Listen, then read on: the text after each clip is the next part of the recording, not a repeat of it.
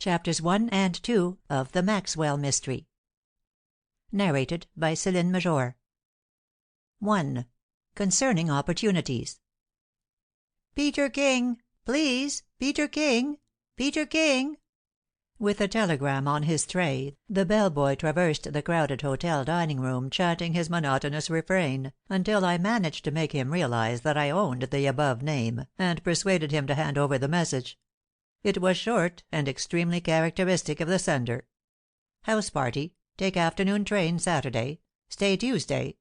I.G. Phillip Maxwell." I was more than willing to take the designated train, and looked forward with satisfaction to a few days of pleasure.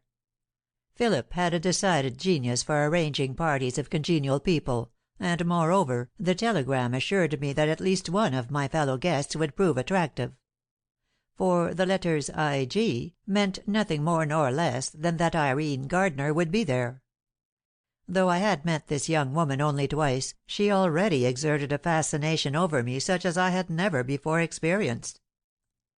As I had hoped, she too went down to Hamilton on the afternoon train, and the 4 hours' journey gave me an opportunity to cultivate her acquaintance more informally than at our previous meetings. This pleased me, and yet when we were comfortably settled in our chairs, and rushing swiftly through the monotonous and uninteresting landscapes of central and southern New Jersey, I was conscious of a certain disappointment regarding my fair companion. In the daylight, and on a railroad train, she lost the subtle charm which perhaps had been imparted by the glamour and artificial light of a ballroom, and she looked older and less ingenuous than I had thought her. And yet she was a beautiful woman. Her clear dark eyes were straightforward without being piercing; nor were they soulful or languishing, but capable of a direct gaze that was both perceptive and responsive. Her clear-cut mouth and chin betokened not only a strong will, but a strong character and a capable nature. No, seen by daylight, there was no glamour about Irene Gardner, but the very lack of it, where I had expected to find it, interested me. She was entirely at her ease as we pursued our journey, and with a ready, graceful tact adapted herself to all the exigencies of the situation. Perhaps it would be more nearly true of Irene Gardner to say that she adapted situations to herself. Without seeming to dictate, she anticipated my wishes, and made just such suggestions as I wished to carry out. Within an hour of our leaving New York, I found myself enjoying a cigar in the smoker, and wondered how I had managed it. When I realized that I had come there at her advice and even insistence, I gave her immediate credit for tactful cleverness, woman's most admirable trait. Yet somehow I felt a certain chagrin. To be sure I did want a smoke, but I didn't want to be made to smoke; and to obey the suggestion unconsciously at that. There was no one in the smoker that I knew, and after I had finished my cigar, I began to feel a strong inclination to return to Miss Gardner's society, and with a sudden intuition I felt sure that this was just the result she had intended to bring about, and that she had dismissed me in order that we might not both become bored by a long and uninterrupted tête-à-tête. This very thought determined me not to go back; but such is the perversity of the human will that the more I stayed away the more I felt inclined to go. So, half angry at myself, I returned to my chair in the parlor car, and was greeted by a bright smile of welcome. "I've been reading a detective story," she said, as she turned down a leaf and closed the paper-covered book she held. "I don't often affect that style of literature, but the train boy seemed of the opinion that this book was the brightest gem of modern fiction, and that no self-respecting citizen could afford to let it go unread." "Don't scorn detective fiction as a class," I begged. "It's one of my favorite lines of light reading. I have read that book, and though its literary style is open to criticism, it advances a strong and tenable theory of crime." "I haven't finished the story," said Miss Gardner, "but I suppose you mean the idea that innocence is only the absence of temptation?" "That is perhaps putting it a little too strongly, but I certainly think that often opportunity creates a sinner." "It is not a new idea," said Miss Gardner thoughtfully. "I believe Goethe said, 'We are all capable of crime, even the best of us.' And while he would doubtless have admitted exceptions to his rule, he must have thought it applicable to the great majority." "It's impossible to tell," I observed, "for though we often know when a man succumbs to temptation, we cannot know how often he resists it." "But we can know about ourselves," exclaimed Miss Gardner, with a sudden energy. "Honestly, now, if the motive were sufficient and a perfect opportunity presented itself unsought, could you imagine yourself committing a great crime?" "Oh, I have a vivid imagination," I replied, gaily, "and it isn't the least trouble to imagine myself cracking a safe or kidnapping a king.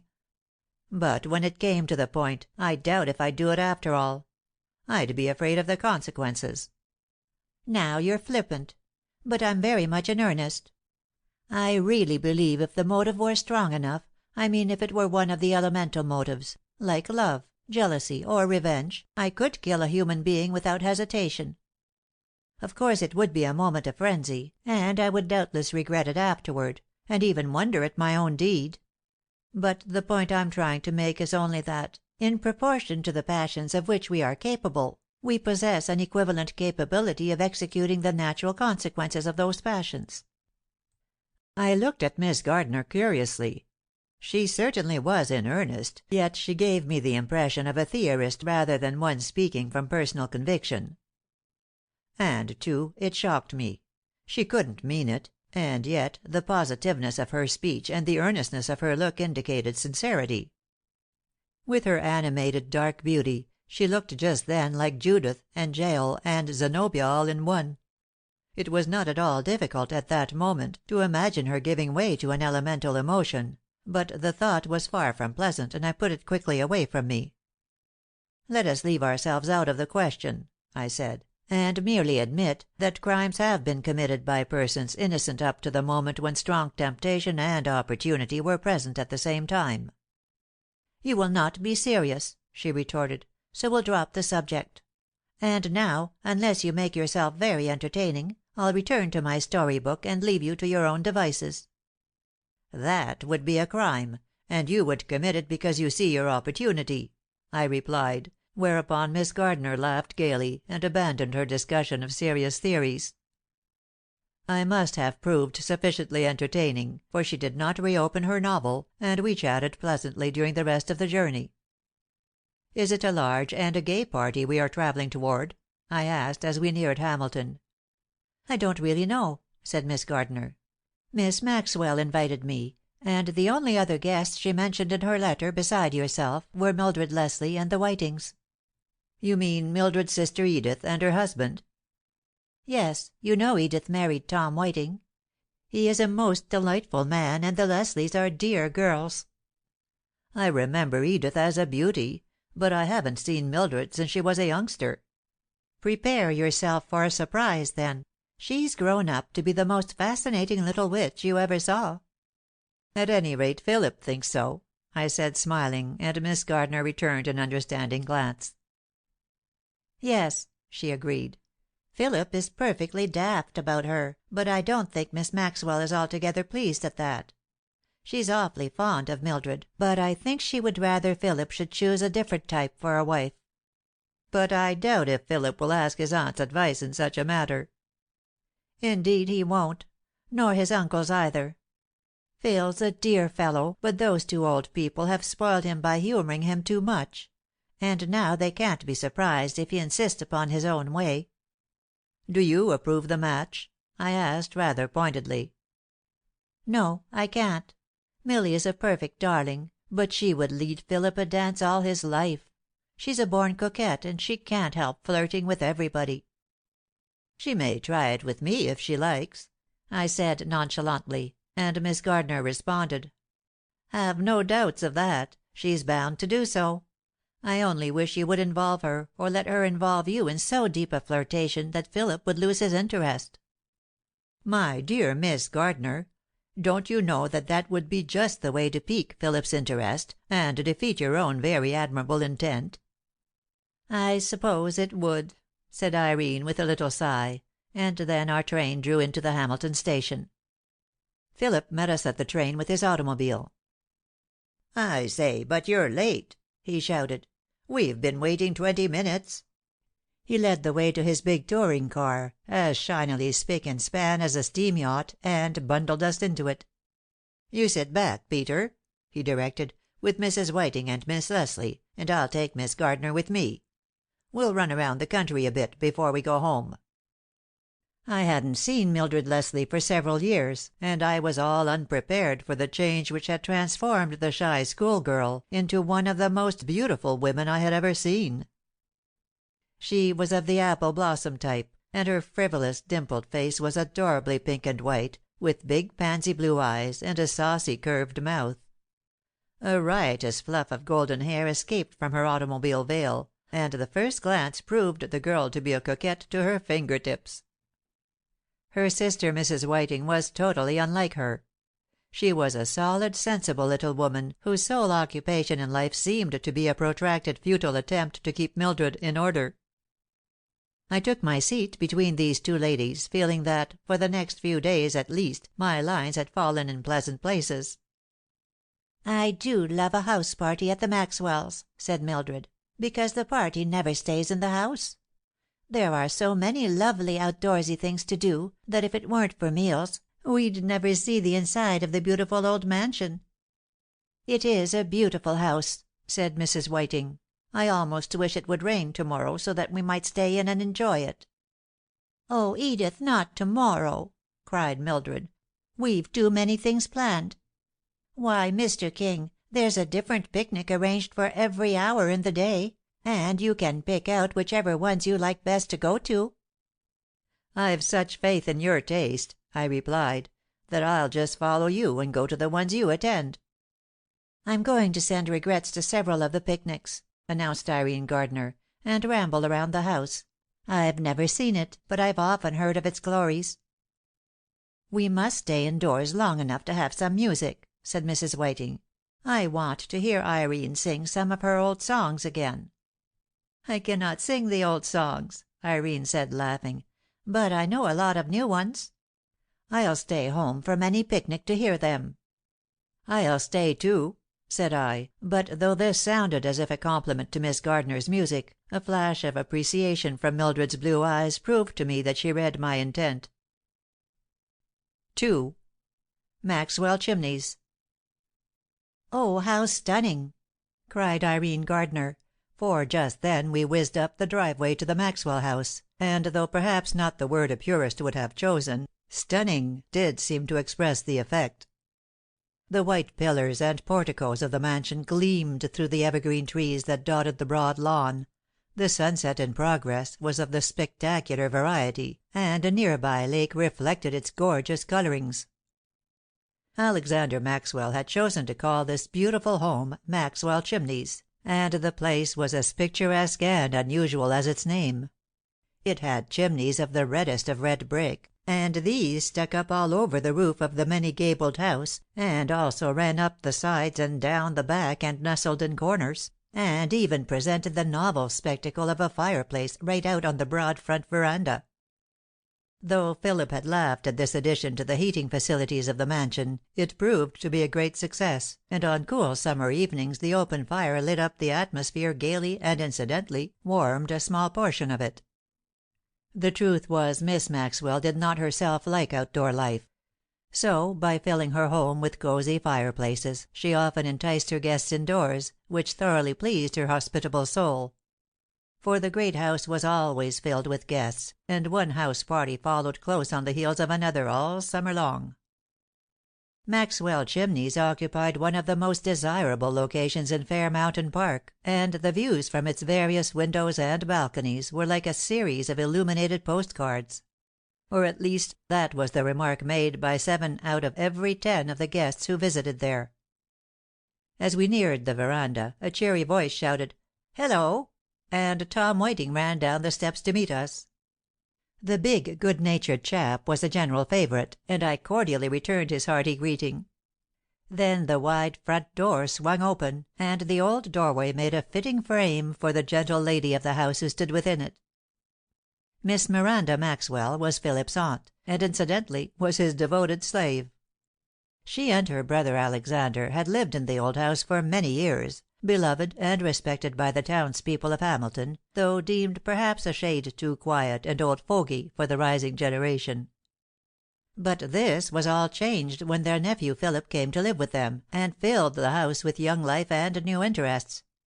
He had been there about 3 years now, and though the village gossips had concluded that he would never make the gentleman of the old school that his uncle was, yet he had won his own place in their regard, and his gay, sunny nature had gained many friends for him.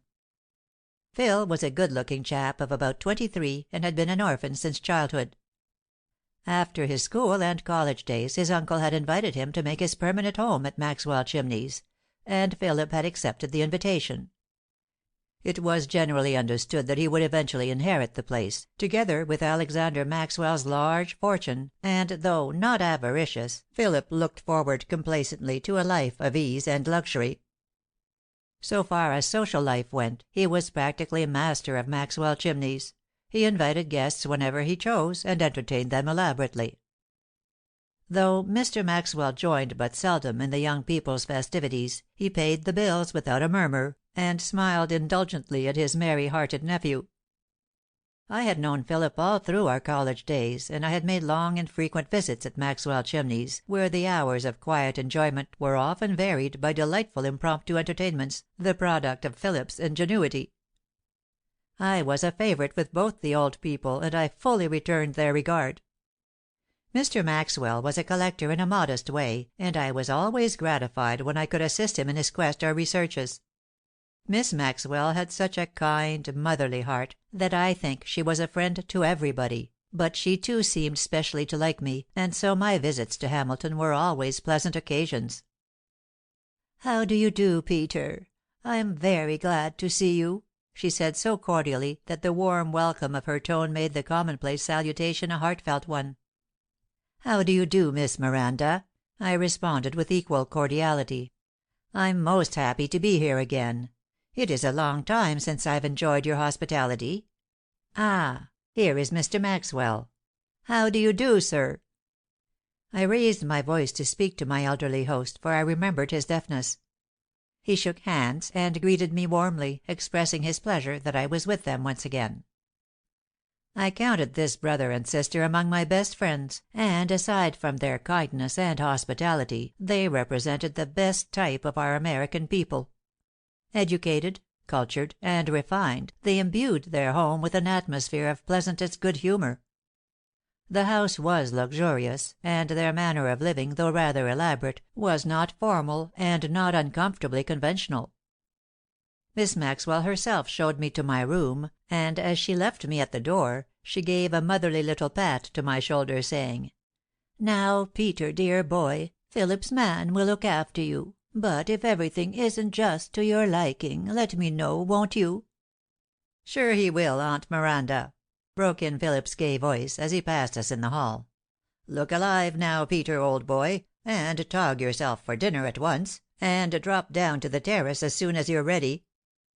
But after I was dressed I stepped out onto the balcony through my own window, lured by the beauty of the scene before me. The distant hills were purple in the late twilight, and the crisp air of early autumn was pleasant after the warmth of the house. I stood at the balcony rail, and as I looked down I saw 2 people strolling along the terrace just beneath me. In the dusk I was certain who they were, and then I heard Philip's clear, deep voice. "You're a rattle-brained, butterfly-minded, and extremely conceited young person," he declared, "but I have the misfortune to love you as I love life itself. So once more, Mildred darling, won't you marry me?" Mildred laughed. "Philip," she said, "I do believe that's the 1000th time you've asked me that question. Please don't do it again. My answer is no." "Milly," and Philip's voice took on a new tone, "I shall ask you that question just once more. Not now, and only once more. Remember, dear, only once. Come, let us go back to the house." I felt no compunction at my involuntary eavesdropping, for these people were speaking in casual tones, and anyone on the verandas might have overheard them. And, too, what they said was no secret. Miss Gardner had told me that Philip wanted to marry Mildred, and I felt sure that the laughing reply she had given him was merely coquetry, and that he would again ask her the same question and get another answer. I went downstairs and met the pair just entering the house, and then we went in to dinner. Later on, as was the custom at Maxwell Chimneys, we all gathered on the front veranda to watch the moon rise. Now moonrise over Fair Mountain was of the nature of a solemn function, and by no means to be lightly treated. The feminine members of the party, therefore, had selected their places with a view to their own picturesque effect in connection with the view, and the men, naturally, fell into position near the women they most admired. This, of course, meant that Phillip Maxwell would establish himself in the near vicinity of Mildred Leslie. But the young man had learned by experience that Mildred's nature was possessed of a certain butterfly quality that often caused her to hover about from one place to another before settling on a final choice. And as he could not, with dignity, jump up and run about after her, he wisely paused, and stood carelessly leaning against a pillar, watching her as she fluttered about. The young man had certainly shown no error in taste in admiring Mildred. She was, without doubt, the prettiest girl present, and prettier than any girl one would meet in many a long summer day. Her piquant, merry little face was always smiling, and her deep blue eyes seemed to be full of half-hidden sunshine. Her hair was just on the darker side of golden, and owing to a bewitching waviness, seemed to look prettier every new way she arranged it. Mildred was not quite 20, and had not outgrown a certain childish wilfulness that was inherent in her nature. But though sometimes provokingly saucy, she was so winsomely attractive that her friends declared her adorable, in spite of the fact that she was a spoiled child. Philip's devotion to her was an open secret, and though there were others whose devotion was equally evident, the somewhat strong-willed young man had determined to win her, and of late had felt that he might consider his case hopeful. In her dainty white evening gown befrilled with fluffy laces, Mildred was a picture as she flitted about from one group to another, the filmy blue scarf trailing around her, never in place, but always picturesque. "Dear Miss Maxwell," she said, pausing a moment by her hostess's chair, "mayn't we have a picnic to Heatherwood some day soon?" "Oh, do let us," chimed in Irene Gardner. "A real old-fashioned picnic, with deviled eggs and lemon pie." "My dear girls," replied Miss Maxwell, "you may have a picnic at Land's End if you choose, provided you don't ask me to go to it." For though Miss Miranda wanted young people about her, she didn't fancy running around much. "Dear old dearie," said Mildred, patting her shoulder. "She shall stay at home if she wants to, and toast her toes at her own fireside, so she shall. Edith, you'll chaperone us, won't you?" she asked of the young matron of the party. "I'll be chaperone, in name only," said Mrs. Whiting, laughing. "But as to exercising any real authority over you rollicking creatures, I shouldn't like to promise it." "Now, Mrs. Whiting," exclaimed Irene, "that's too bad. Milly, we all know, is difficult, but I'm as good as gold. At least, I have my good days. They're Tuesdays and Sundays this summer, and as tomorrow is Sunday, you needn't worry at all about me." "That's a lovely plan of yours," said Mildred, "to have days on which to be good. I wish I had one. I think one would be enough for me." "You!" exclaimed Gilbert Crane, a neighbor who had strolled over. "You'd have to choose Tibbs' Eve or the 31st of February." "How delightfully rude you are," said Mildred, her dimples deepening as she slowly drawled out the words at him. Then, as if it were an afterthought, "I love rude men." "It's nice of you to put it that way," he responded, "and as a reward I'll take you for a walk. Come on, we'll go and hunt up that moon. I don't believe it's ever going to rise over that mountain. Must have slipped a cog or something." "Thank you so much," said Mildred, settling herself complacently in a rustic chair beside Miss Maxwell, "but I'm not going out this evening." "Oh, yes, you are," declared Crane, in a gaily commanding tone. "Just gather up that undecided blue wrap that seems to be detaching itself from your personality, and come along with me." "Observe me go," said Mildred calmly, as she sat motionless in her big rattan easy chair. Gilbert Crane laughed and sat down beside her, and began to chat in low tones, paying no attention to Philip's haughty look. Presently their attention was arrested by what Miss Maxwell was saying. "Yes, he's coming to morrow." declared that lady, with a note of triumph in her voice. She had been reading a telegram which a servant had just brought her, and as she folded it away Mildred asked: "Who is coming to morrow?" "Clarence, Earl of Clarendon," was the proud reply. "Goodness, what a name! He ought to have it dramatized.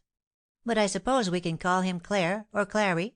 Is he a real live earl? And what's he coming for?" "Yes, indeed, he's real," said Miss Maxwell, in reply to the first question. "I was so afraid he wouldn't come, that I didn't tell you I had asked him. But he is coming, and all you girls must make yourselves particularly charming, and give him a good time. His people were perfectly lovely to us in England, so we must reciprocate. He'll be here in time for your picnic, Milly." "He won't like me," said Mildred pensively. "I'm 2 stars and stripesy to please an English earl. He'll succumb to Irene's statuesque charm, and Vere de Virian repose of manner." "Yes, of course, Clarence will think Irene the gem of this collection," agreed Edith Whiting. "But let's put up a brave fight, Milly. If we can't charm the belted gentleman, let's at least impress him with our free-born Americanism. We can attract his attention in some way, unless he's hunting an heiress." "Why are earls always belted?" asked Mildred, drowning Miss Maxwell's protest at Edith's last words. "They deserve to be belted, for coming over here and bothering our girls," said Philip. "I shan't bother with him," declared Mildred. "United States boys are good enough for me." And she cast an approving glance at the good-looking young American men standing about.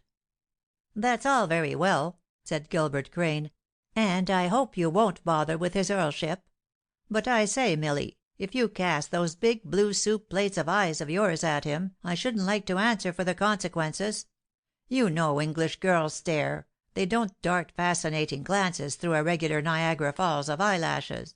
And I prophesy that his belted highness won't know where he's at when you've smiled at him a few." "Nonsense," said Mildred. "He won't give me a chance to look at him. Those English grandees are awfully stuck up, and they only come to quiz us and write us up. What does he look like, Miss Miranda? I suppose, as Lord Fauntleroy says, he doesn't wear his coronet all the time." "I won't tell you anything more about him," rejoined Miss Maxwell decidedly. "It isn't fair for you to know about him when he doesn't know anything about you." "I think," said Tom Whiting, "I shall draw up a sort of descriptive catalogue of you girls, and nail it on the inside of his door. It will save him lots of trouble. Something like this, you know: Miss Irene Gardner, raving beauty of the Burne-Jones type. Classic features, amiable disposition, great tennis player, and all-round athlete." "There's no use going any further than Irene," interrupted Edith, with a disheartened sigh. "After that description, Clarence won't read any more." "Wait and see," said her husband laughingly. "Next we have Mrs. Whiting. A perfect blonde, of the peaches and cream variety. Sings like an angel, and plays the mandolin to beat the band." "That ought to charm any old earl," declared Crane. "Now hit off Milly, though no mere words can do her justice." "Ah, there's the rub!" exclaimed Tom. "If anyone can describe Mildred, Leslie, they're welcome to do it. I can't." "I'll try," said Crane. "And if my descriptive powers give out, somebody else can take up the tale. To begin with, I should say Miss Mildred Leslie is a mischievous, roguish, saucy, adorable bit of humanity who flirts with everybody within hailing distance." "I don't," put in Milly, making a moue. "You do," asserted Philip. "Go on, Gilbert. A wilful, perverse, spoiled child who always has her own way." "Because everybody is so good to her," interrupted Milly again. "Because everybody loves her," said Miss Maxwell, looking affectionately at the young girl. At which Mildred kissed that lady's hand, and suddenly jumped up and ran away. Later, when their hostess declared it was growing chilly, and they would go indoors and have some music, Philip came upon Milly and myself in a vine-draped corner of the veranda. "See here, Milly," he said, "you're not to let that foreign popinjay tie himself to your apron strings." "Oh!" Do you suppose that's what he is coming over here for?" asked the girl, dropping her voice to an awestruck tone. "If you weren't you, Milly, I should say you are a goose," and Philip's tone actually sounded vexed. Mildred's manner became coldly dignified, but her eyes gleamed as she said: "Why, that's what I wanted to say to you." At that Philip laughed genially. "Then let me beg you again not to let the Britisher tie himself up with any of your danglers." "I certainly shan't ask him to," said Mildred carelessly. "But if he sees fit to tie himself, I can't help it. And you must admit, Phil, it would be a novel experience to have a real earl at my beck and call." "Oh, I'd love to be proposed to by a nobleman." "How do you suppose they do it, Philip?" "You ought to know all there is to know about how men propose. You've been through it often enough." "Yes, but it's almost always you know." "I only wish that were true." "Well, it is almost," Mildred sighed. "But anyway, I like you better than most of the others. You're a lot nicer than Gilbert Crane, for instance." "Well, I'm glad you think so." And Philip squared his shoulders with an unconscious air of superiority. "You needn't act so conceited over it," Mildred exclaimed. "Of course you're big and handsome, and he's insignificant looking. But he can't help that, and you oughtn't to be vain." Philip tried to look modest and self-depreciatory, but only succeeded in achieving a satisfied grin, whereat we all laughed. "But you know," Mildred went on, "it isn't everything to be big and handsome and rich as you are. And if I promised to marry you, I might afterwards see someone I liked better." "An earl, perhaps," said Philip, not noticing me, but looking at her steadily. "Yes," said Mildred, returning his look with an unflinching gaze. "An earl, perhaps." "Well," said Philip, giving her a curious look, "you might do worse." "Indeed I might," she responded a little curtly. "Very much worse." And laughing a little at their foolish banter, I left them and went into the house. End of chapters 1 and 2.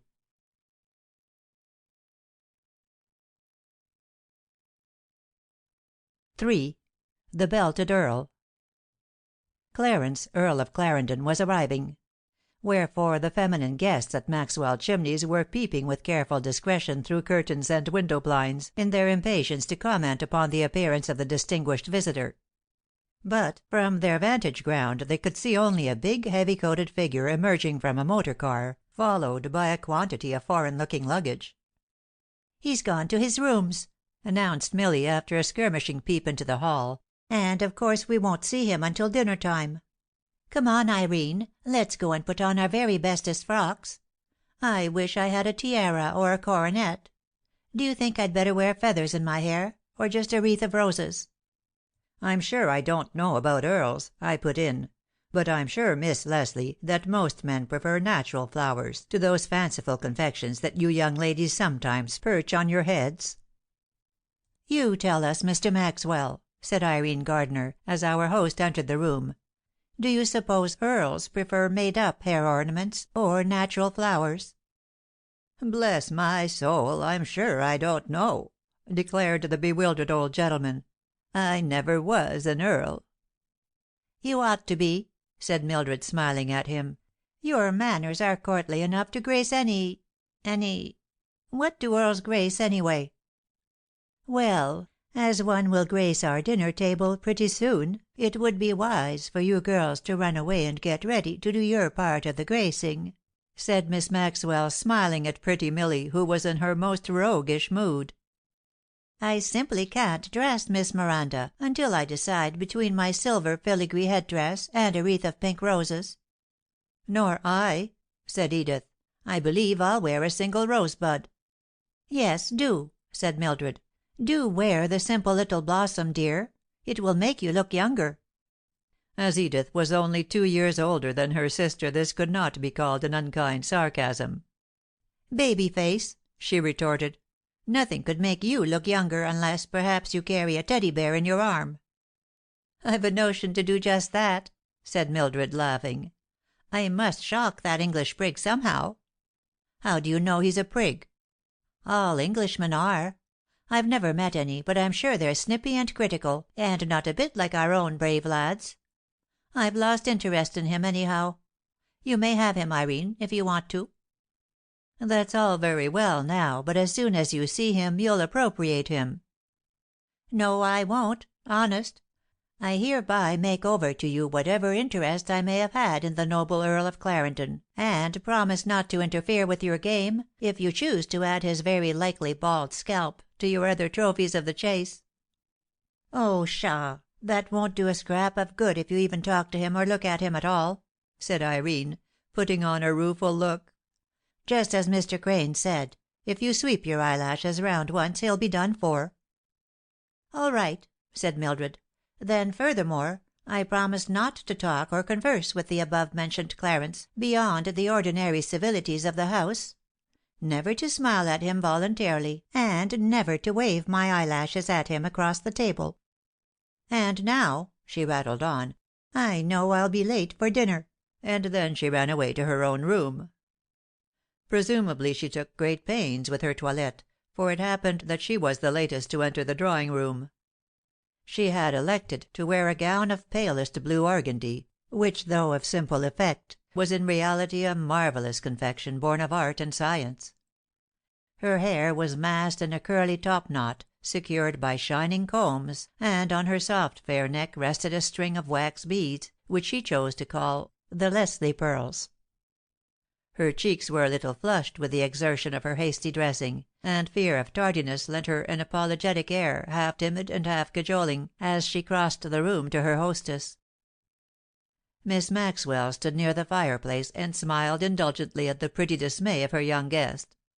Mildred smiled too, and then, raising her eyes, suddenly discovered that at Miss Maxwell's side stood 6'2" of man, with the broadest shoulders she had ever seen.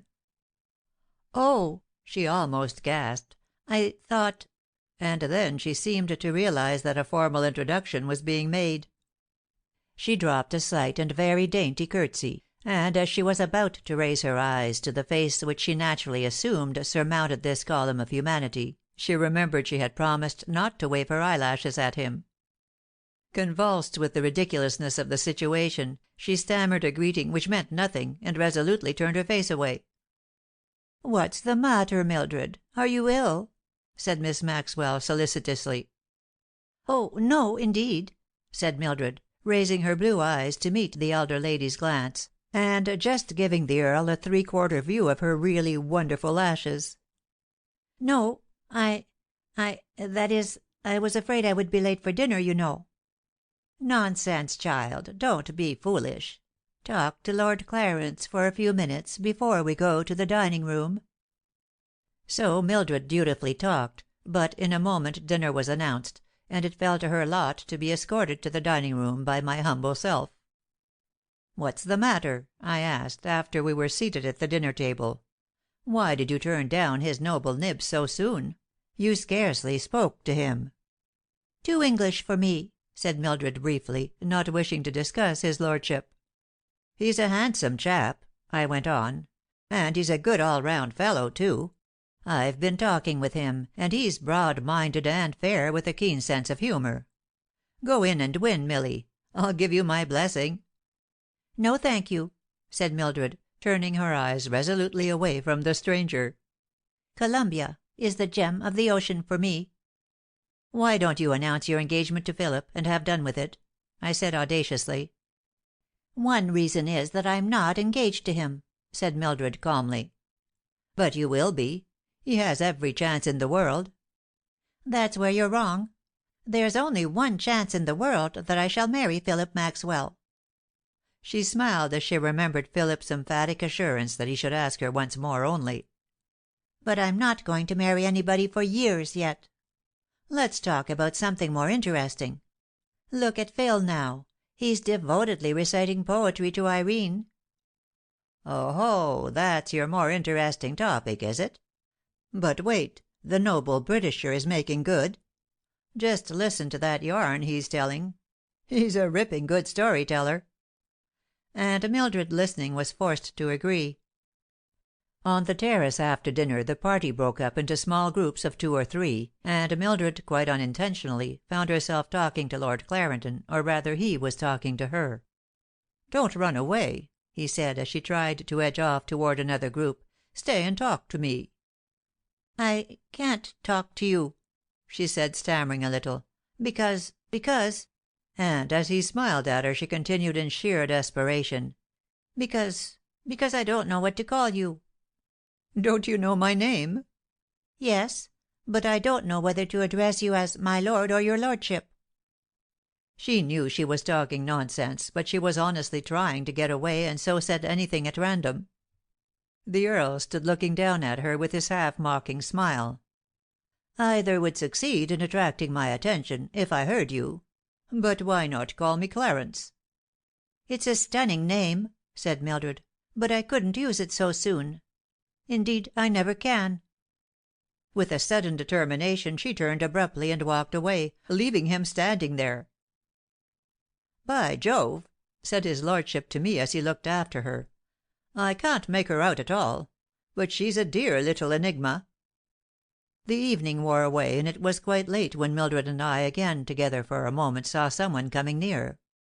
Then a kind voice over her shoulder said: "Is it possible that this little lady's afraid of me?" There was a laughing note in the voice, an amused yet self-assured tone that seemed joyously confident and contradictory to the words. I wondered what reply she would make, for the terrace in the moonlight was a dangerous place. Acting on a sudden impulse, whether courage or cowardice I didn't know, she whispered in a broken voice: "Yes, I am afraid of you," and turned swiftly and suddenly away from him.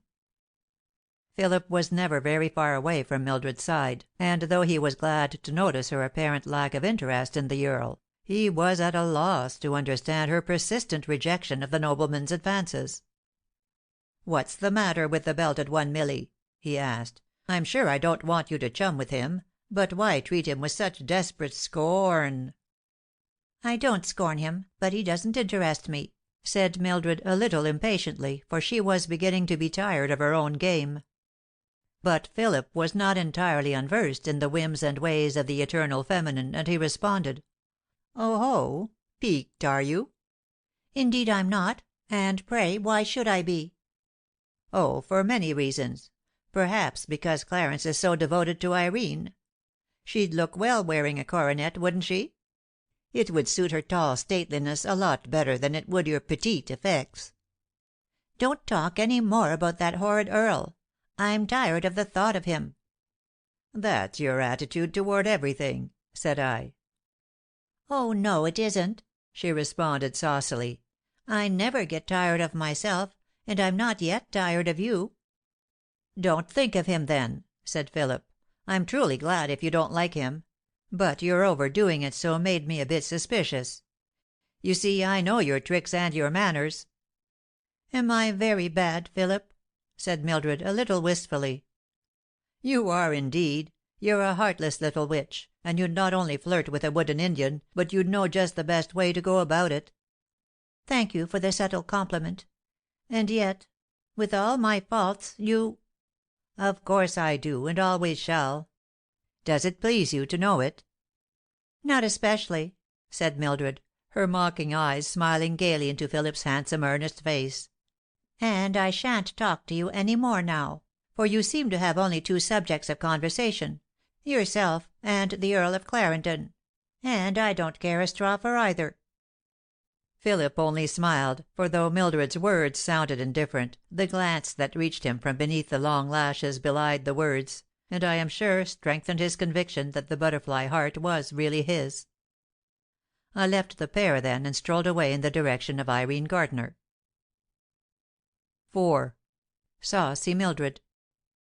"I'm so glad we're going to have a dance to night," said Edith Whiting at luncheon next day.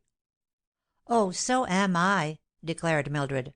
"I'd rather dance than eat. And we haven't had a real party dance since we've been here." "Give me 4 two-steps, won't you, Miss Leslie?" said I. "Why don't you ask for 8 steps? Can't you multiply?" "Indeed, I won't give you 4 two-steps, Mr. King." "Oh, I do so hoped you would!" I responded in mock dejection. "Why, how can you expect it?" she exclaimed. "There'll be a lot of strange men here from all the country round, and I'm going to give them all my dances. I can dance any day with you men who are staying in the house." "Do you mean that, Miss Leslie?" exclaimed Clarendon, in such apparent consternation that everybody laughed. "On second thoughts, I'll give you one apiece all round," said Mildred gaily. Philip sat next her at the table. "You'll give me more than that," he said in a low tone, "or else you needn't give me any." "Very well," said Mildred airily, "you needn't have any. Lord Clarendon, if you care for 2 dances to night, I have an extra one that has just been returned with thanks, which you may have." "I accept it gladly, fair lady. But don't let it be one of your American 2-steps, for I have not yet mastered their intricacies." "They shall be any ones you choose," said Mildred, with a glance at the Earl that was deliberately intended to delight him and to anger Philip, and succeeded perfectly in both cases. "Mildred," said Tom Whiting under his breath as they left the table, "you are playing with fire." "Perhaps I wish to get burnt," she retorted saucily, and ran laughing away. That afternoon Philip and I chanced to find ourselves alone for a time. I was glad, for I hadn't had an opportunity to talk much with him. We sat in a shady corner of the veranda, and he looked moody and glum. Finally he threw his cigar away and said frankly, "What would you do with her, Peter?" "Do you want me to answer you seriously?" I said, "or flippantly?" "Seriously, please." "Then I think you'll have to teach her a lesson. You let her go too far, Philip, and you may find when you try to curb her you can't do it." "I know I can't, King. She's reached that point already." "Then begin as soon as possible. Tell her that she must either be engaged to you or not. And if she is engaged to you she must stop flirting with the Earl." "Good heavens, Peter, it isn't the Earl that bothers me. It's someone quite different." "Who?" I asked in astonishment, but just then we were interrupted and I had no answer to my question. But it bothered me for a time. And I couldn't help wondering if by any possibility Philip could be jealous of me. It seemed absurd, for though of course I admired Milly Leslie, as everybody did, yet I wouldn't for the world have intruded upon Philip's rights. I could get no opportunity to speak to Philip again on the matter until that evening after dinner. The ladies had all gone away to dress for the dance, and Philip and I chose to stroll and smoke in the rose garden. But again my intention came to naught, for Earl Clarence joined us. Philip seemed in better spirits than in the afternoon, and he chaffed the Earl gaily, in an unusually merry mood. It was after dark, but by the faint light of a moon which had not yet risen we saw what seemed almost like a fairy being coming toward us. It was Mildred, and she was wrapped in a voluminous cloak of pale blue, beneath which showed a pair of dainty white dancing slippers. "Oh!" she exclaimed, drawing back as she recognized us. "I thought you were the gardener." "To which one of us did you pay that compliment?" inquired Philip, laughing.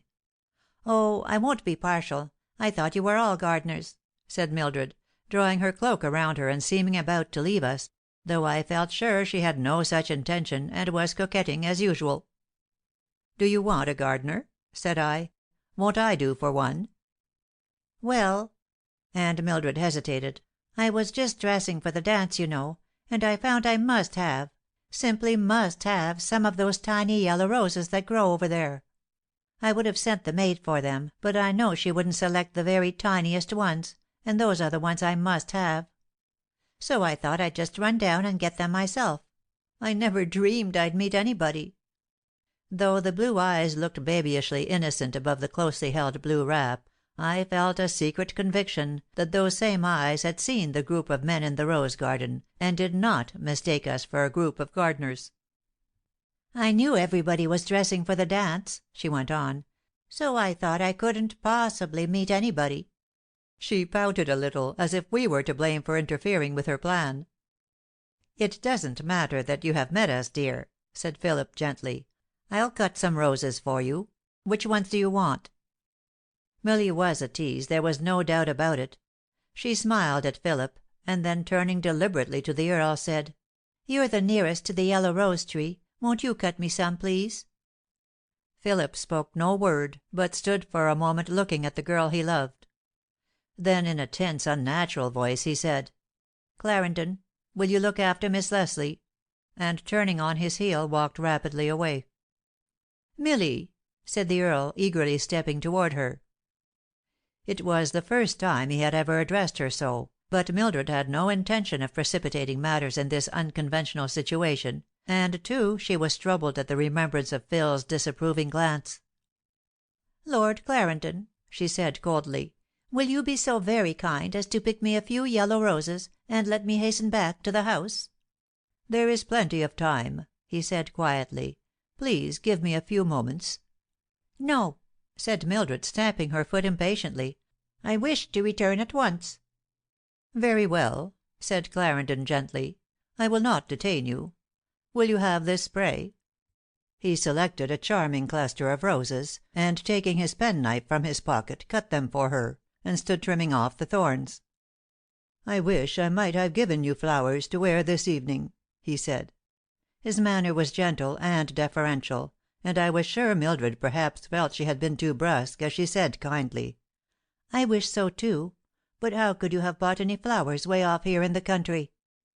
"I could have sent to town for them, or gone myself for them." "But I oughtn't to accept real hothouse flowers from you." "Why not? Because it would mean a special favor on your part. But that is just what I want it to mean, dear little girl." "Oh, Lord Clarendon, please don't. Please give me my flowers and let me go." "Will you consider them a gift from me, as I can't get any others now? And will you let them mean—" "Oh, no, they don't mean anything, not anything at all, yet." He had taken her hands and placed the spray of roses between them, and still held the two little hands, roses and all, close clasped in his own. Her long cloak, released, fell away, and the vision in the pale silken robe seemed to the noble Englishman quite the most beautiful thing he had ever seen. He caught his breath as he looked at the baby face with its troubled, beseeching eyes. "Please let me go, Lord Clarendon, please."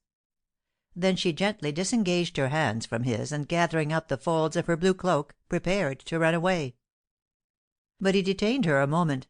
"Miss Leslie," he said, and his choking voice betrayed his passion, "I won't keep you now.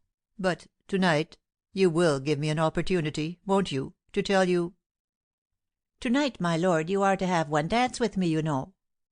"One? You promised me two." "Oh, I never keep dance promises. I'm not at all sure I shall give you one." "But I am sure you will, you tantalizing baby. Now, which shall be the first one, that I may call mine?" "Choose for yourself, my lord," said Mildred, in her most demure way. "7 is a lucky number. May I have number 7?" "Yes, I'll save that for you." And with a laughing glance over her shoulder she ran away.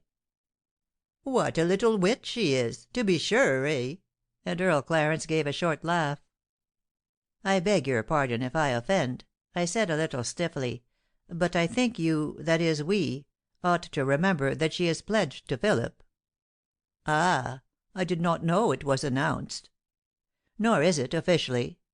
But in this country we accept such a situation without words, if we are friendly with the people concerned." "Indeed?" was the cool response. "But the men of my country have their own code of honor, and it is not to be impugned." This was a fine opening for a quarrel, but as I had no intention of indulging in a dispute with our titled visitor, I said only, "I have no criticism to make of the English code of honor, I'm sure," and turning on my heel, I left his lordship among the yellow roses. Soon after, standing in the lower hall, I watched Mildred Leslie come dancing down the stairs. She wore a short dancing gown of palest yellow chiffon, and in her shining curls nestled the tiny yellow roses. It was an unusual color for a pronounced blonde to wear, but it suited her dainty beauty, and she looked like a spring daffodil.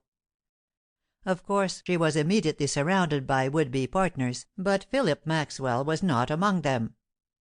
"Sulky," said naughty Mildred, as I asked her where he was. Well, it will do him good to worry a little." As was usually the case, pretty Mildred was the belle of the ball. She halved most of her dances, and changed her mind so frequently about her partners that she soon tore up her programme, declaring it bothered her, and she should accept invitations only as each dance began. She finished the sixth dance with me, and as we sauntered about after the music ceased, we met Philip apparently looking for her. "The next dance is ours," he said, looking at her in an unsmiling way. "Indeed it isn't," declared Mildred, who had by no means forgotten to whom she had promised the seventh dance. "It is," said Philip sternly. "Come." "Better go," I whispered in Mildred's ear. "He's in an awful huff." Meekly she allowed herself to be led away, and Philip took her out on the veranda. "Now," he said as they passed out of hearing, "with whom are you going to dance this next dance? With me or with that confounded foreigner?" "With him, Philip," said Mildred, very quietly. "I promised it to him before the party began." I was thoroughly angry at the little coquette, and I turned away and strolled idly through the rooms. I did not feel like dancing for the moment; and seeing Miss Maxwell sitting alone in a corner of the drawing room, I went and sat by her for a few moments' chat. She seemed preoccupied, and after some perfunctory answers to my trivial remarks, she said: "Peter." She always called me by my first name, and somehow her soft, sweet voice gave the ugly word a pleasant sound. "There is something wrong with Philip. I can't imagine what it is, but for a week or more he has been so different. It began all at once. One day last week he came to lunch looking so harassed and worried that my heart ached for him. I said nothing about it. We are not confidential as a family, you know. I only tried to be especially gentle and tender toward him. But he didn't get over it. He spoke sharply to his uncle. He failed to show his usual deferential courtesy to me, and he behaved altogether like a man stunned and bewildered by some sudden misfortune. I talked to his uncle about it when we were alone, and he too had noticed it, but could not account for it in any way. He thought perhaps it might be money difficulties of some sort, and he offered to increase Philip's allowance. But Philip refused to accept an increase, and said he had no debts and plenty of spending money. So we are at our wits' end to understand it." "Could it have anything to do with Miss Leslie?" I asked. "I think so," replied Miss Miranda, looking about to make sure we were not overheard. "He is very much in love with her, and I think she cares for him, but she is such a coquettish little rogue that one cannot be sure of her. Besides, this trouble of Philip's began before he planned this house party, and before he thought of inviting Miss Leslie and her sister down here." "Does he talk frankly to you about Mildred?" "Oh, yes. He hopes to win her. Indeed, he says he feels confident of succeeding. But I think he tries to persuade himself that he will succeed, while really she is breaking his heart over her flirtation with Gilbert Crane." "Gilbert Crane!" I exclaimed, greatly surprised. "Why, I thought she was flirting so desperately with the Earl." "Nonsense! Mildred is just teasing Philip with him. When she flirts so openly there is no danger. But she conceals her liking for Gilbert Crane. He's here to night, and I'm sure I don't know what will happen." "But Gilbert Crane, why, he's a friend of Philip's." "Yes, our fellow townsman, and one of Philip's best friends." "But he can't hold a candle to Philip." "I know it. Philip is rich, or will be, and Philip is handsome and talented, while Gilbert is none of these. But somehow he has a queer sort of fascination over Mildred, and she is certainly very gracious to him." "Philip and Gilbert are as good friends as ever, aren't they?" "Yes, I think so.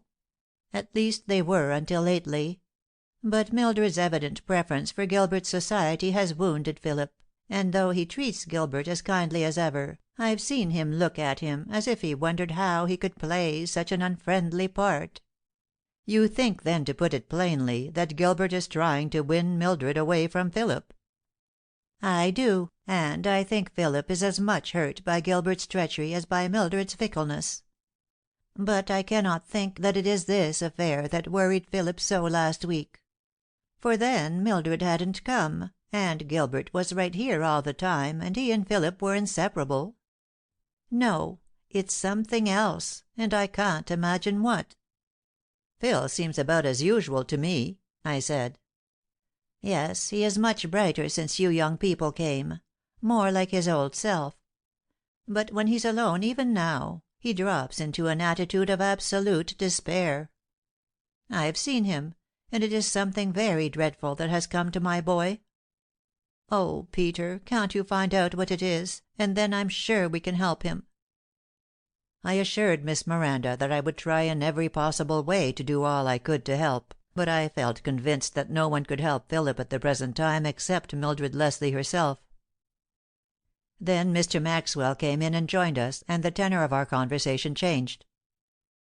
I should have been glad to talk with him about Philip, but owing to his deafness I couldn't carry on such a conversation in the drawing room. But notwithstanding his affliction, Mr. Maxwell had a fine ear for music and greatly enjoyed it. A piano, violin, and harp furnished the music on this occasion, and as it was of exceedingly good quality, Mr. Maxwell sat and listened, tapping his foot gently in time with the rhythm. I saw him glance at Philip several times, and if the boy was smiling, the old gentleman's anxiety seemed relieved, but if Phil was over quiet or sober looking, Mr. Maxwell sighed and glanced away again. The drawing room was the front room on the left as one entered the great hall that ran through the center of the house. Back of it was the billiard room. Back of that, Mr. Maxwell's study, and behind that a well-filled conservatory. On the right of the wide hall, the front room was the music room. Behind it was the dining room, and back of that a short cross hall and a butler's pantry; the kitchen being still farther back. The large library was on the second floor, and was in many ways the most attractive room in the house. There were bedrooms on both the second and third floors, so that Maxwell Chimneys was well adapted for generous hospitality. A broad veranda ran all around 3 sides of the house, both on the ground floor and second story, and on it, from most of the rooms, opened long French windows. After watching the dancers for a while, Miss Miranda urged that I join them, and though I would have quite willingly remained with her, I did as she bade me. "And, Miss Miranda," I said as I left her, "don't worry about Philip's affairs.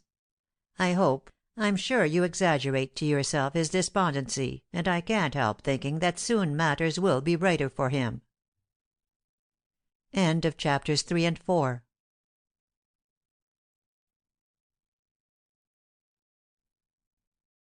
(5) The Tragedy. I was fortunate in finding Miss Gardner free to give me a dance, and in a moment we were circling the polished floor. She said little or nothing during the dance, and when it was over I took her for a stroll on the upper balcony, where, standing at the front railing, we looked out on the beautiful country spread before us in the moonlight. Irene Gardner puzzled while she attracted me. I never could feel quite sure whether or not she was as frank as she seemed. Perhaps it was only the natural effect of her dark, almost Oriental beauty, but she somehow seemed capable of diplomacy or intrigue. To-night, however, she was simply charming, and whether assumed or not, her attitude was sincere and confidential. We traversed the 3 long sides of the house on the upper balcony, and then, turning, retraced our steps. Frequently we met or passed other couples or groups of young people, and exchanged merry, bantering words. At last Irene paused at the southeast end of the balcony, and we sat down on a wicker settee. "Mr. King," she said almost abruptly, "don't you think it's a shame, the way Mildred treats Mr. Maxwell?" I was surprised at the question, but had no intention of committing myself to this mystifying young woman. "Who can criticize the ways of such an enchanting fairy as Miss Leslie?" I replied, lightly. "Do you think her so fascinating?" The question was wistful and very earnestly asked.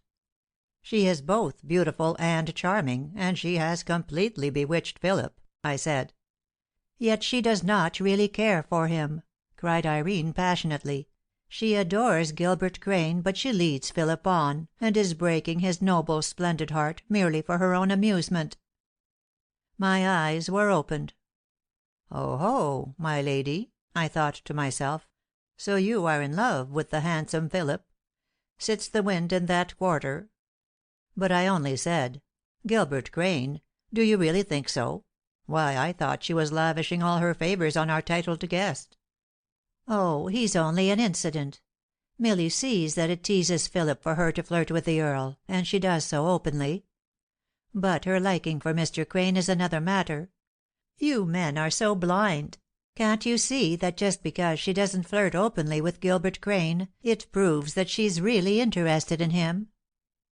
"She is only a child, after all," I said, "and we must forgive her a great deal." "On account of her youth and beauty?" said Miss Gardner in a tone that was positively bitter. "That's always the way. A baby face and golden hair and big blue eyes will excuse any amount of fickleness and treachery and deceit." "Those are strong words, Miss Gardner," I said, amazed at her unkindness. "Are you sure they are deserved by our little friend?" "Yes. I know Mildred Leslie as she is. You men only know her as she chooses to appear to you." "I don't think I can agree with you, Miss Gardner. If Mildred Leslie were of a deeper nature I might think you are right. But she is as open as the day. A superficial butterfly sort of girl, who cares only for the pleasure of the passing moment. I mean no disparagement, but I think that the light-heartedness of her nature is her best defense against your charges.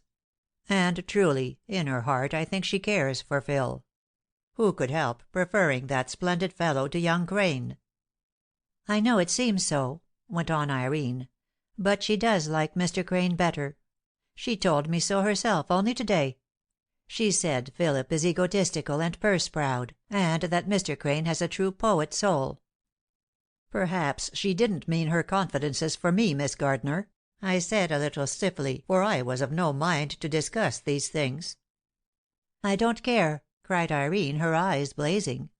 "I'm telling you because I want you to know how matters really stand, and then I want you to warn Mr. Maxwell against such a fickle, shallow little thing as Mildred is." "I can't consent to do that," I answered. "Philip is old enough to know what he is about. If Miss Leslie prefers Gilbert Crane, Phil will certainly find it out for himself, and soon. But I think he will convince her that she has only a passing fancy for Crane, and that he himself is really her destined fate." I tried to speak gaily, for I did not wish to take the subject seriously. But in a low, tense voice Irene exclaimed: "It shall never be! Philip Maxwell shall not throw himself away on a heartless little coquette who doesn't know how to value him. Since you refuse to help me, I will take matters into my own hands." I was amazed at her intensity of speech, but still trying to treat it all lightly, I said: "That is your privilege, fair lady. Come, let us return to the dancing room, shan't we?" "You go down, please, Mr. King," she said, and her voice was quieter. "Leave me here for a little, and I will rejoin you soon." As she seemed to be very much in earnest I did her bidding, and sauntering around I entered the house by the long French window in the front hall. As I passed through the hall I met Miss Miranda just going to her own room. "Leaving us?" I inquired, smiling at her. "Yes," she said. "I am very weary to night, and I have excused myself. Mrs. Whiting will look after you young folks, and I am sure she will ably represent me." She looked not only tired, but worried, and I felt sure Miss Leslie's behavior was grieving her dear old heart. "Don't worry, dear lady," I said earnestly. "You know we must allow a certain latitude to frivolous, butterfly-minded little girls." "Yes, I know it." And she smiled slightly. "And I hope there is a true womanly heart under that mischievous nature. I'm sure there is, and I'm sure it is devoted to our Philip. Don't take it too seriously. Remember that Philip is not a weak sort of a man, and he is able to control his own affairs." "But he is simply wax in Mildred's hands. She can do anything she likes with him. She can send him into the seventh heaven of joy or into the depths of despair by a smile or a frown." "I know it. But that has been lovely woman's privilege through all the world's history. We can't expect our Phil to escape the common fate. So cheer up, and let us hope that he will yet capture the pretty little rogue, and that they will live happily ever after." "Thank you, Peter. You have cheered me up, as you always do. And I shall sleep better for your words of hope. Good night." "Good night," I said gently, "and I trust you will rise to morrow morning refreshed and happy." "I hope so," she said. "Good night, Peter." As I turned to go down stairs I heard voices in the library which I realized were those of Philip and Miss Leslie. With no intention of eavesdropping, I couldn't help hearing him say: "Don't trifle with me to night, Mildred. I am desperate." The tone more than the words struck a chill to my heart, and I hastened down stairs lest I should hear more of a conversation not meant for me. There were groups of merry people in the music room and in the drawing room, but somehow I didn't feel like joining them, and I wandered back through the long hall and looked in at the open door of Mr. Maxwell's study. This attractively furnished room could have been called a den by a younger man, but my host was conservative in his language and adhered to the old-fashioned customs. I well knew it was his habit to devote an hour or two after dinner to his evening paper, which, naturally, never reached Maxwell Chimneys until late. The household always refrained from intrusion on him at this time, and so when I saw him intently studying the market reports I turned away.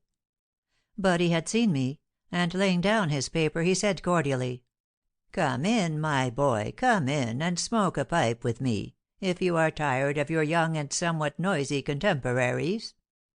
"No," said I, going into the room. "Not now, Mr. Maxwell. You finish your paper, and later I'll drop in for a smoke.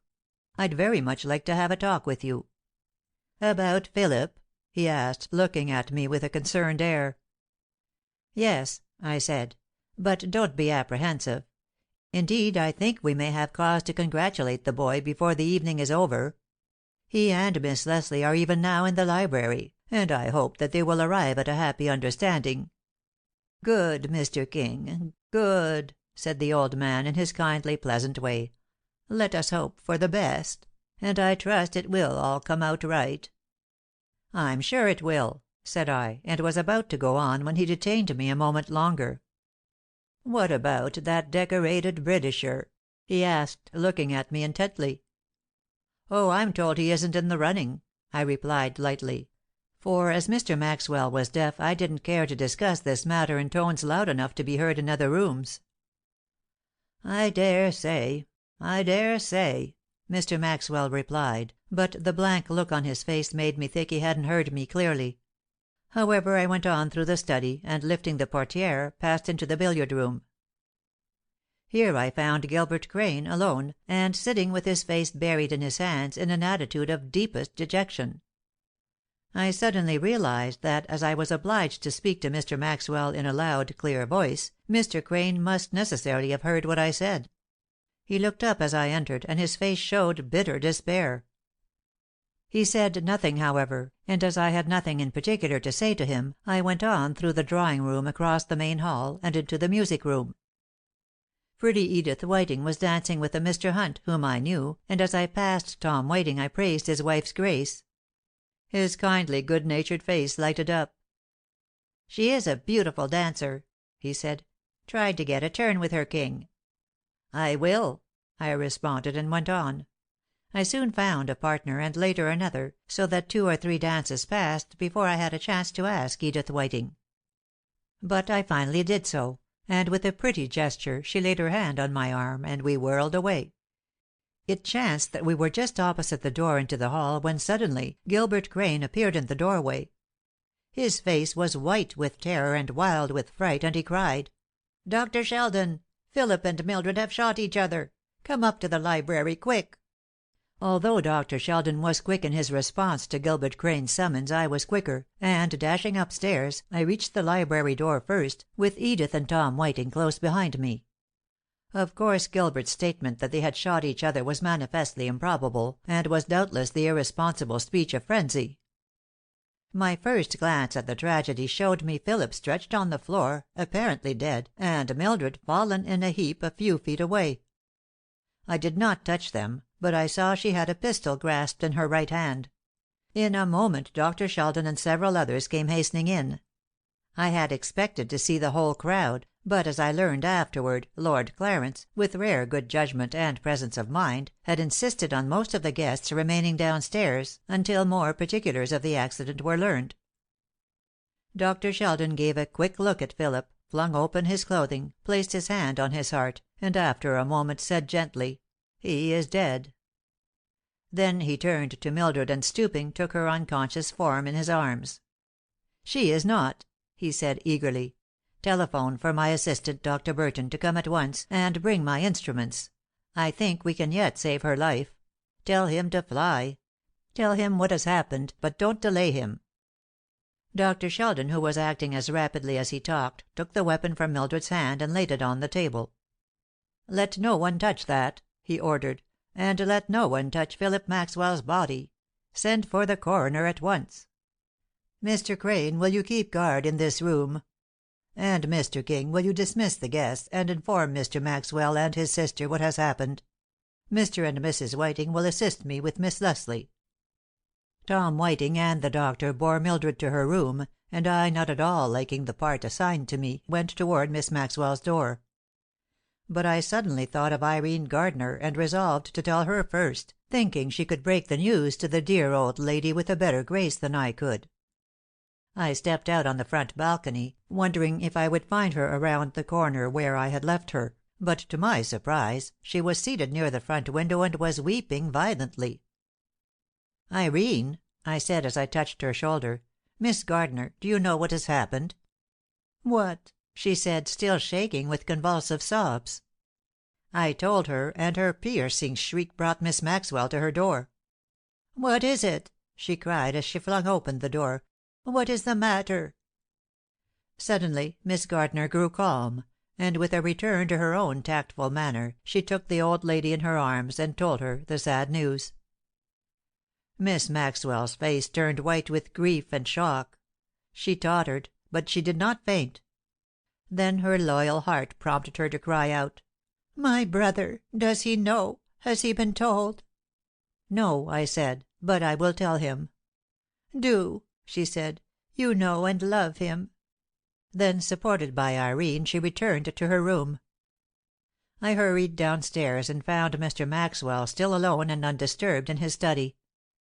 It was the hardest task I had ever had to do in my life. The old man laid down his paper, stretched his arms, and said, "Well, have you come for our smoke?" "No, Mr. Maxwell," I said. "I am the bearer of sad news.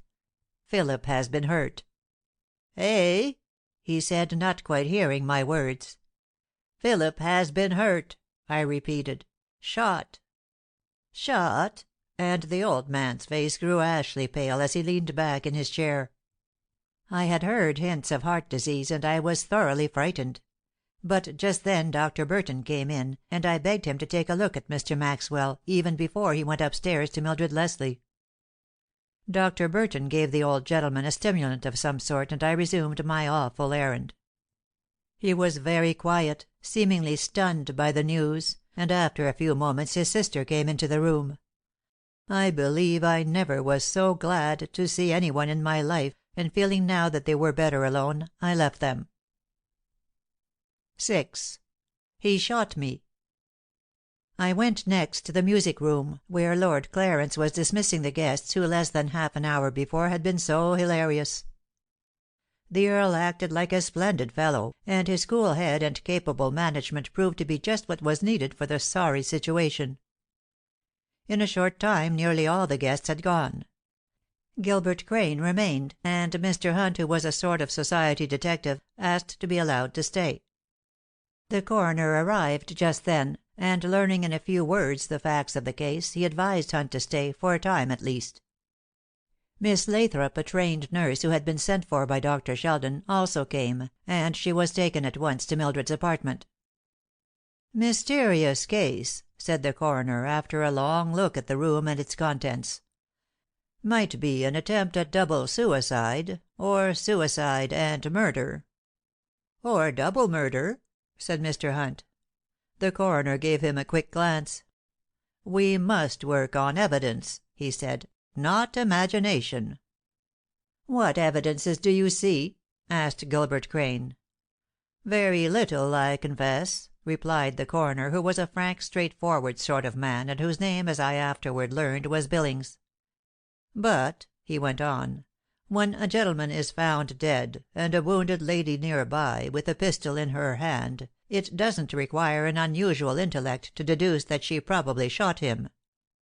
Unless, as I said, it is a double suicide, and he shot himself first, and then she shot herself." "Is Phillip's wound one that could have been self-inflicted?" I asked. "Without a doubt," replied Mr. Billings. "He is shot directly through the heart, and that could have been done by himself or another." "But of course we shall have medical evidence as to that." "How about the powder marks?" asked the quiet voice of Mr. Hunt, who was already examining the room and taking notes. "It is difficult to judge," answered Mr. Billings. "The shot went through both coat and waistcoat, and while the powder marks would seem to prove that the shot was fired from a distance of 3 or 4 feet, yet I cannot say so positively." I felt a certain relief at this, for while it was bad enough to think of poor Philip shooting himself, somehow it was worse to imagine Mildred shooting him. Soon Dr. Burton came into the library. He talked with Mr. Hunt and Mr. Billings, and then said: "As soon as you have completed all necessary investigations, Dr. Sheldon requests that the body shall be removed to Mr. Phillip Maxwell's room and laid upon the bed, in order that it may seem less shocking to his aunt and uncle." I liked this young doctor. He had Dr. Sheldon's clean-cut, assured ways, but he spoke and moved with rather more grace and gentleness. Dr. Sheldon had been a guest at the dance, which was fortunate, as it may have been the means of saving Mildred's life. But Dr. Burton looked as if he were not at all inclined toward gaieties. Serious, grave, he gave Dr. Sheldon's message, and then turned away, knowing he could do nothing more. The coroner agreed to his suggestions, and later I saw Mr. Maxwell and Miss Miranda go together to the room that had always been Philip's.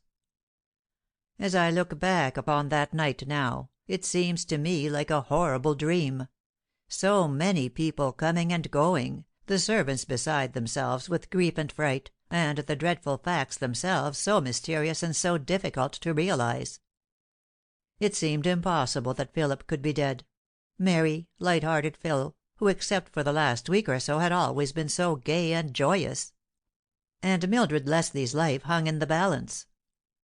Dr. Burton's news of her had been this: she had been shot in the right shoulder, and the wound was dangerous but not necessarily fatal. Partially paralyzed by the shot, or perhaps only fainting from fright, she had fallen to the floor, and struck her temple as she fell, presumably against the corner of a table near which she stood. It was this blow which had made her unconscious, and which had left its mark in a huge, swollen discoloration on her fair brow.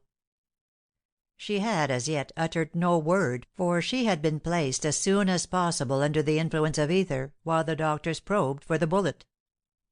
It had been successfully extracted, and was now in Dr. Sheldon's possession. Dr. Burton thought that Miss Leslie would soon regain consciousness, but deemed it exceedingly unwise to question her, or excite her in any way for some time to come.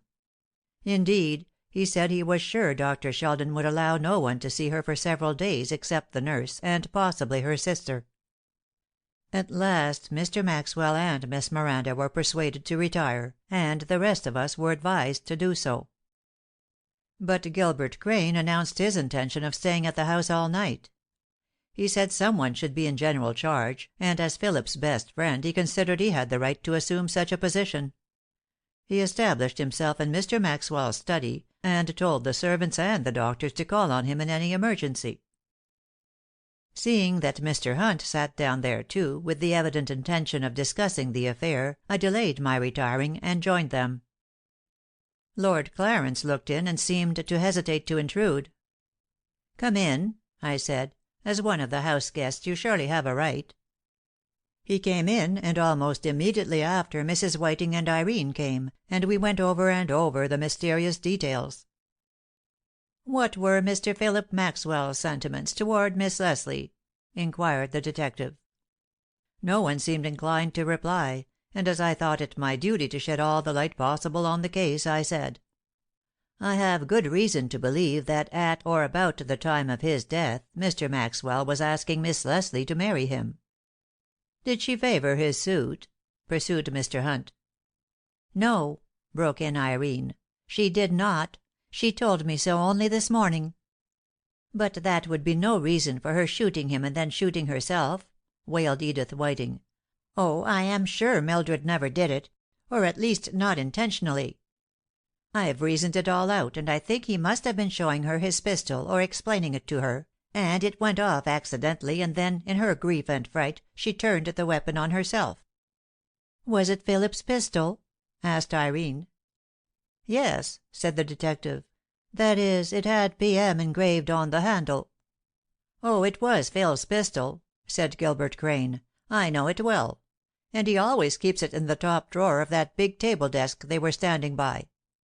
"How do you know they were standing by it?" This question came from the Earl, who, though he had not spoken before, had been intently listening, and who now spoke in a curt, sharp voice, almost as if he were making an accusation. "Because," said Gilbert quietly, "there were no chairs near the desk. They both fell near the desk. Philip could not have walked a step after that shot through his heart, and Mildred must have been standing near the desk to fall and hit her head on it. Am I clear?" "Perfectly," said the Englishman, but his voice sounded ironical. "Mildred never shot Philip intentionally," reiterated Mrs. Whiting.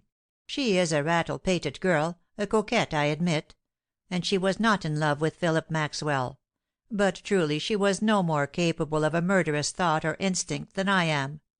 You know that, don't you, Irene?"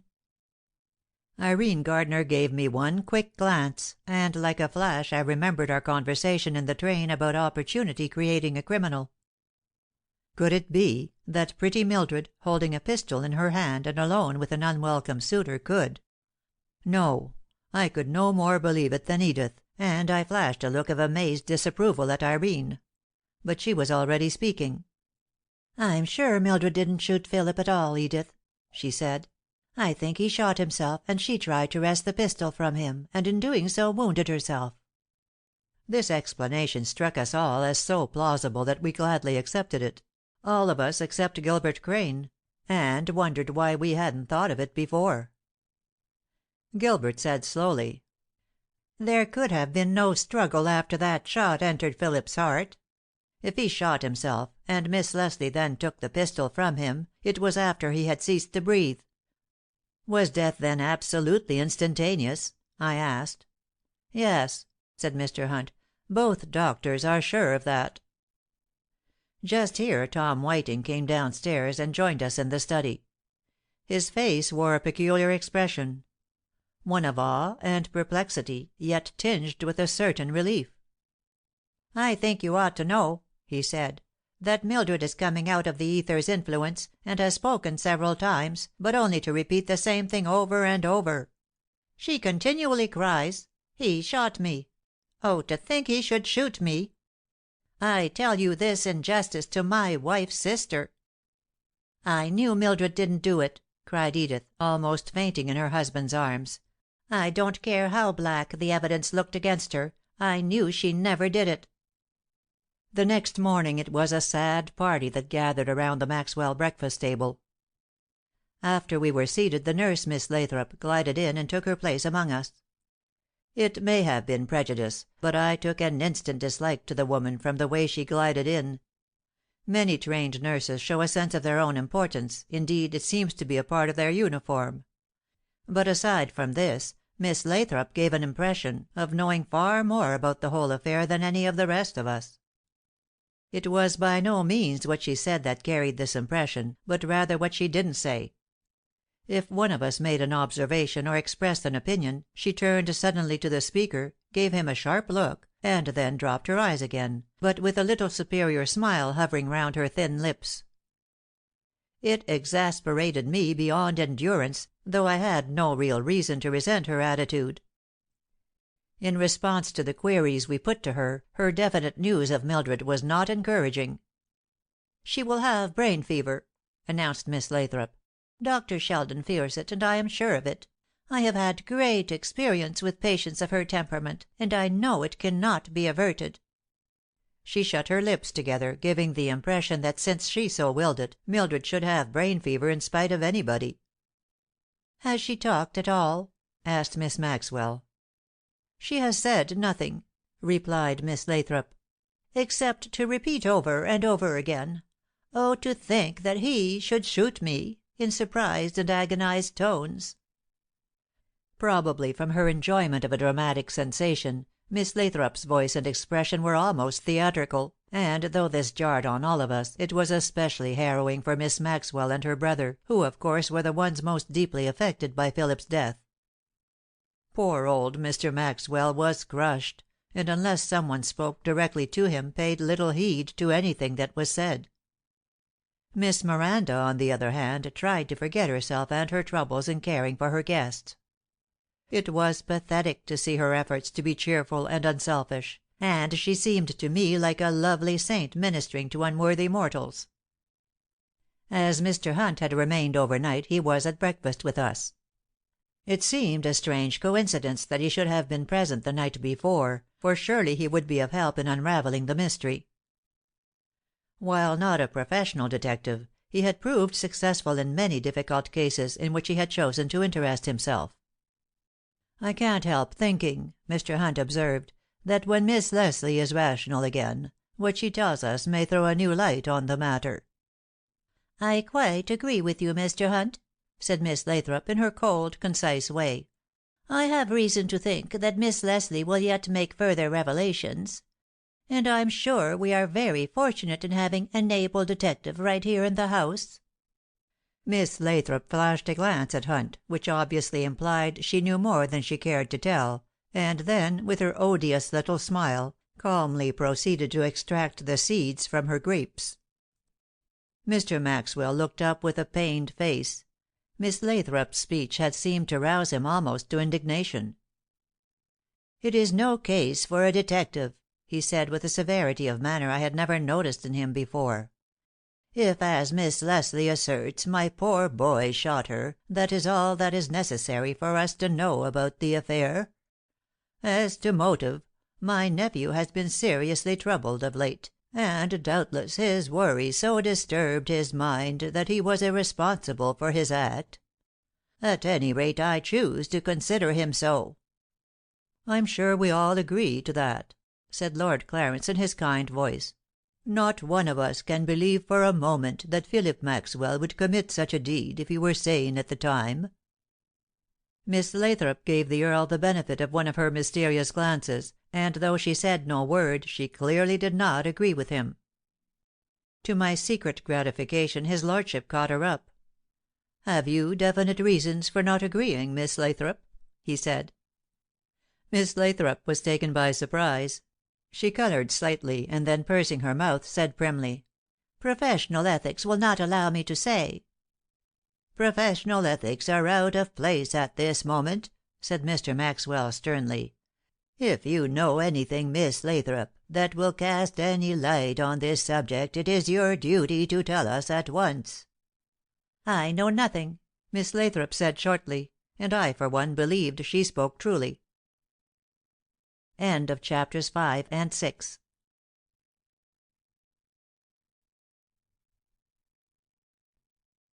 (7) A Search for Clues. After breakfast, when Mr. Hunt started to go home, I accompanied him to the gate. Lord Clarence was also with us, and we both urged him not to go. "I think it better that I should," Hunt responded. "Mr. Maxwell objects to seeing a detective about, and I can't blame the poor old man." "I suppose it is a natural feeling," said Lord Clarence; "and, too, if Philip Maxwell did the shooting in a moment of temporary insanity, then, as Mr. Maxwell says, there is no occasion for detective work. But do you think that is the true explanation of the matter?" "It is a possibility," I said, "though it's a new theory to me. But Philip was very much upset indeed, deeply troubled for some unknown cause; and I for one do not think that cause was connected with Miss Leslie." "Then why did he shoot her?" demanded Hunt. "He didn't intentionally. But if his mind was unbalanced, who can hold him responsible for his deed?" "That's true," said Hunt. "Well, I suppose it will be all cleared up at the inquest. But since the perpetrator of this murder is not alive, it will doubtless be a mere matter of form." "Where will it be held?" I inquired. "Right here in the house, probably. To day or to morrow, I should think, as the funeral will be on Thursday, and they can't bury him without a permit." I shuddered at the dreadfulness of it all. Hitherto I had thought an ordinary death and burial sad enough, but how much worse with these attendant circumstances! "Queer, nobody heard the shots," went on Mr. Hunt. "Did nobody hear them?" I exclaimed. "I hadn't thought of that at all." "And yet your questions and opinions in the matter seem to imply a detective bent," said he, glancing at me quizzically. "I do take a great interest in detective work," I replied. "But I feel like Mr. Maxwell in this case. I see no occasion to detect anything beyond what we already know. It seems mysterious, I admit, but we know that one or both of the two victims did the shooting, and truly to me it doesn't much matter which." "It does to me," said Gilbert Crane, who had joined us as we stood by the gate, and had heard my last remark. "Well," said Mr. Hunt, with what seemed to me like brutal cheerfulness, "if Miss Leslie gets well, we'll know all about it; and if she doesn't, we'll never know any more than we do now."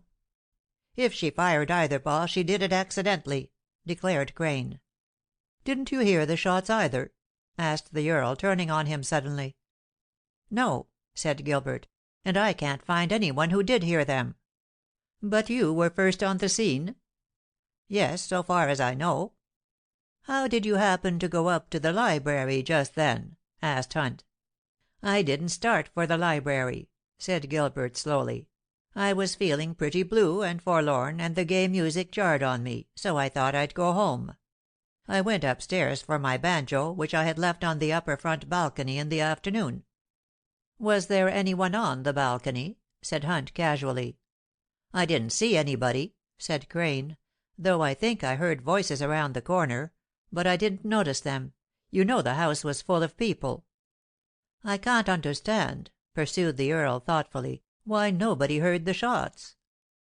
"Oh, I don't think that's so strange," returned Crane. "Mr. Maxwell is quite deaf, and Miss Maxwell is slightly so. And as for the young people with the music and dancing, they wouldn't be apt to hear them." "And you came directly downstairs, after coming in from the balcony?" went on Hunt. "As I reached the top of the stairs I couldn't help looking toward the library, as I heard no sounds, though I had been told Philip and Mildred were in there. I glanced in, I suppose from sheer curiosity." "Who told you they were in there?" "I did," said I. "Or rather I told Mr. Maxwell in Mr. Crane's hearing. I saw them there when I went downstairs. That was, I should think, about half an hour before Mr. Crane gave the alarm." "Can either of you fix the time of these occurrences?" said Mr. Hunt. He was very polite, even deferential, in his manner, and I saw no harm in accommodating him. "I can tell you only this," I said. "After I passed the library, where I both heard and saw Philip and Miss Leslie, I went on downstairs and looked into Mr. Maxwell's study. He asked me to sit down. I did not do so, but after a word or two I went on through to the billiard room. I looked at the clock in the study as I passed, and it was exactly 10. I can't say, though, at just what time the general alarm was given. I should think less than a half hour later." "I can tell you," said Gilbert. "When I concluded to go home, I looked between the portières into Mr. Maxwell's study, and it was 20 minutes past 10. Mr. Maxwell was nodding over his paper. He is a little deaf, so he probably didn't hear me. At any rate, he didn't look up. Then I went immediately upstairs, and it could not have been more than 2 minutes before I called Dr. Sheldon." "All this is of interest, and I thank you," said Detective Hunt. "Though, as you say, since there is no criminal to discover there is small use of collecting evidence." "Queer chap, isn't he?" I said to Gilbert as the detective went away. "Yes, but I think he's clever." "I don't. If there were any occasion for detective work on this case, I believe I could give him cards and spades, and then beat him at his own game." "Perhaps you could," said Gilbert, but he spoke without interest. There was plenty for all to do that day. I had expected to return to New York, but both Mr. Maxwell and Miss Miranda begged me to stay with them till after the funeral. As there was no reason for my immediate presence in the city, I was glad to be of service to my good friends. I assisted Mr. Maxwell to write letters to the various relatives, and together we looked over poor Philip's effects. The boy had no business papers to speak of, for he had no money except what was given him by his uncle, and apparently he kept no account of its expenditures. "I paid all his bills," said Mr. Maxwell in explanation of this, "and kept the receipts. I allowed Philip such ready cash as he wanted, and I may say, I never stinted him.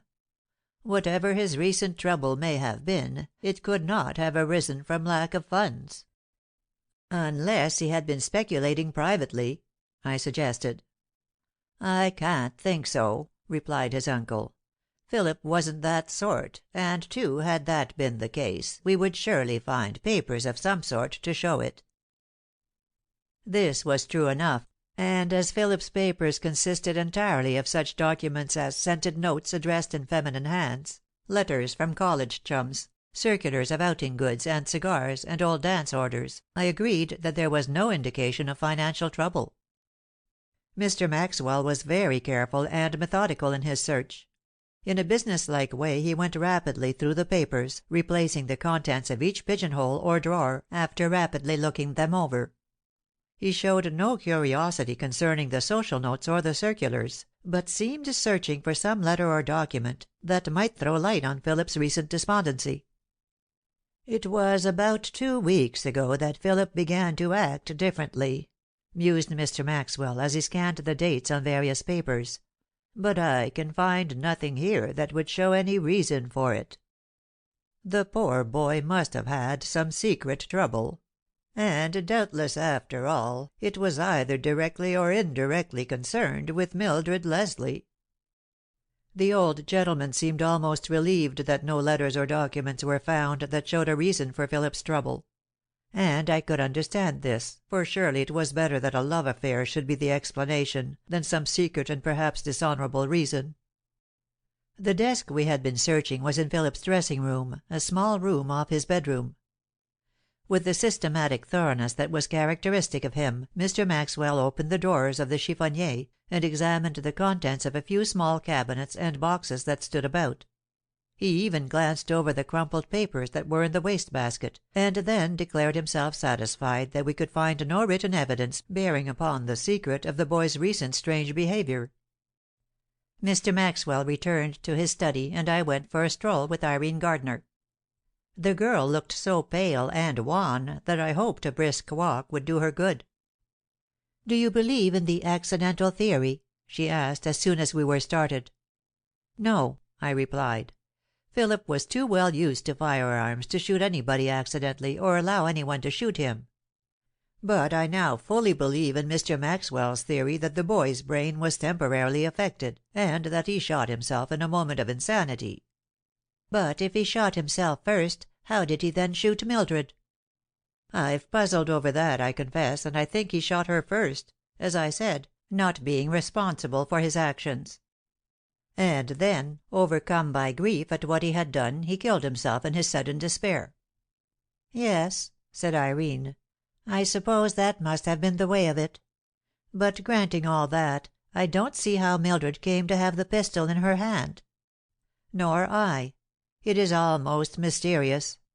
Let us hope that Mildred will soon recover, and then we will know all." "Mr. King, I suppose you will think very hardly of me, but I have looked at this matter in all lights, and I want to ask you if this isn't a possible case. Mightn't Philip have shot Mildred, and, since she is not very severely wounded, might she not have then snatched the pistol from him and shot at him in return?" I looked at Miss Gardner in amazement. I felt horrified that she should imagine this, and yet there was a shadow of plausibility in it. "It seems almost impossible," I said slowly, "that a wounded girl could have energy enough to secure a pistol and shoot her assailant.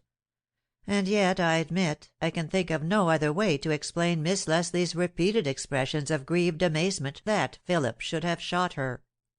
You don't think it possible, then, that Mildred may not be as unconscious as she seems, and that she is making this repeated statement for reasons of her own?" "Miss Gardner!" I exclaimed, now thoroughly aroused, "I am surprised at you. Even if you suspect Miss Leslie of absolute crime, pray give the poor girl the benefit of the doubt until she can defend herself, or is beyond all need of defense." "You do me an injustice," said Irene, raising her head haughtily. "My logical mind necessitates the consideration of every possible solution of this puzzle. I look upon Mildred impersonally, merely as one of the actors in a tragic drama." "You have indeed a logical mind," I said coldly, "if you can entirely eliminate the personal element from your estimate of Miss Leslie." "I see no reason why I should not. I judge her fairly and without prejudice. But I fail to see why the ravings of a mind affected by the consequences of an anaesthetic should be accepted as unquestioned truth." "On the contrary, the revelations made by a brain just reviving from unconsciousness produced by ether are conceded by all medical authorities invariably to be true statements. Many secrets have been revealed in this way." "That fact is new to me," said Irene, thoughtfully, "and it is very interesting. I am always willing to accept authoritative facts, but I decline to accept unproved theories." "At any rate," I ventured, "you have no word of blame for Philip."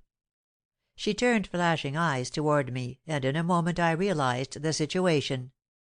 She was in the grip of two strong emotions: grief for the man she had loved, and jealousy of her rival. "Never speak of him to me!" she exclaimed. "I claim that much consideration from you." "And you shall certainly receive it," I said gently. "But, on the other hand, let me beg of you not to do an innocent girl an injustice which your better nature will surely regret later." Irene looked at me. She had never seemed more beautiful, and her wonderful eyes expressed contrition, gratitude, and a deep and hopeless sadness. She held out her hand. "I thank you," she said. "You have saved me from a grave mistake." Still I didn't understand her, but I realized she was beginning to fascinate me in her mysterious way, and I abruptly turned our steps toward home. When we reached Maxwell Chimneys we found Dr. Sheldon and the Whitings with Mr. Maxwell and Miss Miranda in the study. Evidently something had happened. Each one looked excited. Mr. Maxwell was writing rapidly, and Tom Whiting was hastily turning the leaves of the telephone book. "What is it?" I inquired. "Is Mildred—" "No," said Dr. Sheldon.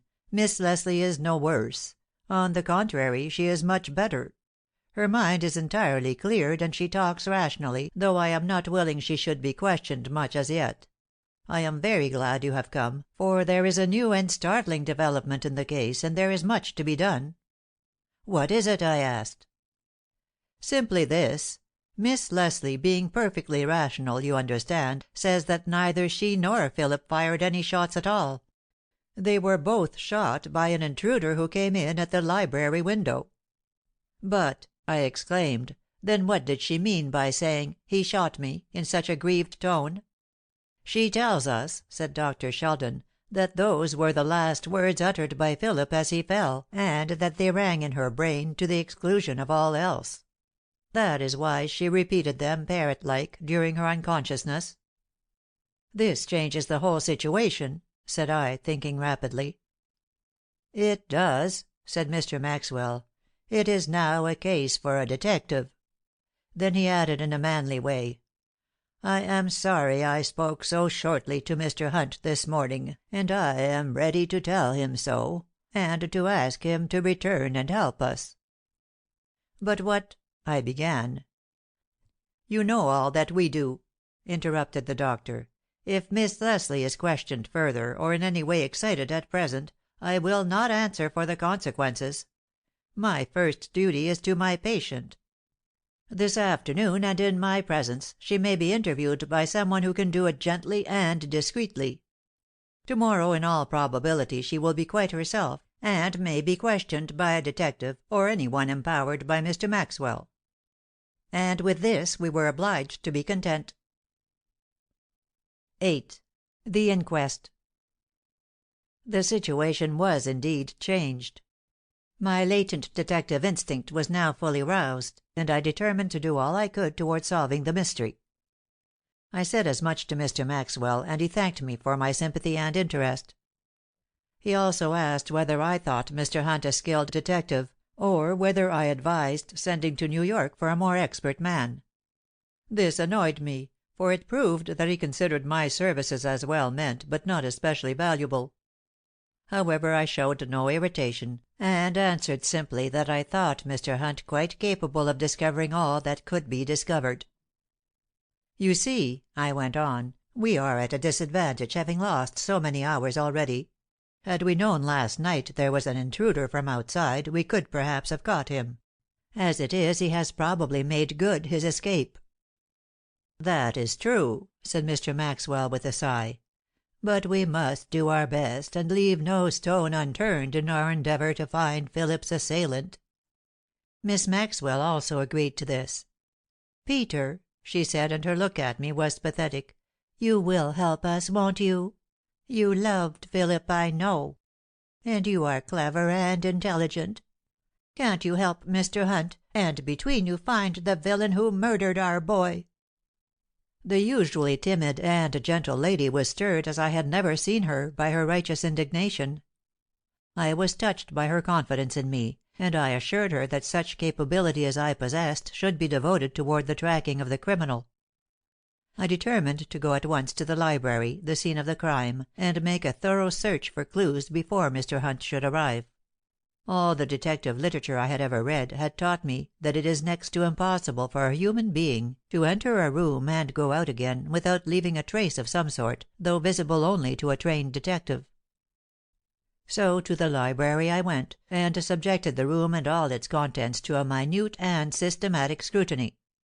Contrary to all precedent, literary and reportorial, I found nothing. Again I went over the room even more diligently, remembering Sherlock Holmes' wise advice to discriminate carefully between vital and incidental clues. But, alas, I could find neither, except the very doubtful one of a small and shiny black spangle, a tiny disc, which might have fallen from the trimmings of some lady's gown. I remembered no one who had worn such a decoration the night before, but then I take little note of ladies' dress. In lieu of anything more interesting, I put the spangle carefully away in my note book and proceeded with my examinations. All to no purpose. The room had been put in order by the servants that morning, dusted and possibly swept, so it was absurd to look for anything on the floor or furniture. Sighing to think of the opportunities we had lost, I turned my attention to the window by which the intruder must have entered. It was a long French window reaching from floor to ceiling.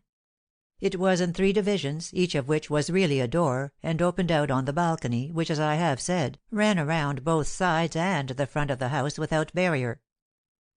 The panes were of ground glass, in a diamond pattern, and I knew that at night, with lights inside the room, an outsider might look in through the glass unseen by those within.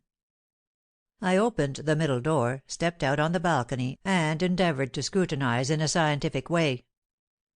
Signs of a scuffle there certainly were. Just outside the library window in the dust of the balcony, I observed many long, sweeping marks that had every appearance of being the tracks of men who scraped their feet around in a wrestle or struggle of some sort. From the shape of these streaks in the dust, I could not gather the size of the shoes that made them, nor the style of their toes. But as even the paint of the balcony floor was scratched by the marks, I felt sure that a tussle of some sort had taken place there. I looked for a continuation of these tracks, but found none, save the scratches that were to be seen everywhere over the balcony floor. As many people had walked there the night before, this was of no importance, but unless someone had danced a clog dance outside the library window, I saw no reason for changing my first conclusion. I found nothing else of note, save 2 more of those little black spangles, one in the outside library blind, and another farther front on the balcony. These I put away with my first one, determined to find out who wore such trimmings the evening before.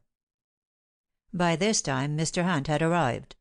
The coroner had come, too, bringing his jury, for it had been decided to begin the inquest that very afternoon. How strange it seemed, to hold an inquest in Miss Miranda's stately drawing room. But that was not more strange than realizing that Philip's dead body lay upstairs, and that we had not the faintest idea whose hand wrought this evil. I paused in the library to talk to Mr. Hunt. He was not mysterious and uncommunicative like the regulation detective, but was frankly at his wits' end. When I saw this, and knew that I was similarly unenlightened, I wondered if I had done wisely in advising Mr. Maxwell against getting a man from the city. "Very little to work on, eh, Hunt?" I said. "Just about nothing at all," he said, moodily staring at the carpet. "Look here, Mr. King, who is that foreigner staying here?" "The Earl of Clarendon." "Oh, he's a noble Britisher, all right. Don't try to stir up anything against him." "I'm not. Don't be absurd. But have they known him long?" "When Mr. Alexander Maxwell and Miss Miranda traveled abroad a few years ago, I believe he entertained them in London, or at his country house. He's the real thing, Hunt. Don't get any notions about that." "I can't get any notions anywhere. There's nothing to work on." "But the inquest may bring out some important facts." "I doubt it. If anyone knew anything he would have told it at once. Why shouldn't he? We are all of one interest. The deed was doubtless done by a burglar who was trying to effect an entrance, and who was frightened away by his own shots." "Well," I responded, "I'm willing to suspend judgment until I have something more definite to base my opinions on. Come, let us go downstairs." A crowd had assembled in the lower rooms, for the inquest was in a way a public function. I was sure the Maxwells were terribly annoyed at this invasion of their beautiful home, but I was also sure that such thoughts were swallowed up in their eagerness to discover and punish the murderer of Philip. Mr. Billings was calm and businesslike. He had empaneled his jury and was already examining the first witness. Mr. Maxwell's own lawyer was present, also the district attorney and several other gentlemen of legal aspect who were strangers to me. The first witness was Gilbert Crane. To my surprise he appeared agitated and ill at ease. In one way this was not astonishing, for as the first one to discover the tragedy his testimony would be of great importance. But he had been so cool and self-possessed all that day that I couldn't understand his present demeanor. "Will you tell us," said the coroner not unkindly, "the circumstances which led to your going to the library last evening?" "I was alone in the billiard room," said Gilbert. "I had been there alone for some time, as I was troubled, and did not care to join the merry crowd in the drawing room. I heard Mr. King come downstairs, go into Mr. Maxwell's study, and talk to him for a few moments. After this I heard Mr. King tell Mr. Maxwell that Philip Maxwell and Miss Leslie were in the library. After this Mr. King walked through the room I was in, but we said nothing to each other, and he went on to the drawing room. I stayed exactly where I was for some time longer, and then I concluded I would go home. Not wishing to make my adieus to the guests, I thought I would merely say good night to Mr. Maxwell. I lifted the portiere and looked into his study, but as he was asleep I thought I wouldn't disturb him, but would just run upstairs for my banjo, and then slip away unnoticed. I went upstairs, and I admit it was curiosity concerning the two people inside that led me to pause and look toward the library door. I heard no sound of voices, so I took another step or two in that direction, and looking, saw Philip's figure stretched on the floor. Then of course I went into the room. It has no door, and the portieres were but partly drawn. Seeing what was evidently a serious accident of some sort, I immediately ran downstairs and called Dr. Sheldon to the scene." "So you saw no one else in the room?" "No," said Gilbert, but he seemed to hesitate. "You are quite sure?" asked the coroner. "I am positive I saw no one else in the room," said Gilbert, decidedly this time. "Can you fix the time of your going upstairs?" "I can. When I looked into Mr. Maxwell's study, I noticed by his large clock that it was 20 minutes after 10. In less than a minute after that I was upstairs." "That will do," said Mr. Billings, and Gilbert was dismissed. Dr. Sheldon was called next, and testified that he had responded immediately to Mr. Crane's call, and on reaching the library found Philip Maxwell's dead body on the floor, and Miss Leslie wounded and unconscious a few feet away. "She was shot?" asked the coroner. "Yes, shot in the shoulder. She had fallen, and in so doing had hit her temple. This rendered her unconscious. I extracted the ball and found it to be a .38 caliber.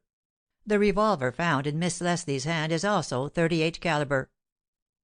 "And has the ball been extracted from Mr. Philip Maxwell's body?" "Yes, that is also a .38 caliber. He was shot through the heart, and must have died instantly." "In your opinion, how long had he been dead, when you examined the body?" "Not long, as the body was still warm. Not more than half an hour at the most."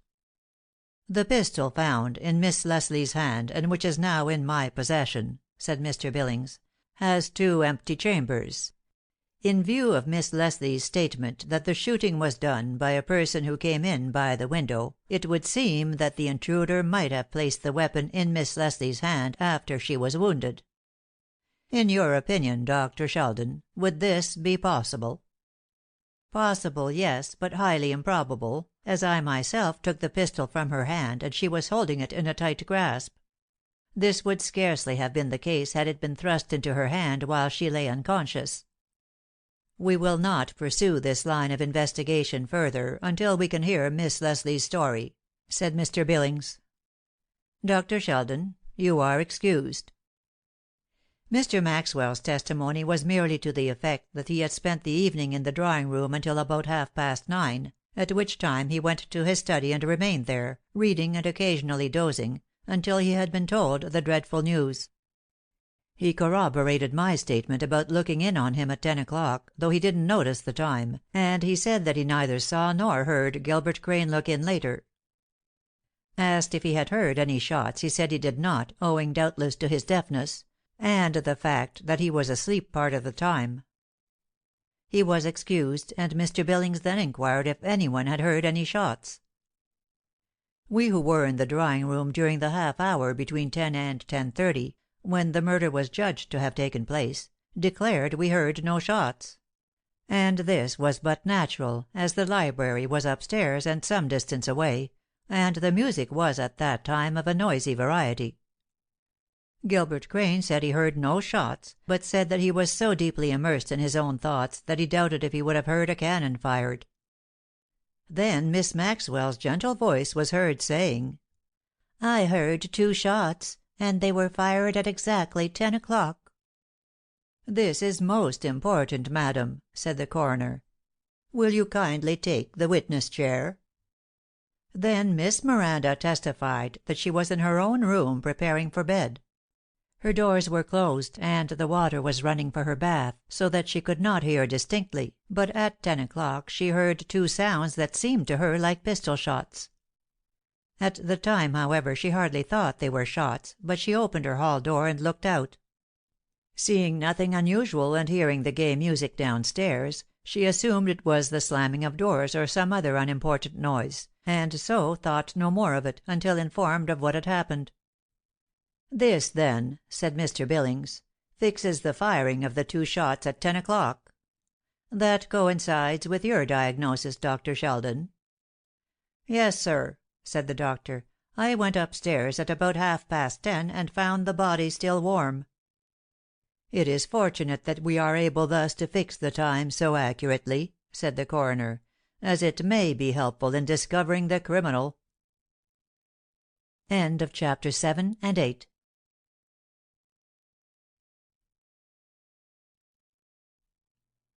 (9) Further testimony.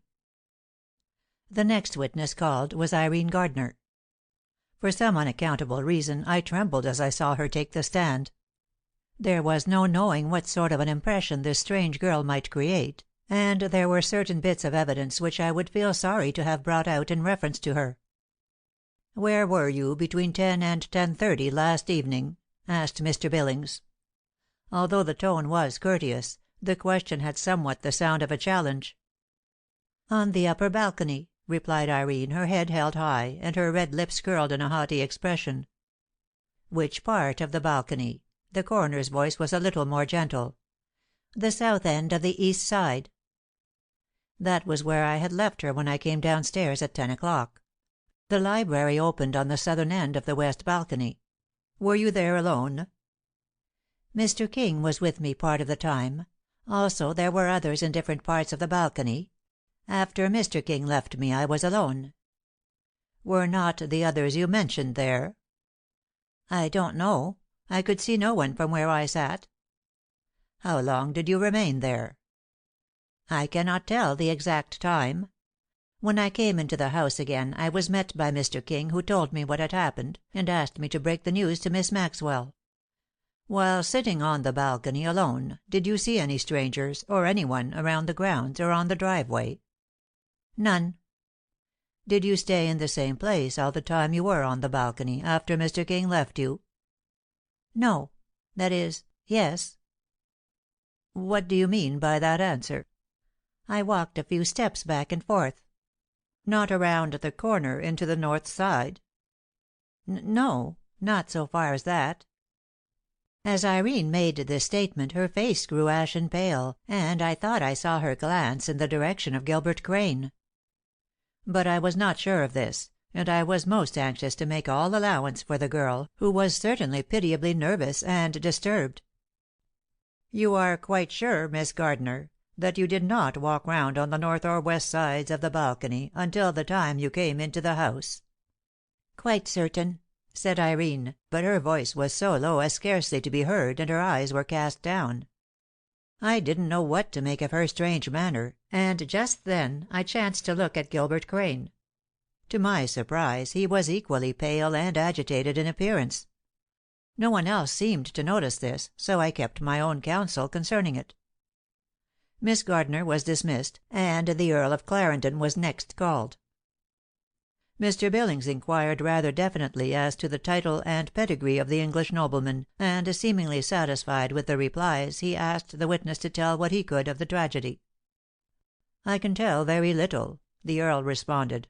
"I was dancing with a young lady in the drawing room, when I heard Mr. Crane announce from the doorway that somebody had been shot. I realized at once that unless restrained the guests would all rush to the scene. I took the young lady who was with me to a sofa, and then I spoke to all the people at once, advising them to remain in the drawing room.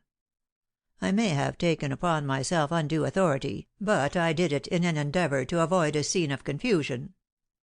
After a time we all learned what had happened, and of course the guests for the most part went away at once." "Where had you been just before the dance, during which you heard the news?" "I had been on the lower veranda." "With whom?"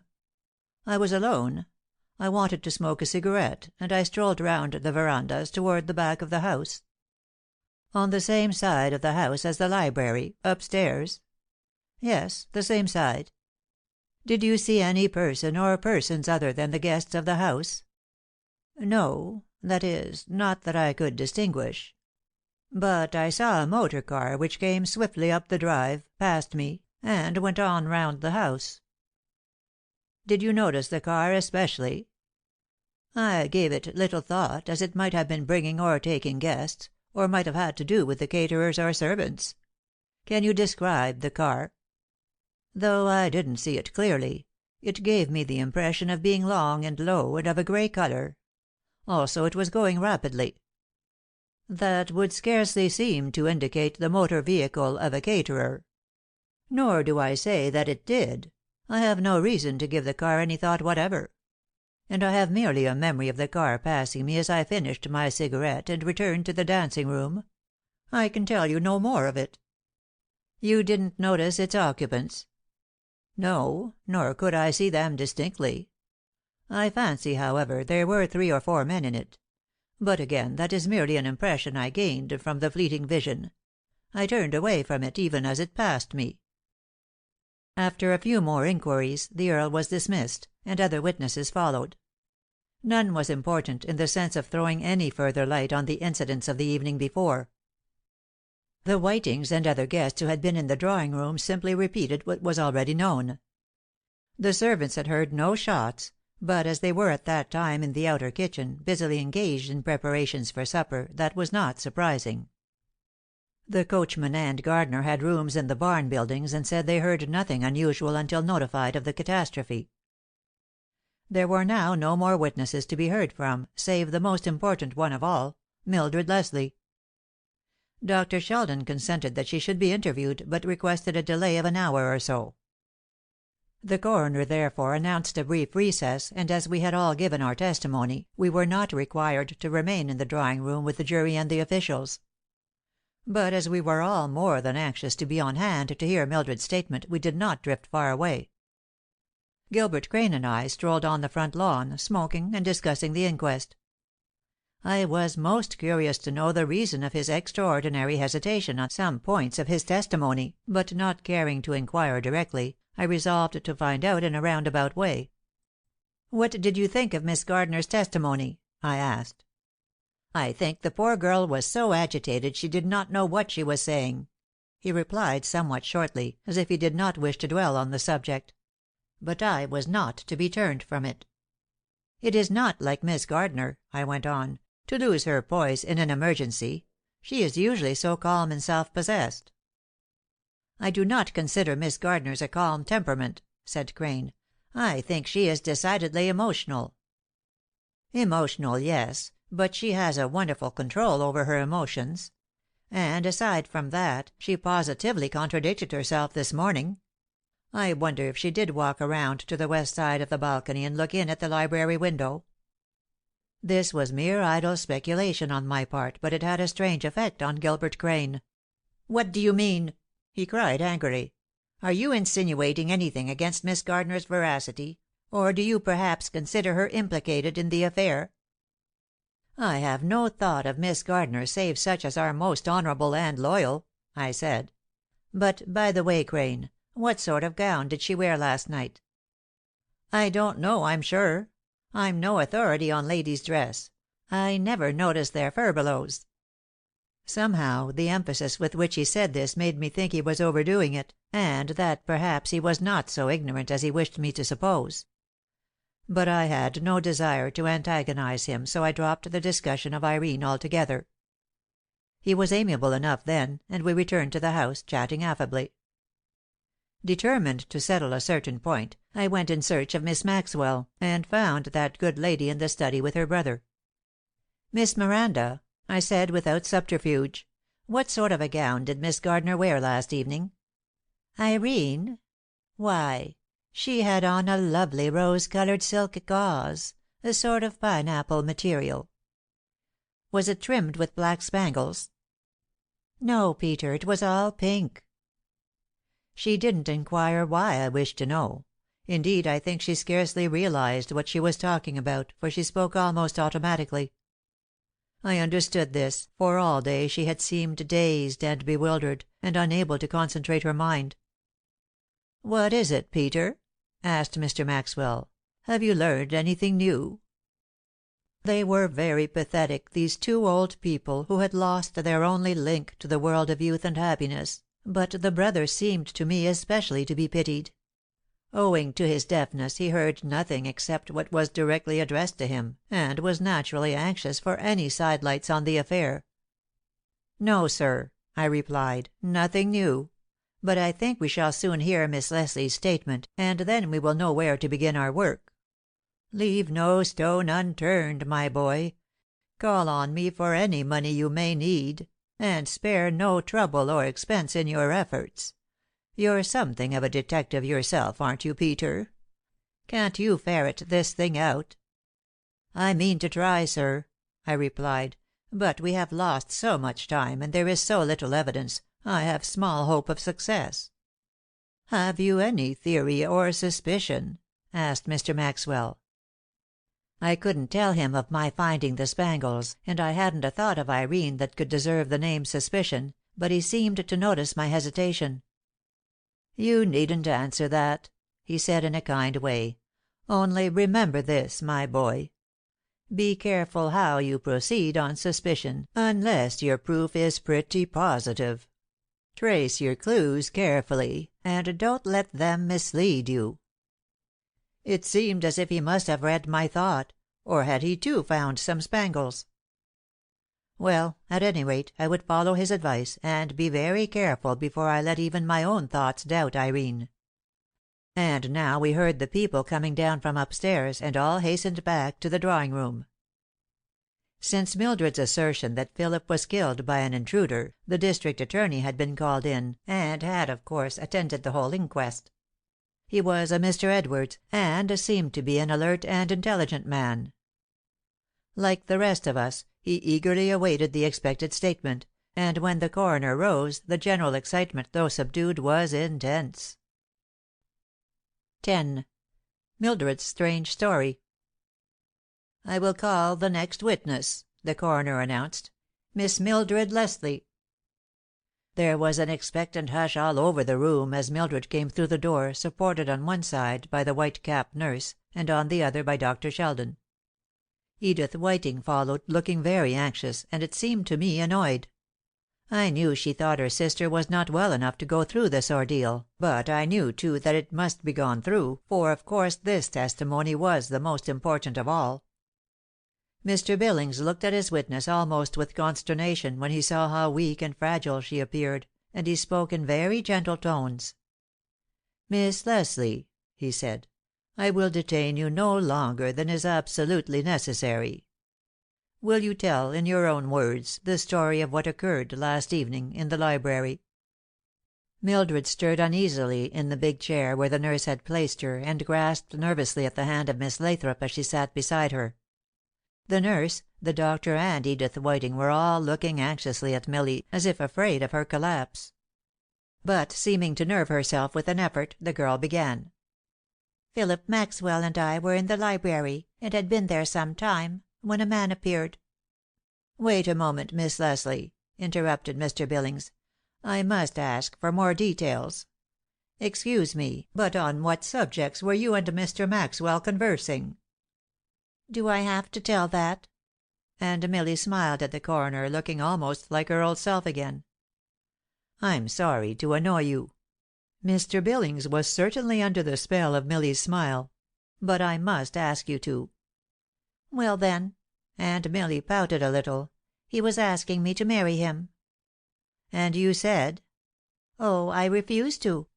I had refused him lots of times before. He knew I didn't care for him that way." "He knew, then, that his was a hopeless suit?" "He certainly did."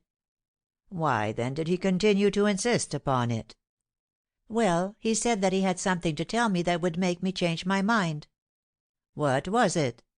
"I don't know, I'm sure. Before he had time to tell me, that awful man came and—" Milly put her hands up to her face and swayed from side to side as her thoughts flew back to the dreadful scene. Miss Lathrop put an arm around her and offered her smelling salts, while Edith whispered to the doctor, who only shook his head. Indeed, all the members of the household sympathized with the poor little girl, suffering from shock and real illness. But the coroner and the district attorney were determined to get her story if possible. "Rest a few moments, Miss Leslie," said Mr. Billings, "and then try to continue."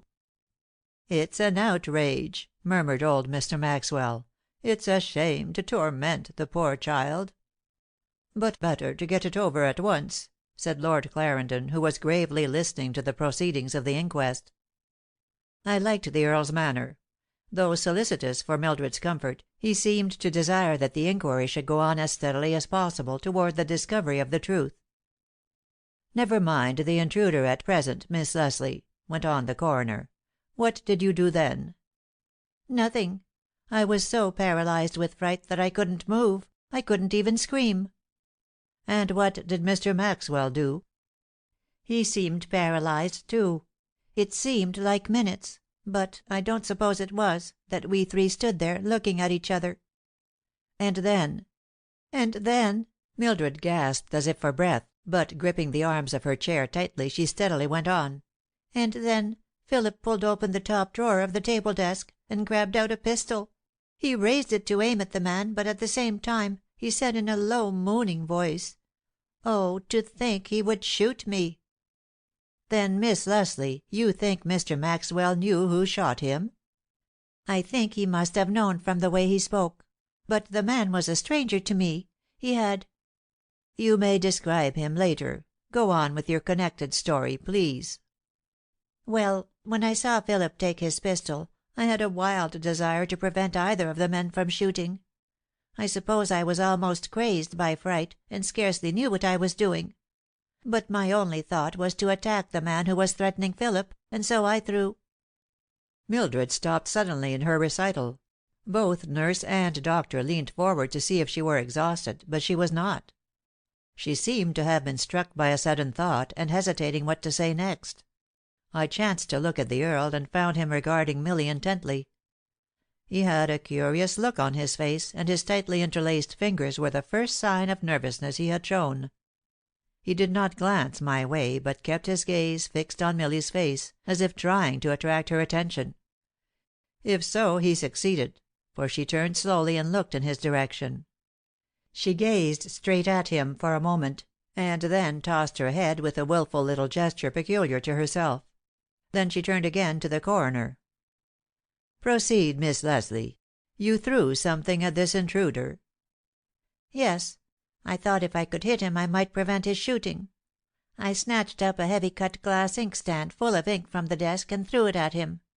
I don't know whether it hit him or not, but the next second I picked up a bronze horse, a paper weight, from the desk and threw that at him, too." Milly was talking rapidly, and growing very much excited. Her cheeks burned, her eyes were big and shiny, and her fingers picked nervously at the arms of her chair. Mr. Billings looked at her curiously. "You threw these heavy missiles at him?" "Yes, I did, and it didn't take as long to do it as it does to tell it, for my hands fairly flew. I couldn't speak or make a sound, but I felt impelled to act." "You are sure you threw these things, Miss Leslie?" And the coroner's tone was emphatically one of incredulity. "Of course I'm sure," she declared angrily. "And did any of these things hit him?" "I don't know, I tell you. It's all a blur to me, the whole scene.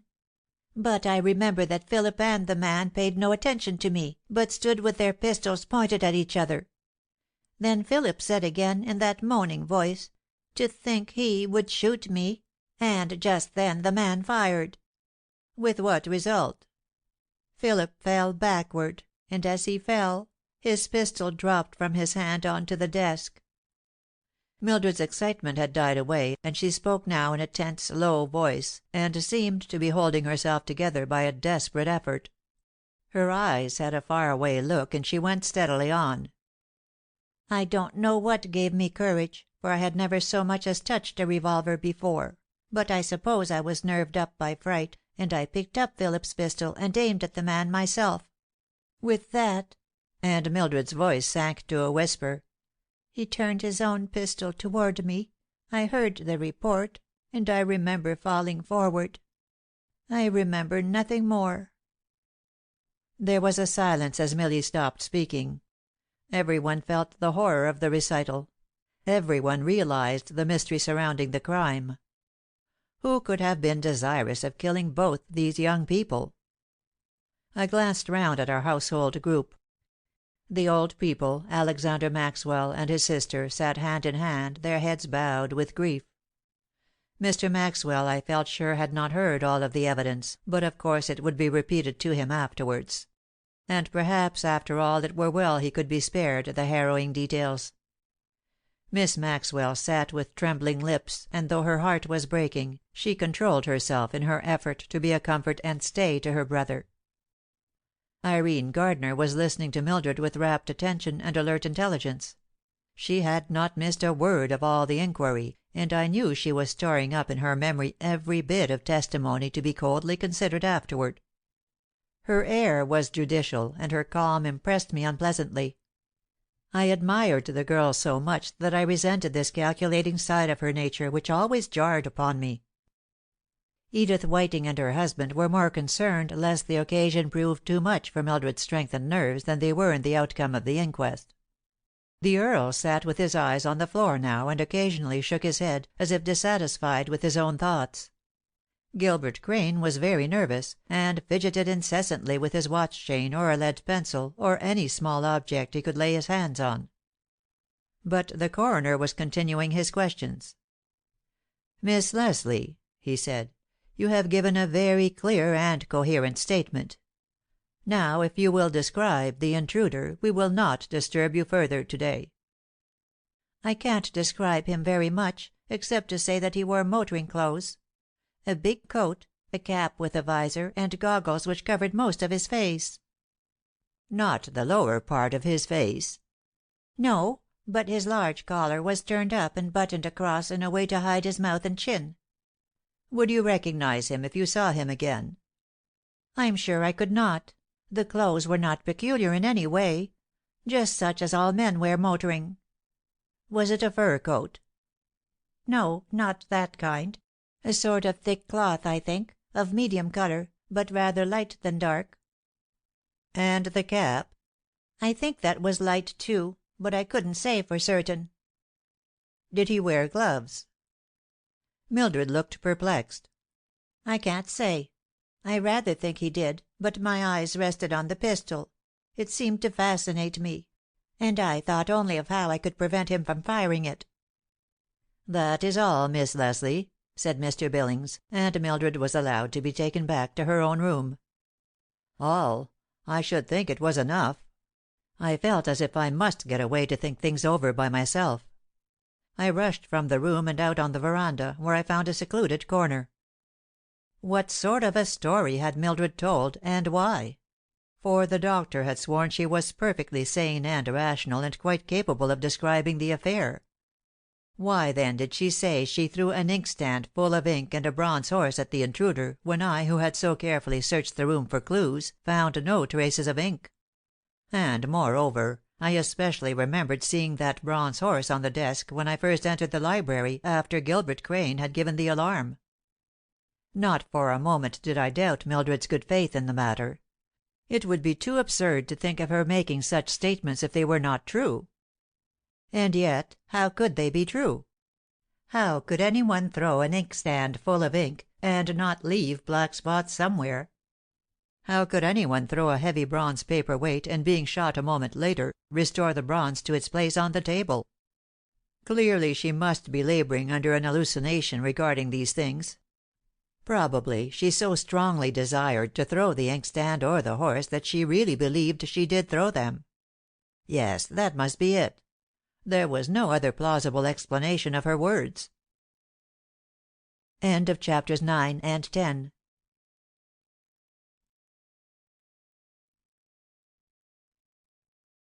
(11) The Black Spangles. As was to be expected, the jury returned a verdict of wilful murder against a person unknown; and I concluded from this that they had accepted Mildred's story as true. And if so, then the main thing now was to find the man in the automobile clothes. He must be someone whom Philip knew and recognized in spite of the goggles. He must have come in an automobile, for men do not walk around the country in such attire. But Miss Gardner on the balcony commanded a view of the entrance and driveway, and she had seen no one enter the grounds. Possibly, then, he had come from a distance, had left his machine at some point near by, and had approached the house secretly and on foot. But how had he gained an entrance? The servants had not let him in. He couldn't have come in by the front door without being seen. The conservatory door was always locked at night. Oh, well, while all these things were true, still there were many windows by which he might have entered and slipped upstairs unseen.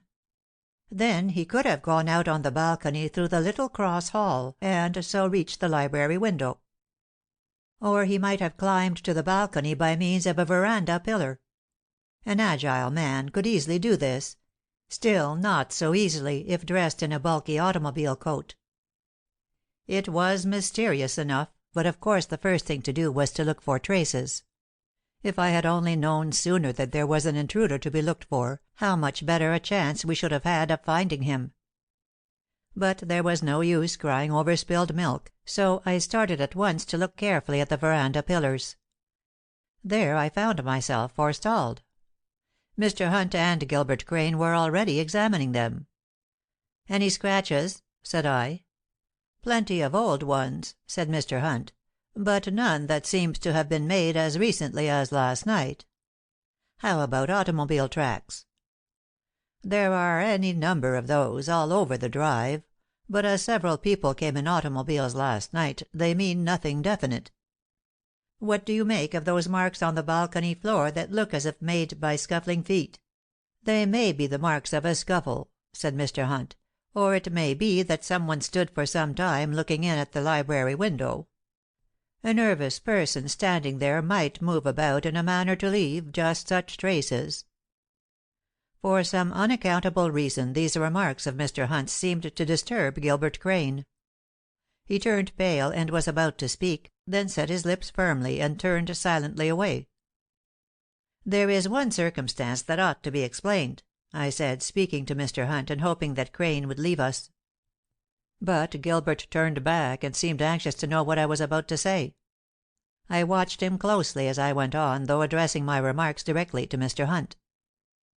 "I found these bits of evidence this morning," I said, taking my notebook from my pocket. "They may not be vital clues, but anything found in the library is of interest." Even before I opened my notebook, Crane showed signs of agitation which he tried vainly to suppress. His white, frightened face and his clenched hands showed that he feared the disclosure. Still watching him covertly, I produced the 3 black spangles. "Do you recognize these?" "No," said Mr. Hunt. "What are they, and where did they come from?" "Do you recognize them?" I said, turning suddenly to Crane. "No," he declared, but with so much emphasis that I doubted him. "But they can't possibly be of any importance." "Perhaps not," I returned. "But I picked them up in the library, and on the balcony, and one piece I disengaged from the catch of the library window shutter." "Well," said Gilbert Crane, trying to speak naturally, "and what does that prove to you?" "It doesn't prove anything," I said slowly. "But it is a peculiar coincidence that they should be found just where the intruder of last night must have stood." "Meaning that it might have been a woman?" said Hunt quickly. "Possibly," I returned. "But none of the ladies were on the upper balcony last evening at 10 o'clock except Miss Gardner, and she declares that she was not in the library or on the west balcony at all." "She says that?" said Hunt, looking up sharply, while Gilbert Crane looked more distressed than ever. "Yes," I answered. "Did you speak, Mr. Crane?"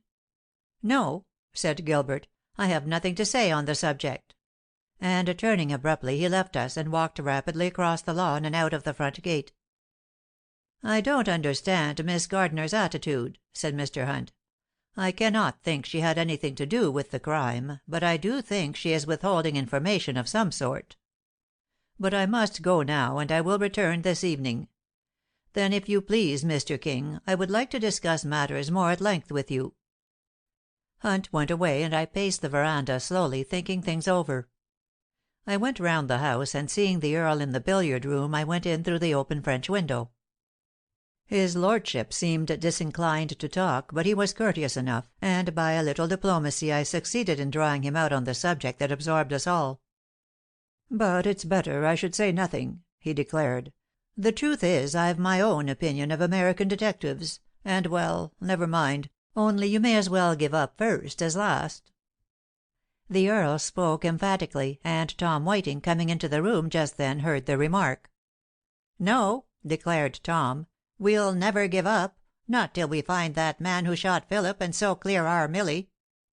"Clear Millie!" I exclaimed. "Why, who could possibly imagine that that child had done any wrong? She is the sufferer, not the culprit." "I wish everybody thought so," said Tom, with but slightly concealed meaning. "Doesn't everybody think so?" inquired the Earl politely. "Speak for yourself," said Whiting, in a more bitter voice than I had ever heard from the genial chap. "I think we must admit it's all a mystery," returned the Earl in his coldest manner.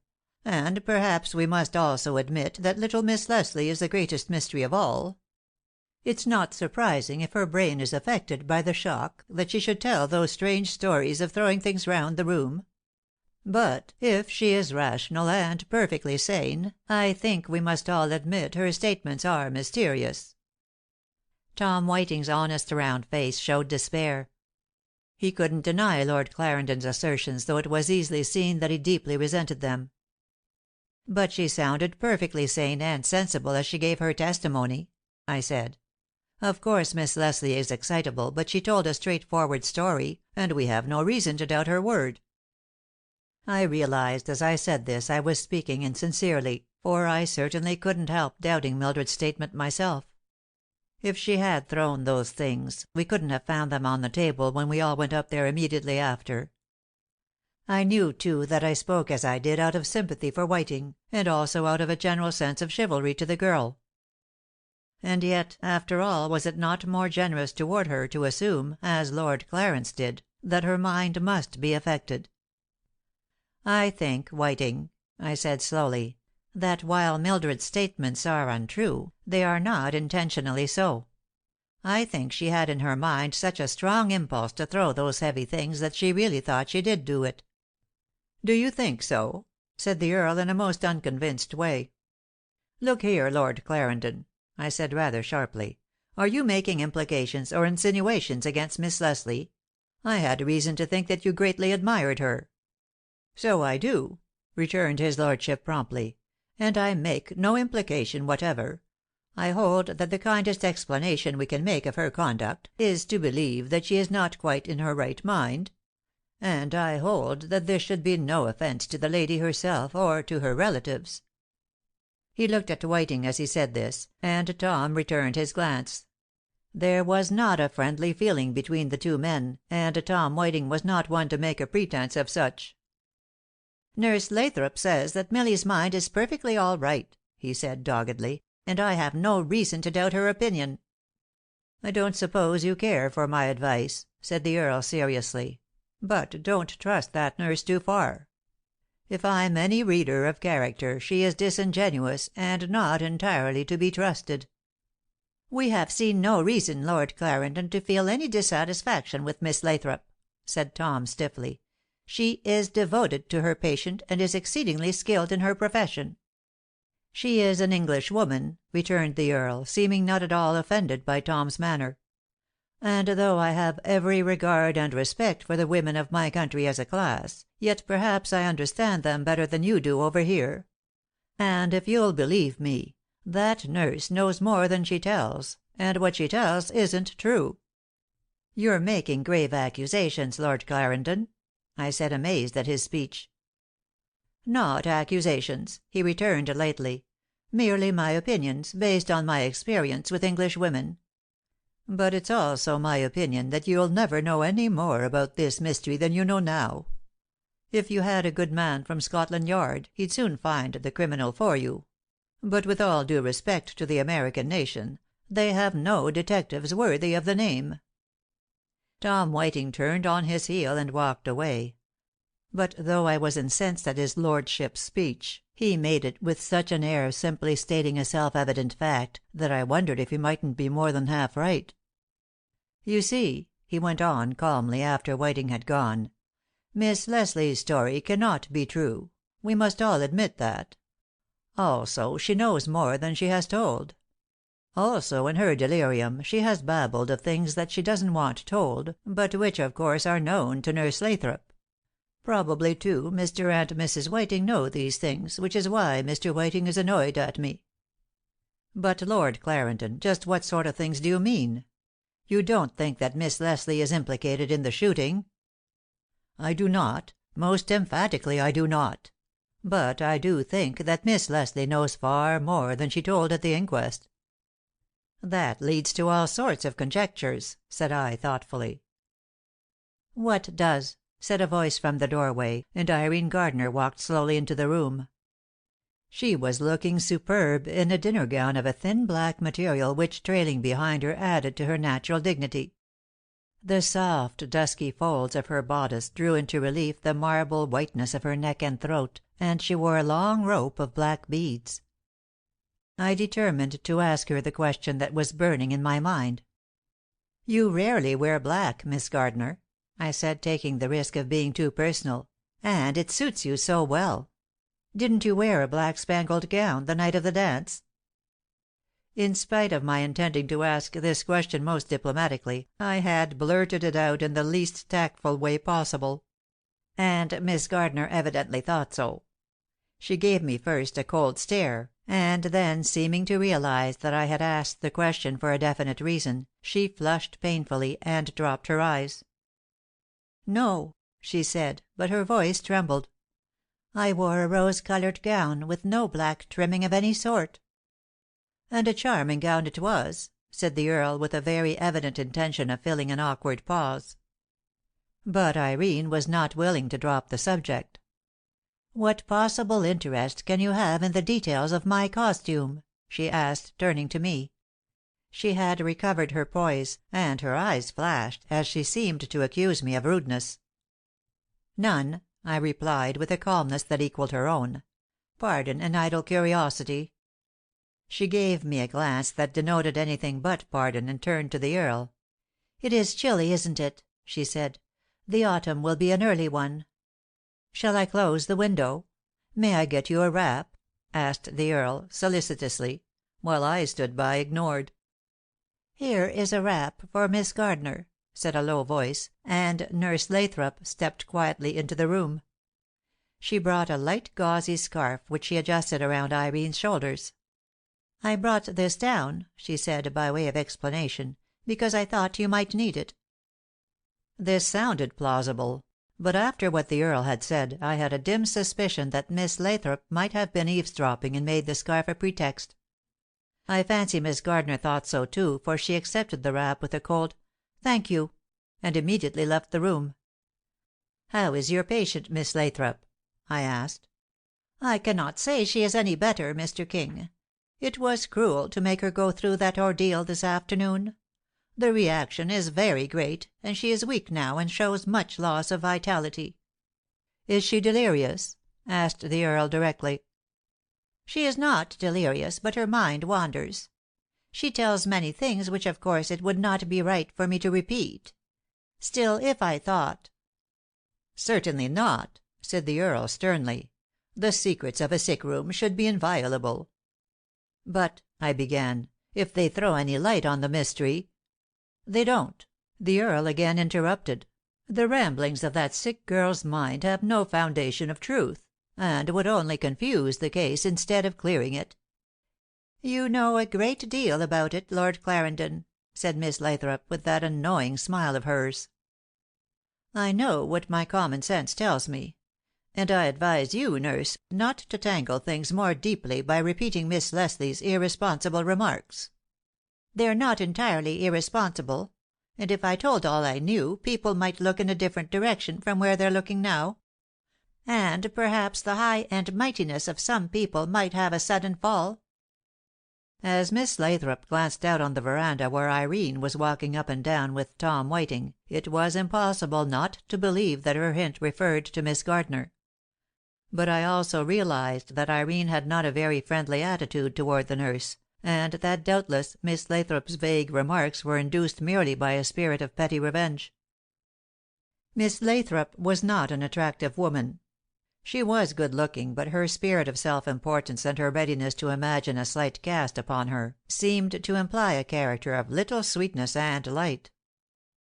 The Earl of Clarendon, as if struck by a sudden thought, said abruptly: "Miss Lathrop, I do not think you could tell us anything of importance. But if you do know, positively, any facts that bear on the case, it is, of course, your duty to divulge them. Your opinions, however, would be entirely uncalled for." I couldn't help wondering why the Earl treated Miss Lathrop so brusquely. However, she seemed not so much to resent it as to wish to return it in kind. "Oh, of course I don't know anything of importance," and she smiled superiorly. "But Miss Leslie did say that she thought the motor coat and goggles might have disguised a woman as easily as a man." I was thunderstruck at this, but the Earl took it coolly. "Did she say that?" he asked. "Or did you suggest it, and she merely acquiesce?" The flash of surprise in Miss Lathrop's eyes proved that he had hit upon the truth, though she deigned no reply whatever. "Moreover," he went on, "if Miss Leslie said that, or even agreed to it, it was with the intent of diverting suspicion from a man." "You don't really think Miss Leslie knows who the intruder was?" I exclaimed, while Miss Lathrop looked at the Earl in utter astonishment. "Of course I don't," he replied. Nor shall I think so until she says so herself." I knew this only meant that he considered it the part of chivalry not to admit any suspicion of Mildred's veracity and sincerity before Nurse Lathrop; though he had certainly given me to understand that he very much doubted Milly's whole story. The nurse went away, and her complacent air gave no sign of annoyance; but I was sure all the same that the Earl's straightforward talk had at least stirred her calm self-assurance. "Don't ever try to get information from that woman," said the Earl to me confidentially.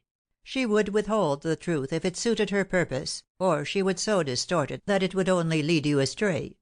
You seem to be somewhat of a detective, Mr. King, and I hope you won't take my advice amiss." "What makes you think I'm inclined to detective work, Lord Clarendon?" "Only because you ask questions of everybody, and then go away by yourself to puzzle out the answers." I was inclined to feel a little chagrined at this brief description of my procedure, but the Earl's smile was friendly, and I concluded not to take exception to his good-natured chaffing. So I only said, "Well, help me out whenever you can, won't you?" And then we went away to dress for dinner. 12. An interview with Milly. When Mr. Hunt came back that evening he found me with Mr. Maxwell in the study. Although I did not wish to pain the old gentleman with more details than were necessary, yet I wanted him to know as nearly as possible how matters stood. And, too, I wanted the benefit of his sound judgment and good advice. "Come in, Mr. Hunt, come in," I said to the detective. "Let us three sum up the real evidence we have, and see what may be best to do next." I closed the doors in order that we might feel more free to speak in tones which Mr. Maxwell could hear easily, and then I left it to Mr. Hunt to open the conversation. "First," said the detective, "I would like to know Mr. Maxwell's opinion of Miss Leslie's testimony." "I have just been reading the stenographer's report of it," said Mr. Maxwell. "I did not hear it clearly, so I asked permission to read the paper myself. I do not know Miss Leslie very well, but she impresses me as nothing more nor less than a merry, light-hearted, innocent girl. Coquettish, perhaps, but I think the depths of her nature are honest and sincere. Now we have all agreed that her testimony regarding the inkstand and the bronze paper-weight cannot, in the very nature of things, be true testimony. For ink spilled on a carpet will remain there, and bronze horses cannot get up on a table by themselves. Personally, then, I am forced to the opinion that Miss Leslie's mind is affected. Temporarily only, I trust. But surely there is no other explanation for her strange statements. And granting this, may it not be possible that her whole story of the man in the automobile coat is but a figment of her diseased brain?" "It is possible," said Mr. Hunt, "but they tell me that Miss Leslie is so clear-headed and rational in her conversation that I find it difficult to disbelieve her story of the intruder." "Nor do I ask you to," said Mr. Maxwell. "I only want to call your attention to the logical point that such grave discrepancies in one part of her recital might argue doubt in other directions.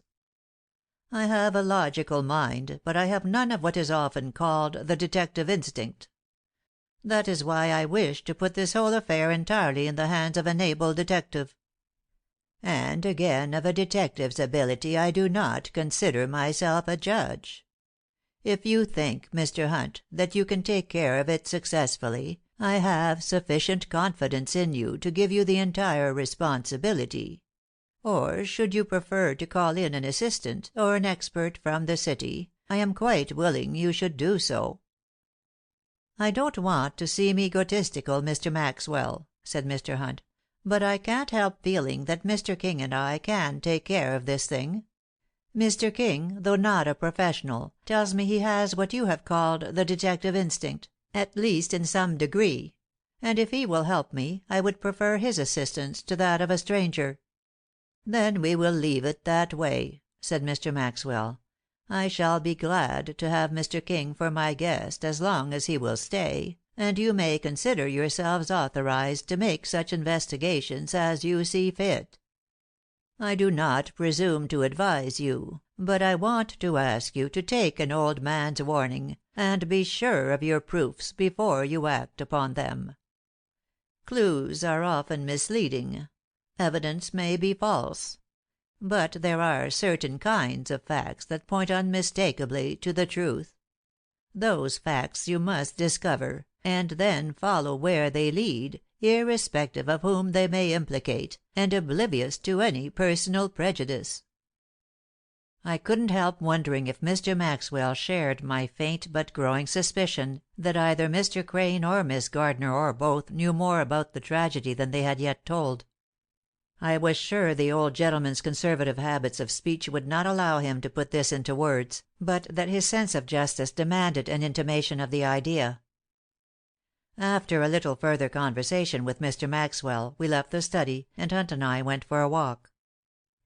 "It's clear to my mind," said Hunt, "that this shooting was done by an intruder from outside, not a common burglar, but some past acquaintance of Philip's who had some strong motive for ending the boy's existence. It was someone whom Philip knew and recognized. The motive he did not know, for he was both surprised and grieved that this individual should intend to kill him." "Then you believe Mildred's story as a whole?" "Yes. It seems to me that we have as yet no real reason to doubt her main statement, even though the details are mystifying." "Mystifying? They are impossible." "Nothing is impossible in detective work," said Mr. Hunt. "At least nothing that is mysterious." With that we parted. Mr. Hunt went home, and I went back to Maxwell Chimneys to toss all night on a bed of wakefulness. I felt flattered that Mr. Hunt had asked me to work with him, and I resolved to do something that would prove my worth as his assistant. I thought over what the nurse had said, but dismissed it from my mind as being merely the vagary of an ill-tempered and self-centered nature. I frankly admitted to myself that had her insinuations been directed toward anyone except Irene, I might have given them a little more thoughtful consideration. But it was out of the question to imagine Miss Gardner in any way involved in the affair. And then I thought, suddenly, how I had left her at her own request on the upper veranda before I saw Philip and Mildred in the library. But I had left her far around on the other side of the house, and later when I returned to tell her of the tragedy she was on the veranda at the front of the house. To be sure, when I found her there, she was crying, or had been. But all these facts gave me no suggestion of her connection with the tragedy, but rather made me anxious to keep my knowledge of her movements to myself, lest anyone else might put on them a wrong construction. Then I thought about what the Earl had said regarding Mildred's statements. Of course Mildred Leslie was a frivolous-minded, mischievous girl, and more than once I had known her to make up stories out of her own fanciful brain, entirely for the purpose of astonishing her hearers. But I couldn't think she would do this when giving witness before a jury. And yet I well remembered when I dashed into the library that night after Crane's fearful announcement that I distinctly saw the inkstand in the middle of the table. It was one of those enormous glass and silver affairs, intended as an expensive gift and not always well adapted to practical use. It was, of course, shining and clean, and it was an absolute impossibility, if Mildred had thrown it, that she or anyone else could have replaced it in that immaculate condition in so short a time. I mulled over the inkstand question until I felt as if my own brains were addled, and I finally fell asleep, resolving to make the solution of that puzzle my definite work for the next day. As a beginning, I begged Dr. Sheldon to allow me a short interview with Mildred the next morning.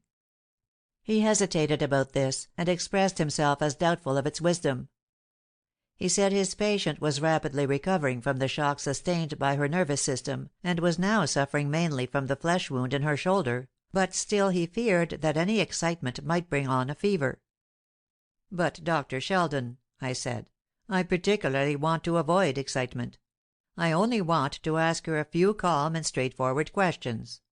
The nurse and Mrs. Whiting and yourself may all be present, and if you fear that I am alarming or over-exciting your patient, I will go away at once." It required some further persuasion, but at last Dr. Sheldon reluctantly consented to the interview. I stepped into the sick room, trying to assume a most casual air, and sitting by the girl's bedside, I said lightly, "I just ran in for a moment to say good morning. and to hope that you will soon be out among us again, for we miss you awfully. Mildred Leslie may have been ill, and may have been weakened by the shock and by the wound in her shoulder, but to look at her one would never think it. 2 long braids of golden hair lay outside the coverlet, tied at the top by enormous pink bows at each side of her head. The lacy frills of her gown fell away from her baby-like throat, and the piquant face with its dancing blue eyes was as saucy as ever. One arm, of course, was in bandages, daintily hidden by the light folds of a lace scarf, but the other hand was held out to me in welcome. "I'm awfully glad to see you, Mr. King," she said, smiling. "They won't let me see anybody. And going downstairs yesterday afternoon was so perfectly horrid that I think I ought to see somebody nice to make up for it." I looked at the girl in secret amazement. How could she show such lightness and gaiety after the fearful tragedy she had been through, and which was even yet with us? I felt sure she had never loved Philip, but even so, his dreadful death, which had appalled everybody else, must surely have affected her to some degree. I think Edith Whiting read my thoughts, for she spoke quickly. "I'm glad you've come too, Mr. King, to cheer Milly up. We do everything we can to keep her mind on pleasant things and away from any trouble." It seemed to me they had succeeded in their attempts, for certainly Milly's manner was gay and carefree enough, although a little petulant at being kept in her room. "I could just as well go downstairs as not," she declared, pouting. "You'd carry me down, wouldn't you, Mr. King?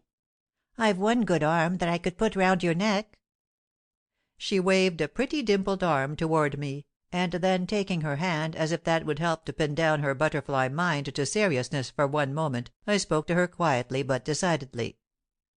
"I will carry you downstairs when the doctor allows it. But just now, Miss Leslie, I want to ask you 1 or 2 questions, and I know you'll be kind enough to answer them. I'm sorry that I must turn your thoughts back to a scene that you must naturally try to forget. But please tell me if you are sure that you really threw that inkstand. Might you not have intended to throw it without doing so?" She looked at me in amazement. "Certainly I'm sure I threw it," she said. "I distinctly remember picking it up and throwing it at the man. It did not hit him. It fell short of him, for it was heavier than I thought. So then I threw the bronze horse at him. That was heavy, too, and it struck the thick rug with a soft thud. That didn't hit him either. I never could throw things very well. But I scarcely knew what I was doing, and my acts were impulsive, almost unconscious." "That is just the point, Miss Leslie. Since they were almost unconscious, might it not be that they were not acts at all, merely intention and imagination?" "I am perfectly sure that I threw those things. Will you tell me why you doubt it?" "Because," I said, watching her carefully, "when I entered the room where you lay unconscious, the inkstand was undisturbed on the desk, and the bronze horse also." She drew her hand away from mine, and, as far as it was possible, her pretty face assumed a look of hurt dignity. "I think," she said, "I have as much reason to doubt your statements as you have to doubt mine. For I know I threw those things. The whole affair is like a dream, a vivid dream in one way. Yet in another way every instant of it is more acutely real to me than any other moment of my life. I positively threw those things just as I have described to you, and if, which seems impossible, they were returned to the desk, it was done by other hands than mine, either human or supernatural." The last words were uttered in a rising key and ended in an almost hysterical shriek. She threw her right arm across her eyes, and turning away from me, thereby greatly disturbing her bandaged left shoulder, she burst into a fit of sobbing. "I told you so!" exclaimed Nurse Lathrop, who had stood during our conversation with an air of disapproval on her face. She rushed to Milly, almost pushing me out of her way, and as I had promised to do in case this happened, I quickly left the room. "Oh, Mr. King!" exclaimed Edith Whiting, who had followed me. "I'm so sorry you stirred Milly up so. Now she will have brain fever, I know. I daren't go back there, for I am too much upset myself, and the doctor and nurse can take care of her best. But won't you promise me that she shall not be disturbed again?" It was plain enough that Mrs. Whiting did not blame me, for she knew that the inquiry and investigation must go on. But she seemed to think that I could prevent the further disturbing of her sister. "I will promise you, Mrs. Whiting," I returned, "that Miss Leslie shall not be questioned again until she is entirely well. I don't think she will have brain fever, though she will doubtless bring on feverish conditions by that hysterical sobbing." But even as I spoke Millie's sobs died away, and there was silence in the sick room. In a moment the nurse came out into the hall and said dictatorially: "You people must go away from here. We have given Miss Leslie an opiate, and I shall not allow any talking or any noise near this room. It is too bad, Mr. King, that you should have brought on this relapse." "I'm not willing to take an individual responsibility for it, Miss Lathrop," I returned. "I went to Miss Leslie's room this morning with Dr. Sheldon's full consent." "Yes, a consent forced from him, and which he knew was most injudicious. And now will you please go away?" Without another word I bowed and turned away, and Mrs. Whiting went with me. We went down stairs, and finding the music room empty, she drew me in there. "You mustn't think Millie heartless," she said, and a sad look came over her face. "But you see, Dr. Sheldon told us that we must not let her mind dwell on the scene of that night, or it would greatly retard her recovery. So we have not mentioned it, but have tried our best to talk of other things, and to keep her thoughts on joyful and pleasant subjects. We have read to her amusing stories, and Nurse Lathrop has been most ingenious in entertaining her. Don't think hard of us for this, for my little sister is my beloved charge, and I would do anything to help her to a quick recovery." "I quite appreciate the situation, Mrs. Whiting, and I cannot tell you how sorry I am that it was necessary to have that interview this morning, for it was necessary, for we must continue our investigation. And I had to know whether Miss Leslie's statements were true, or whether at the inquest she was under some sort of hallucination and detailed imaginary deeds." "And do you feel sure now that my sister has told you the truth?" I must admit that the way she talked to me just now was very convincing. She seemed so entirely herself and so sure of her memory that I feel I have no reasonable grounds to doubt her assertions. "And you must not doubt them," said Edith Whiting earnestly. "I'm sure Millie told you the truth, and I think you will find that out for yourself sooner or later. Will you tell me, Mr. King, why anybody has a suspicious attitude toward my sister? It seems to me that Millie is one to be avenged almost as much as Philip. Whoever murdered him attempted to murder her. Why, then, is his a sainted memory, and my sister talked about and looked at with doubt and uncertainty?" "Since you ask, Mrs. Whiting, I will admit frankly that there is as yet a mystery about it all. I'd rather not discuss it with you, but as you know, Miss Leslie is of a volatile, even erratic nature, and—" "I know what you're going to say," said Edith sadly, "that as Millie was found with a pistol in her hand, there is a doubt as to the truth of any of her stories. No, don't interrupt me, Mr. King. I quite understand. And I want you to go ahead with your investigations, and find the murderer as soon as you can. It will not prove to be my sister, but the only way she can be vindicated is to bring the real criminal to justice and prove the truth of her stories. I don't care if you did see that inkstand on the table. I am perfectly positive, after what she said this morning, that she did throw it at the man who came in at the window, exactly as she says she did. And you will yet believe this, too." She went away then, but she had left me with something to think about; and she had made me more than ever determined to solve the mystery of the inkstand and the bronze horse before going any further. End of chapters 11 and 12.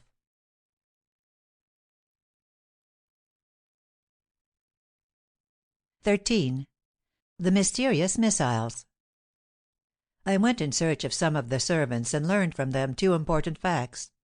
First, that the library had not been swept since Monday night, although it had been dusted. Second, that the maid who dusted it distinctly remembered seeing the bronze paper-weight in its usual place, and also asserted that the large inkstand was undisturbed, and that it did not need refilling. With this new knowledge, or rather with this corroboration of previously attested statements, I went to the library, determined to discover something if I had to remain there all day. First I looked at the bronze horse as it stood in its place on the library table.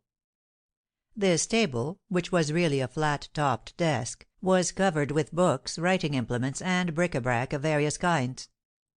The bronze horse was one of a half dozen different paper weights, and was a beautiful specimen of its kind.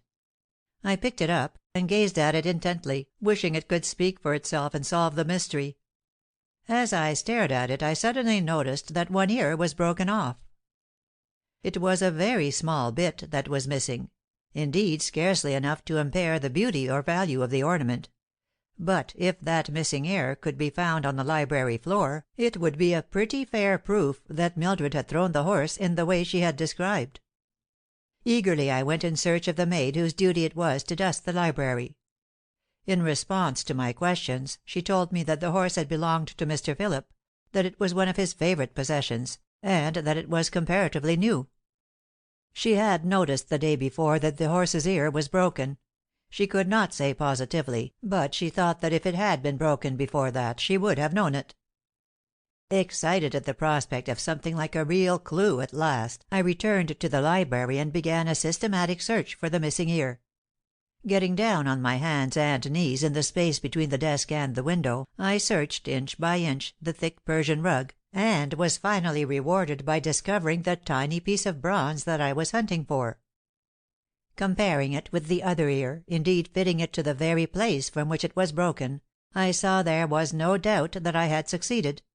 And though I could not imagine how the horse had been replaced on the table, I could no longer doubt the truth of Mildred's assertion regarding it.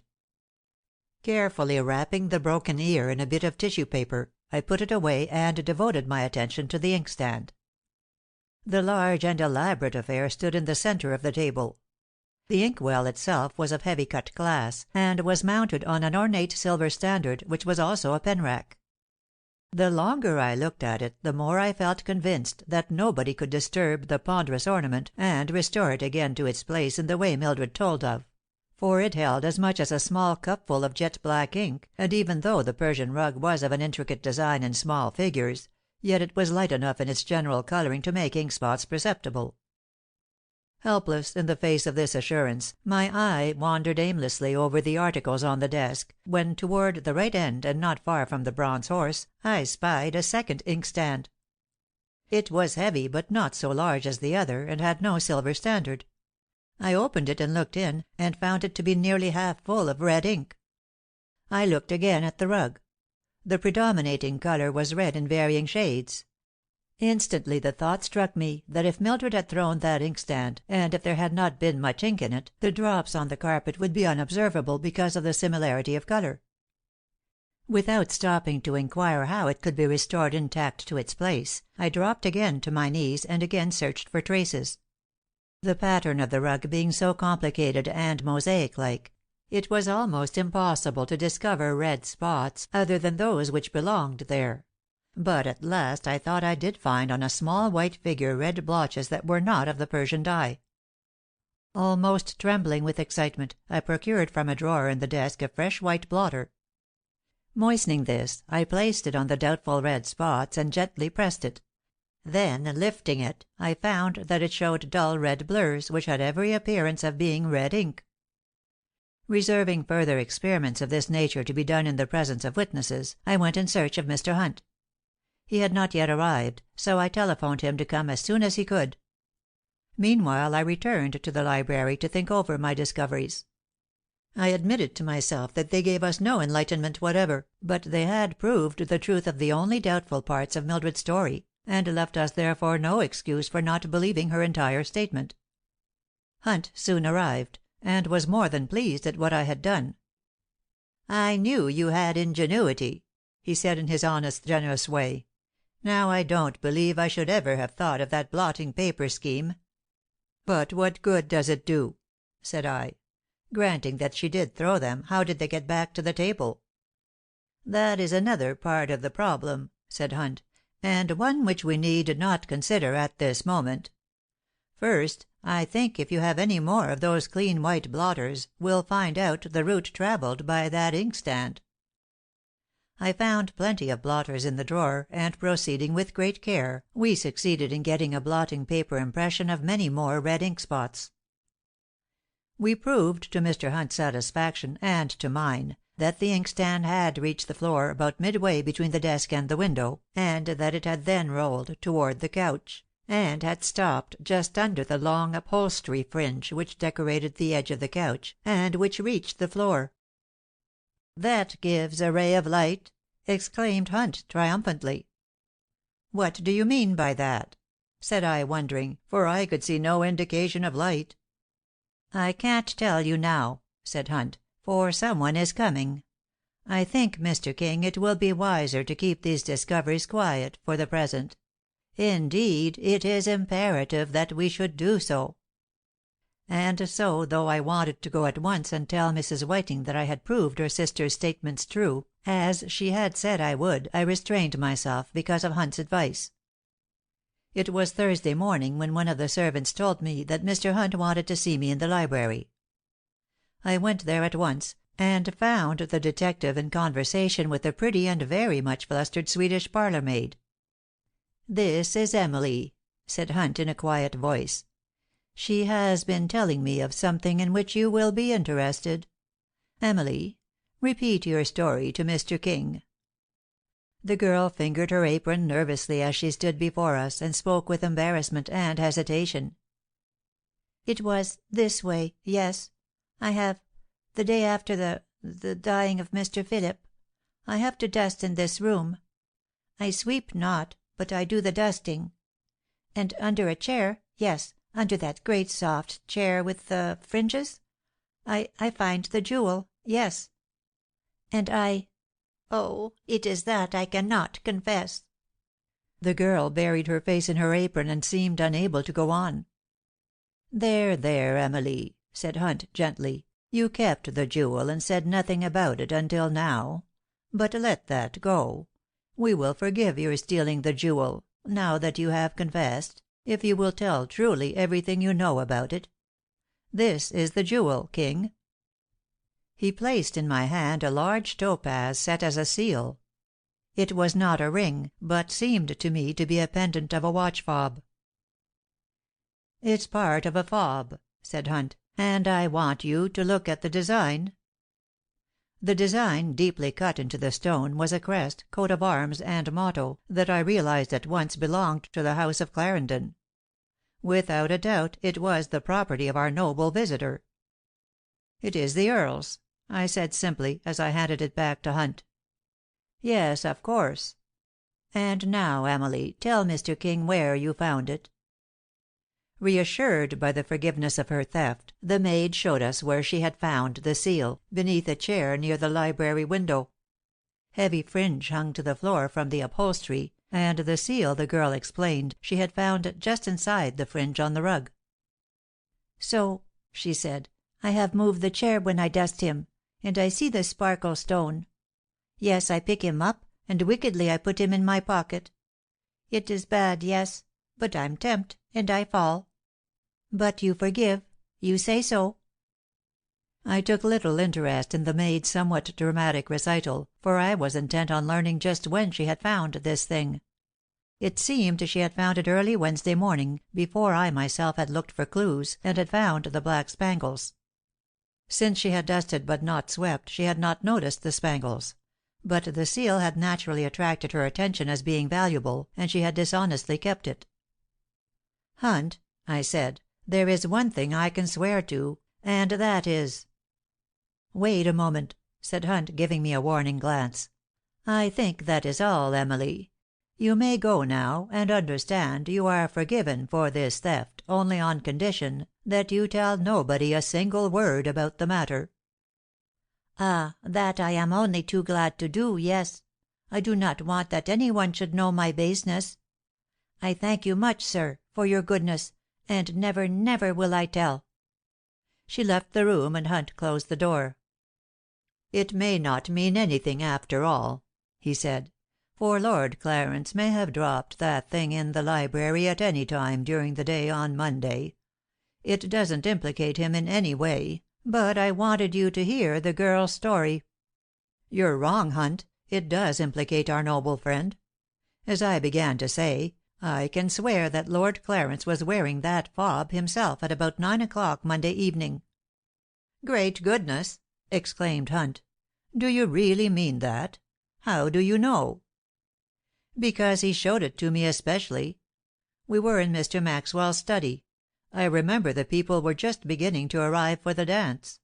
We happened to be speaking of seals, and Lord Clarence showed us this one, as a specially fine example of gem engraving. So my lord was in this room that evening. But it might have been before the murder, King. He might have come in here casually, as others did, before Philip and Miss Leslie were here. But he said at the inquest he wasn't in this room all the evening. And you know, he didn't come up here when we rushed up. He stayed below, and looked after the guests. I thought that it was a particularly clever thing for him to do, but now— And also his lordship has about half an hour on the west veranda unaccounted for, just at the time of the murder. Don't you remember he said he was smoking a cigarette, and a long grey motor whizzed past him, and all that? It looks a little queer, King. It looks more than a little queer, Hunt. But I can't help thinking there's some commonplace explanation for it after all." "How can there be a commonplace explanation? The man had that seal on, you say, at 9 o'clock. He says he was not in the library that evening at all.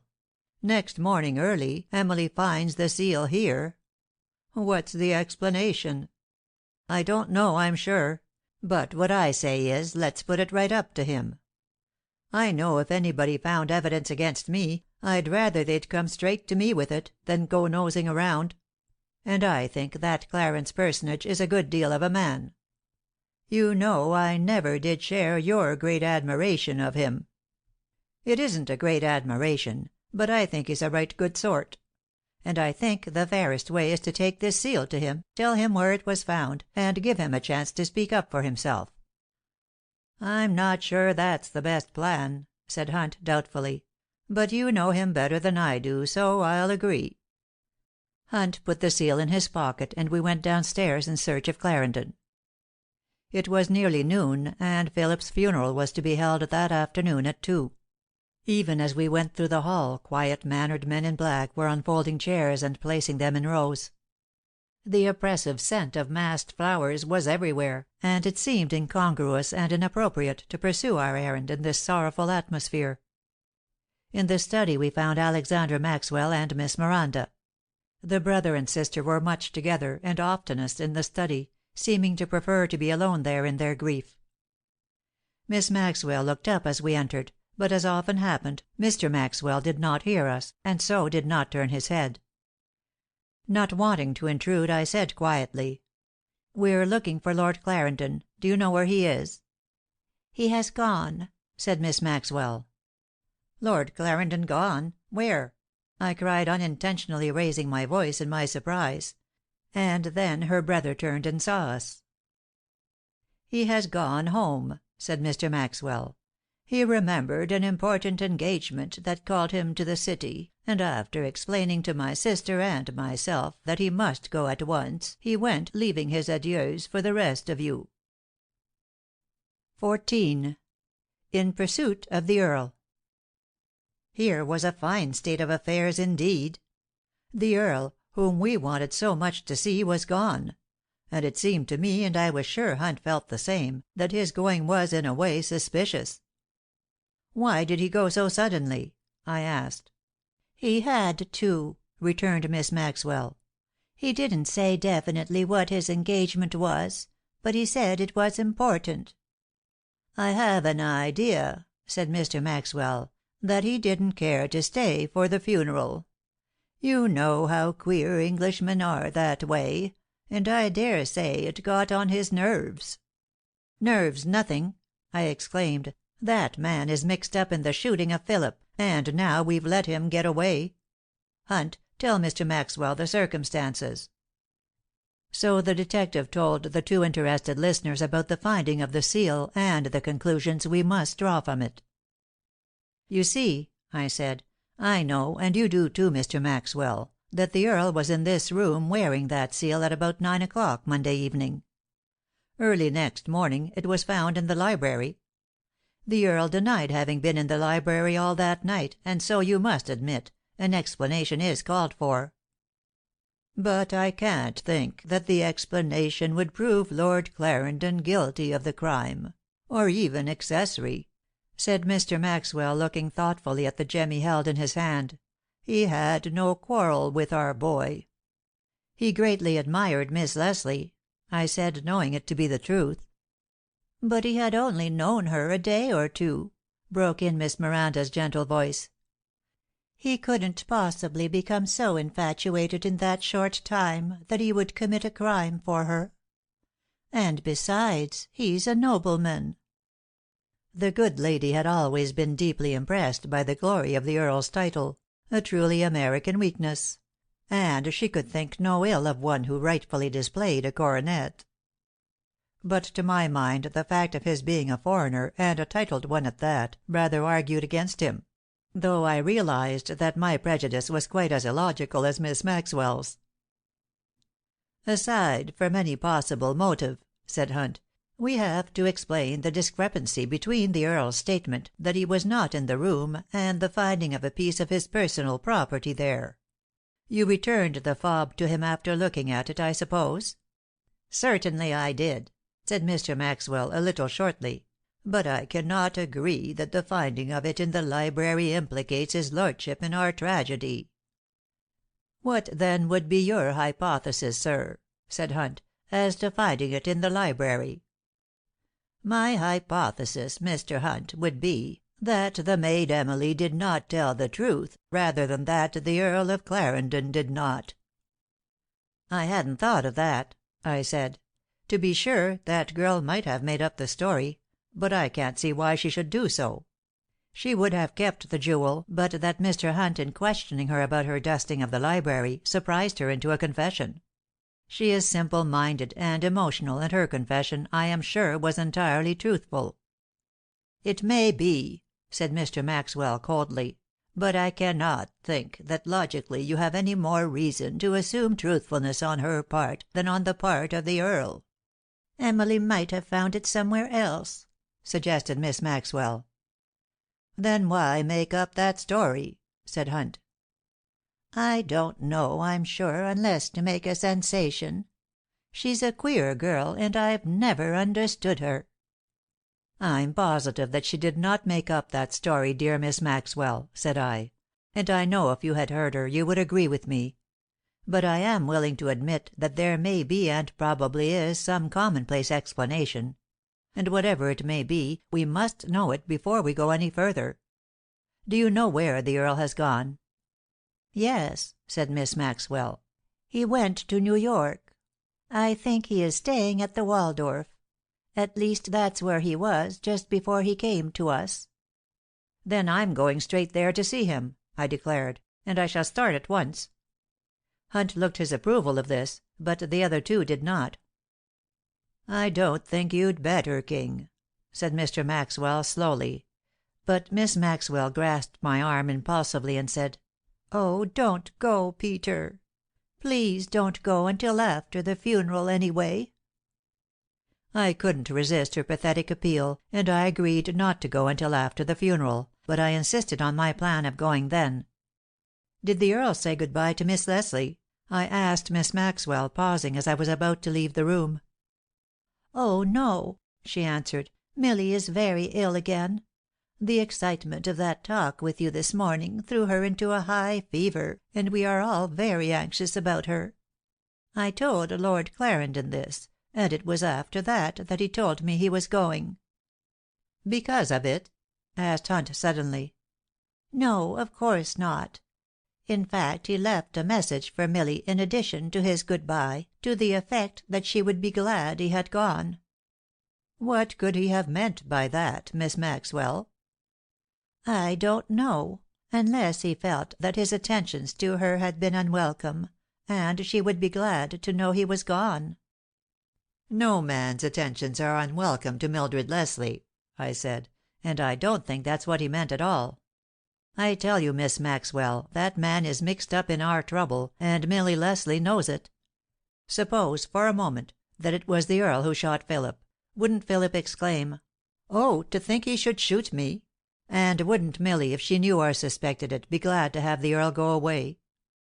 "Peter," said Mr. Maxwell, somewhat sternly, "your suggestion is monstrous. I should be angry at you, were it not that your idea is so absurd. You are carried away with your desire to detect somebody or something.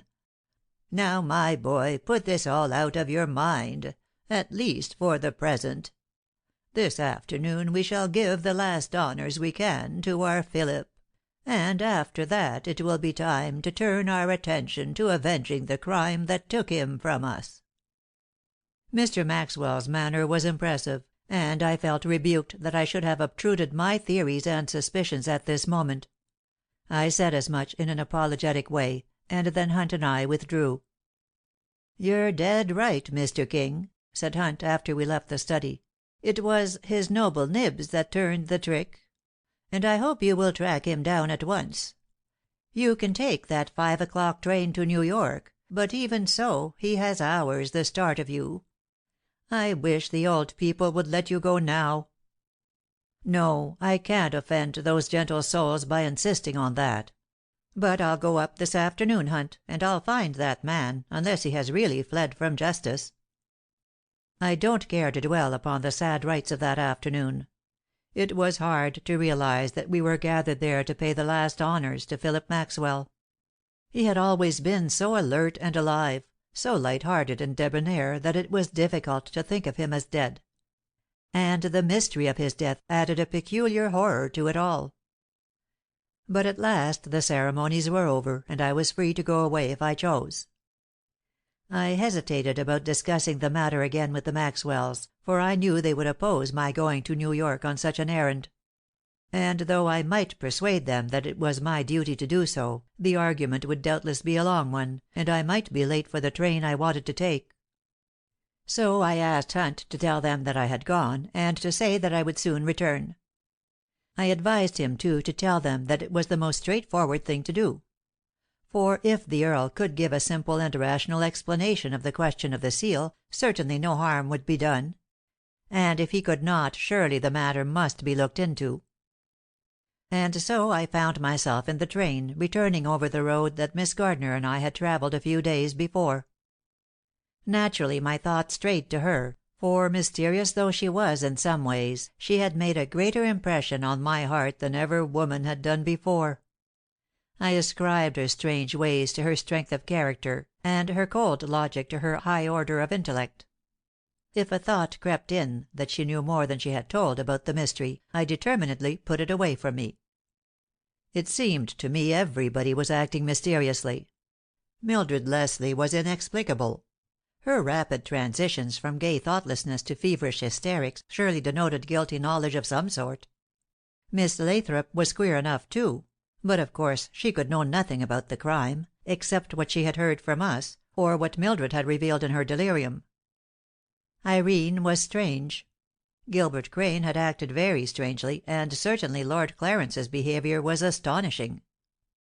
However, I didn't really think the nobleman had done the shooting, but I did think that he knew something about it that he preferred not to tell, and so had put himself beyond questioning. Before 10 o'clock I was at the Waldorf, inquiring for the Earl, only to be informed that he was out. He had left no word of his whereabouts at the office, but as he still retained his rooms I decided to wait for him. The clerk told me that he had come to the hotel that afternoon about 4, and later had gone out apparently to dinner. But though I waited until midnight, his lordship did not appear. Again I conferred with the clerk, telling him I was especially anxious to see the Earl of Clarendon. He was not greatly disturbed over my anxiety, but was willing to do what he could, and suggested that I interview his lordship's manservant. This was a truly brilliant idea, and I directed that the valet be sent for. But the response was that Lord Clarendon's man, by name Hoskins, was not at present in the hotel. Did he go away with the Earl? I inquired, but this nobody seemed to know. The Earl had left at about 6 o'clock, and as it was now 12, all the porters and bell boys had shifted, and no one at present on duty could give me the information I wanted. Nonplussed, I told the clerk that I would go to his lordship's rooms and wait for him there; for secretly I had a hope that I might learn something from an examination of his apartments. But permission to do this was refused me, And then, though I didn't want to hint my suspicions openly, I gave the clerk to understand that it was in the character of a detective that I wished to see the Earl's rooms. Whereupon the clerk nonchalantly asked to see my badge. As I had none, not being a real detective at all, he seemed to consider the interview closed, and realizing I could do nothing more that night, I asked for a room and went to bed. I rose the next morning with a firm determination to find the Earl. Surely such a personage could not drop out of civilization without leaving a trace; and he had kept his apartments at the hotel, so he evidently intended to return. But to sit and wait for him was not my plan. I went downstairs and inquired for him at the desk, but, as I had anticipated, I received no information whatever, except that he was not at present in the hotel. I thought it over as I ate breakfast on the sunny side of the dining room, and at last a brilliant idea came to me. I was determined to do real detective work in this matter, something more than merely making inquiries of a secretive clerk. My brilliant plan might not prove successful, but after breakfast I put it at once to the test. Going up in the elevator, I stepped off at the 4th floor where the Earl's rooms were, instead of going on to my own on the 9th floor. I knew the Earl's apartment was numbered 492. I managed to get to its door unobserved, and then stood there hesitating, as if just leaving the room. I stood thus for some time, but my patience was finally rewarded by seeing a chambermaid coming along the hall. "Ah, there you are," I said, stepping briskly forward. "Now look here, my good woman, I find that I put an important paper in my waste basket by mistake. When did you empty the baskets?" "Last evening, sir," she said, looking a little alarmed. "It should have been done earlier, sir, but I got behindhand with my work, and—" "Never mind. Show me the place where the papers were thrown. They're not burned yet, are they?" She hesitated, but a powerful argument that was green and crisp induced further information. "They're in a sack in my broom closet, sir. But I'd be fined if it were known." "It shan't be known, I promise you. There's no one about. Show me where they are. I want to see the contents of the basket that was in 492. "They're all together, sir, but that room is near the top. Step in here, please." I followed the woman into her broom closet, which proved to be a small but fairly well lighted room. She took up a large sack and tossed part of its contents out on the floor. "Will you search yourself, sir? I must be at my work." "Yes, my good woman, go along. I'll find what I want, and no one will be the wiser." She went away, and I began the well nigh hopeless task of looking over the waste paper. But after a time I began to find torn envelopes addressed to the Earl of Clarendon, and these I examined with interest. There were many invitations, advertisements, and personal letters, but none seemed to bear on his present absence, until I struck a note from one Mrs. Ogleby Pauncefort. This was an invitation to her country house on Long Island, at Osprey by the Sea. The lady asked Lord Clarendon to come the afternoon before, and as I found also a time-table with the railroad station checked, I couldn't help thinking that his lordship had accepted her invitation. At any rate, I found nothing else to give me any idea of where the nobleman had gone, and I resolved to go to this place, and if he were not there, perhaps to learn from Mrs. Pauncefort where he might be. Making use of the discarded time-table, I started at once toward my destination. But taking the first available train, it was 11 o'clock when I reached the ornate mansion at Osprey by the Sea. The footman who answered my ring informed me that Mrs. Pauncefort was not at home. "Is the Earl of Clarendon here?" I inquired. "No, sir. He has been here all night, but he went with the party in the yacht." "Ah, in the yacht," I said, endeavoring to assume an air of intimacy with the family. "What time did they start?" "At 10 o'clock, sir." I looked at my watch. "Then they've been gone about an hour," I observed. "And where are they headed for?" "Montauk Point, sir." "Montauk Point? Why, they can't reach that till late this afternoon." "No, sir. They will lunch on board the yacht, and reach the Point by dinner time; or I should say, perhaps at tea time, about 4 o'clock, sir." He was an amiable sort of man, and as he probably thought me a friend of the family, he was giving me all the information he could. I said. "I wonder how I could catch up to them. Could I get a motor boat anywhere?" I don't think you could overtake the Butterfly that way, sir. She's a clipper. But of course you could take the train." This seemed to be the only thing to do, and I turned away and went back to the railway station. If I had only risen earlier and started sooner I could have found my Lord Clarence with no trouble at all. But there was nothing for it but to keep on to Montauk Point. I had time before my train went to send a telegram to Hunt, in which I told him that I was making progress and was on the trail of the Earl. End of chapters 13 and 14.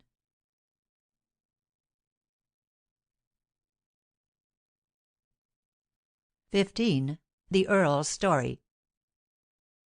I grew very impatient during the long ride. I had no appetite for luncheon, and occupied myself with wondering whether I were not on a wild goose chase. The yacht Butterfly might change her course and I might wait in vain on the eastern end of Long Island. But surely I was following a direct clue. Surely we wanted the Earl, and I was taking the only way to find him. I reached Montauk Point and went at once to the dock where the Pauncefote steam yacht might be expected to arrive. She was not in, so I waited with such patience as I could command, and at last she came.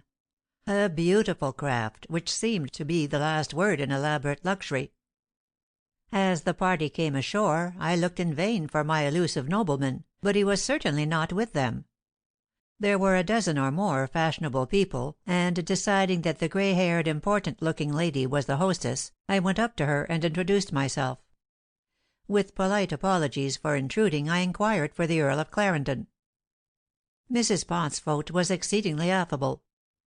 "Why, Mr. King," she said, "we did have Lord Clarence with us, but he had an engagement in New York that made it necessary for him to be there at 5 o'clock. So we put him off at Wading River, and he took the train back to town. We hated awfully to do it, and we really came near kidnapping him and bringing him along with us. But he insisted so that we had to let him go, though it broke our hearts, didn't it, Jerry?"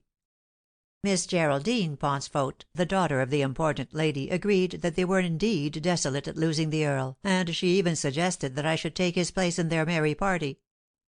"I should only be too glad to do so," I replied, glancing regretfully at the pretty girl, "but it is imperative that I find the Earl as soon as possible.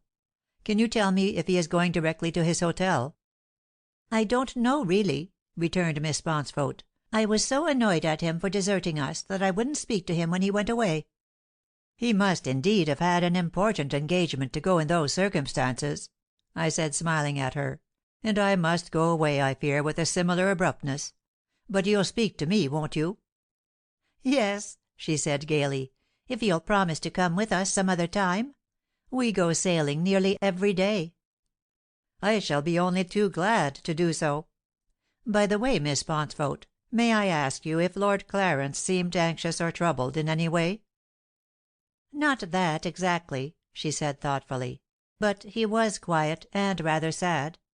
He told me that a friend of his had just died, but he gave us no particulars. However, I think that was the real reason he left our merry-making, and not because of an engagement in town." "And it was most considerate of him," said Mrs. Pauncefote, "for I'm sure there was no reason why my house party should have its pleasure spoiled by the death of somebody we didn't know. And of course, if the Earl felt sad, it was far better for him to go away than to remain and act gloomy." This seemed a little heartless, and yet I realized that a hostess does not like an unnecessary cloud to mar the happiness of her party. With a few more words of leave-taking, I went back to the railway station. I was getting a little tired of railroad travel, but I had no choice save to follow the developments of my case, so I accepted it with as good a grace as possible, and 7 o'clock found me back at the Waldorf, once more endeavoring to extract information from the taciturn clerk. Again he disclaimed all knowledge of the Earl or his movements, and with a feeling of utter disappointment I stood around in the crowded lobby. I was uncertain just what I should do next, when a cordial voice said, "Well, Mr. King, and how do you do?" I looked up, startled, to see Lord Clarence himself holding out his hand. In my gratitude at finding him I grasped it and shook it warmly, but I did not tell him that I had just travelled the length of Long Island in search of him. "Have you dined?" he asked. "No? Then dine with me, won't you? I assure you I'd be glad of your company. Do you know, Mr. King, I can't shake off the horror of that Maxwell affair. I went off with a yachting party by way of diversion, but it jarred too terribly, and I left the yacht somewhat abruptly and came back to New York. I've never been through such an experience before, and that death of young Maxwell was an awful thing. Awful." I accepted the Earl's invitation and went with him to the dining room, my mind in a complete chaos. If the Earl were in any way implicated in the mystery he certainly was putting up a magnificent bluff. And if he were entirely innocent, as he seemed, then I wanted to talk matters over with him. It was difficult to accuse him or even to imply his possible connection with the tragedy in the face of his straightforward and earnest sympathy. "You stayed for the funeral, I suppose?" he observed, after the first course had been served to us. "I couldn't do it. The whole affair got awfully on my nerves. What is your theory of the crime, if I may ask?" Here was an opening, but I countered. "I'm rather at sea, Lord Clarence," I returned. "What do you think about it all? Often an outsider can get a better perspective than those more closely associated with the occurrence." The Earl sipped his soup thoughtfully. "I hesitate to say what I think," he said slowly, "for I have so little on which to base my opinion. But do you mean to tell me that nothing has been accomplished by the police or the detectives?" "It isn't really in the hands of the police," I said a little apologetically. "You see, Mr. Maxwell thinks Mr. Hunt can ferret out the truth, and I'm trying to help him." The Earl looked up at me with a flash of amusement in his eyes. "And you're helping him," he said, "by trailing me?" I was chagrined and not a little embarrassed. Surely a guilty man could not show that expression of indulgent amusement. Surely no one even indirectly associated with the crime could wear such an aspect of serious concern and honest inquiry. I concluded that frankness would be the best plan for me. "I did come in search of you, Lord Clarendon," I said, "for I wanted to ask your explanation of a certain bit of evidence; and as I think you would prefer it, I will put the matter to you without preamble." "I should certainly prefer direct accusation to beating about the bush." "It isn't accusation," I responded, "and it's simply this. This seal, which is doubtless one of your belongings, was found on the floor of the library where Phillip Maxwell was shot. It was found there in the morning after the murder; and if you remember, you were wearing it, and, in fact, showing it to us in Mr. Maxwell's study on Monday evening before the tragedy." I laid the seal on the table before him, and the Earl looked at it thoughtfully. "It certainly looks like a case against me, Mr. King; and I cannot blame you or the detective Hunt for thinking that it implicates me very seriously in the crime. Indeed, I think that our Scotland Yard men would think it a fairly strong piece of evidence. Now, Mr. King, I take it you don't accuse me of the murder. Or do you?" "Certainly not," I replied. "But I ask you to remember, Lord Clarence, that you stated at the inquest that you had not been in the library that evening at all. So I merely ask you how it came about that this jewel was found there." "But, Mr. King, since you don't suspect me of the murder, what is it of which you do accuse me? Complicity, or concealed knowledge?" "Not necessarily complicity, but possibly concealed knowledge. But understand I do not accuse you. I merely ask the explanation, hoping, and indeed fairly sure, that you can make it." "That's just the trouble, Mr. King. I can't give you an explanation." "What? You mean you don't know how the seal came to be there?" "I don't say that. But I say I cannot give you the explanation." "Then you practically confess that you are concealing knowledge important for us to know. I think, Lord Clarence, we shall have to insist on that explanation." "By what authority, Mr. King?" "In the interests of right and justice." "That is a strong argument." And the Earl looked thoughtful. "Indeed, I'm not sure but that it is my duty to tell you all I know. Of course, Mr. King, you must know why I hesitate." "I don't," I returned flatly. "Well, of course you must know that I didn't kill Phillip Maxwell, and that I had no interest in having him killed. Nor do I want to express any opinion that may be wrong or unfounded, and thereby cast suspicion toward one who may be, who must be entirely innocent." "Meaning whom?" I asked breathlessly. "That's just what I hesitate to say. As you well know, a slight bit of ocular evidence goes so far, and is so difficult to suppress, though it may mean nothing. Lord Clarence," I said seriously, "if you will tell me what you know, I will promise that the secret shall be carefully guarded, and put to no use whatever, unless we can feel sure that it will positively lead to the discovery of the criminal." "Then I will tell you about this seal. As you remember, I was showing it to Mr. Alexander Maxwell in his study, and you were present. That was just before the guests arrived for the dance. Very shortly after, I danced with Miss Leslie. She told me, laughing, that a watch fob was entirely incorrect with evening clothes, and in obedience to her pretty, wilful dictate, I took the fob off my watch. She admired this seal, being especially interested in the crest, and I detached it from the rest of the fob and gave it to her." "As an out-and-out gift?" "Yes. I was greatly attracted by Miss Leslie, in fact I quite lost my head over her. She attached the seal to a long neck chain she was wearing, and seemed childishly delighted with it. She is a strange little person, isn't she?" "She is. And since you were not in the library that night, it is to be supposed, then, that she lost this seal from her chain while she was there with Philip." "Or perhaps she purposely detached it to throw at the intruder. It is a heavy missile, you know, and the little lady seemed inclined to throw anything she could lay her hands on." I pondered a few moments on this. The fact that the seal was found under the chair near the window lent a probability to the Earl's assumption. "But why didn't she mention this when she told her story?" I said. "Ah! Who can understand a woman?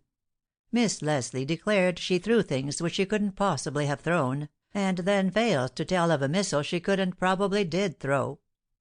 "But you don't think Mildred Leslie in any way guilty?" I exclaimed. "And besides, she did throw that horse and inkstand."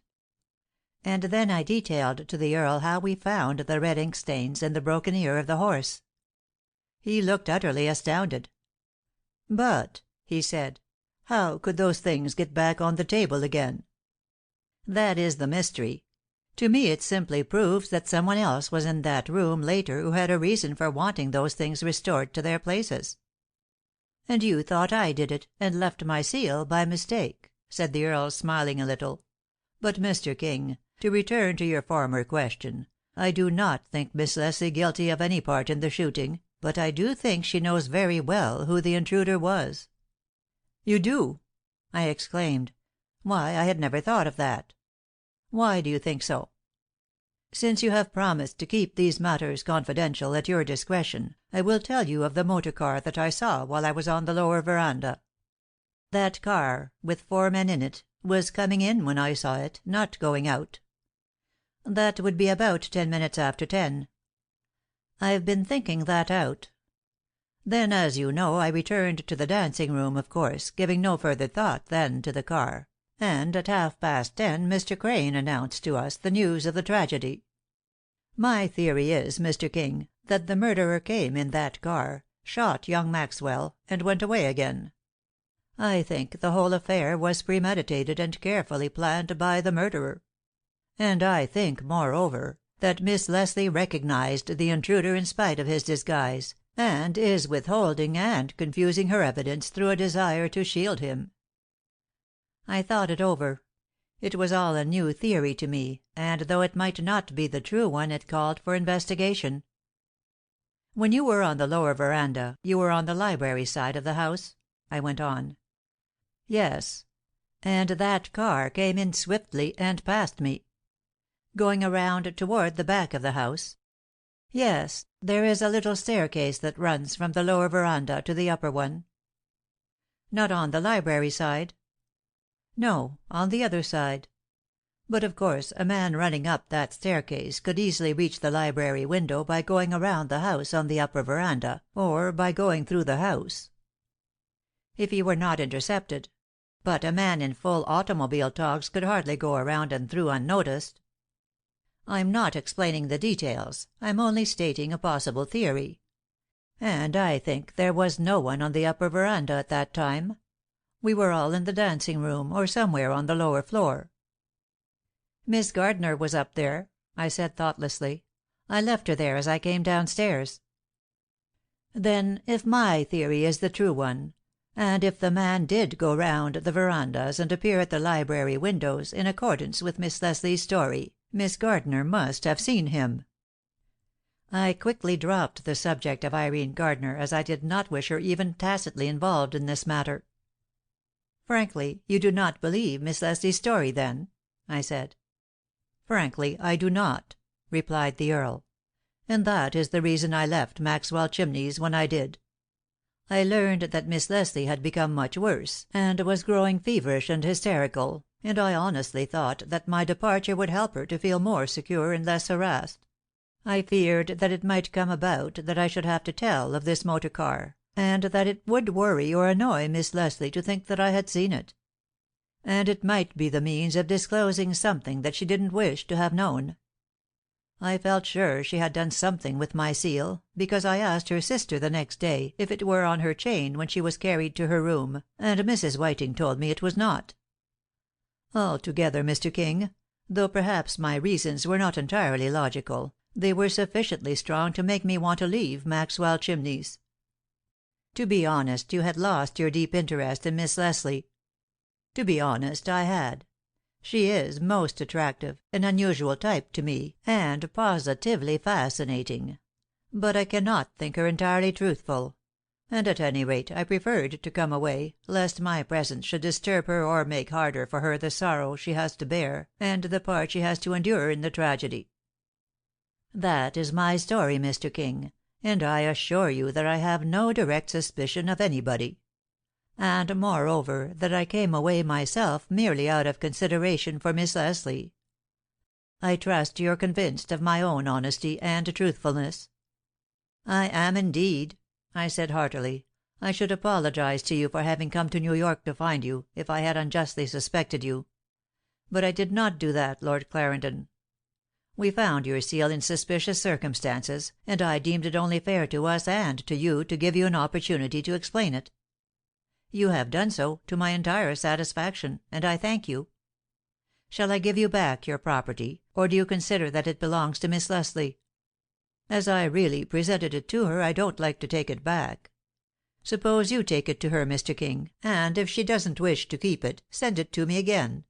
But if she does, by all means let her have it. One thing more, Lord Clarence. Since you have put thought on this matter, what in your opinion could be the motive of the man in the car for committing such a crime?" "Of that I can form no theory. Of course he must have had some grudge against Phillip Maxwell, or he must have been a jealous suitor of Miss Leslie's. But I think, Mr. King, your next move should be to discover the identity of that car and its occupants." "We certainly shall try to do so, Lord Clarence, though I fear we have let too much time pass. It is not easy to trace a car after so many days, and with no knowledge whatever of the men in it." "No, it will not be easy," said the Earl. "But I am sure that if she would do so, Miss Leslie could give you the information you want. Another thing, Mr. King, since you're kind enough to listen to my suggestions, I think Miss Lathrop, the nurse, knows more than she has told." "But how can she? You remember she didn't come to the house at all, until after the crime had been committed." "No, but she has had opportunity to hear Miss Leslie's talk in her delirium.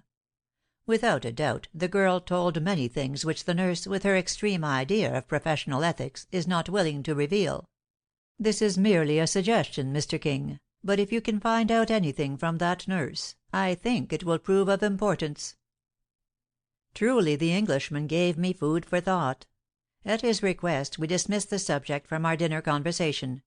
But I had carefully laid up in my memory all that he had said, and resolved to act upon it later. 16.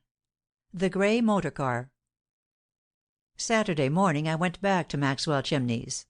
Though I had done very little, if anything, toward a definite solution of the mystery, yet I had eliminated the Earl as a possible factor in the case, and surely that was something. At the luncheon table I told about it, but only in a general way, and without going into details. After luncheon, however, Mr. Hunt arrived, and we had a conference in Mr. Maxwell's study. The guests of the house were all present except Miss Leslie and her nurse. Mr. Maxwell led the discussion. "I've been thinking it over, Peter," he said, "while you were away, and I've pretty much come to the conclusion that we may as well give up our efforts to find the man who shot Philip. I was sure, before you went away, that the Earl of Clarendon had no hand in it, and I cannot think that we shall ever learn who was in the mysterious motor car that Lord Clarence saw that night. And should we find the car, I dare say it would turn out to be some tradesman or other equally innocent person. I myself am too old to take an active part in any search. Both my sister and I have a prejudice against calling in the police or applying to the detective bureau. And so it seems to me that my sister and I would rather bear our grief undisturbed by harrowing publicity." "I quite appreciate your ideas, Mr. Maxwell," said Tom Whiting respectfully. "But I want to call to your attention the fact that my wife's sister is in a way under a suspicion of knowing who that intruder was, and of being willing to shield him. Now we can't stand for this. Edith and I have agreed that, unless you positively forbid it, we must at least make an attempt to discover who that man was. You see, the Earl of Clarendon thinks that the man in that motor car came up on the veranda and shot Philip through the library window. Moreover, he distinctly implies that Millie knows who the man is and will not tell, and that he, the Earl, went away lest his knowledge of the car and its occupants should annoy or disturb Millie. Now this is all utter poppycock. Millie isn't shielding any man. She doesn't know who that intruder was, although Philip did. Now I propose to track that car, and that man, whether he is a criminal or not." "Go ahead, Mr. Whiting, if you like," said Hunt, "but you'll find yourself on a wild goose chase. To my mind that precious Earl is not so innocent as he makes out. He pulled the wool over Mr. King's eyes, but he doesn't fool me. And trying to hide behind a woman's skirts is just what I should expect from a British rascal of his stamp." "Oh, Mr. Hunt," said Miss Miranda, looking greatly pained, "please don't talk like that about one of my guests. Why, he scarcely knew Philip, and he had no reason for wishing him ill. He was in love with a girl that Philip was as good as engaged to," said Hunt bluntly. "That's enough motive for his state of mind toward Philip." "There it is," said Mr. Maxwell. "As soon as you detectives begin to suspect anybody you let your imagination run away with you. Granting the Earl of Clarendon was attracted by Miss Leslie, it doesn't follow that he would shoot another man who happened to be in love with her also. No, the Earl is entirely innocent, and the criminal is as far removed from our knowledge or suspicion as he ever was." "But he won't be," said Tom Whiting.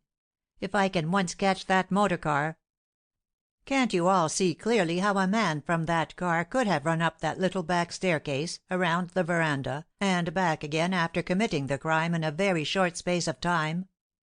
Of course he must have been an enemy of Philip's, and of course he must have had his plans carefully laid.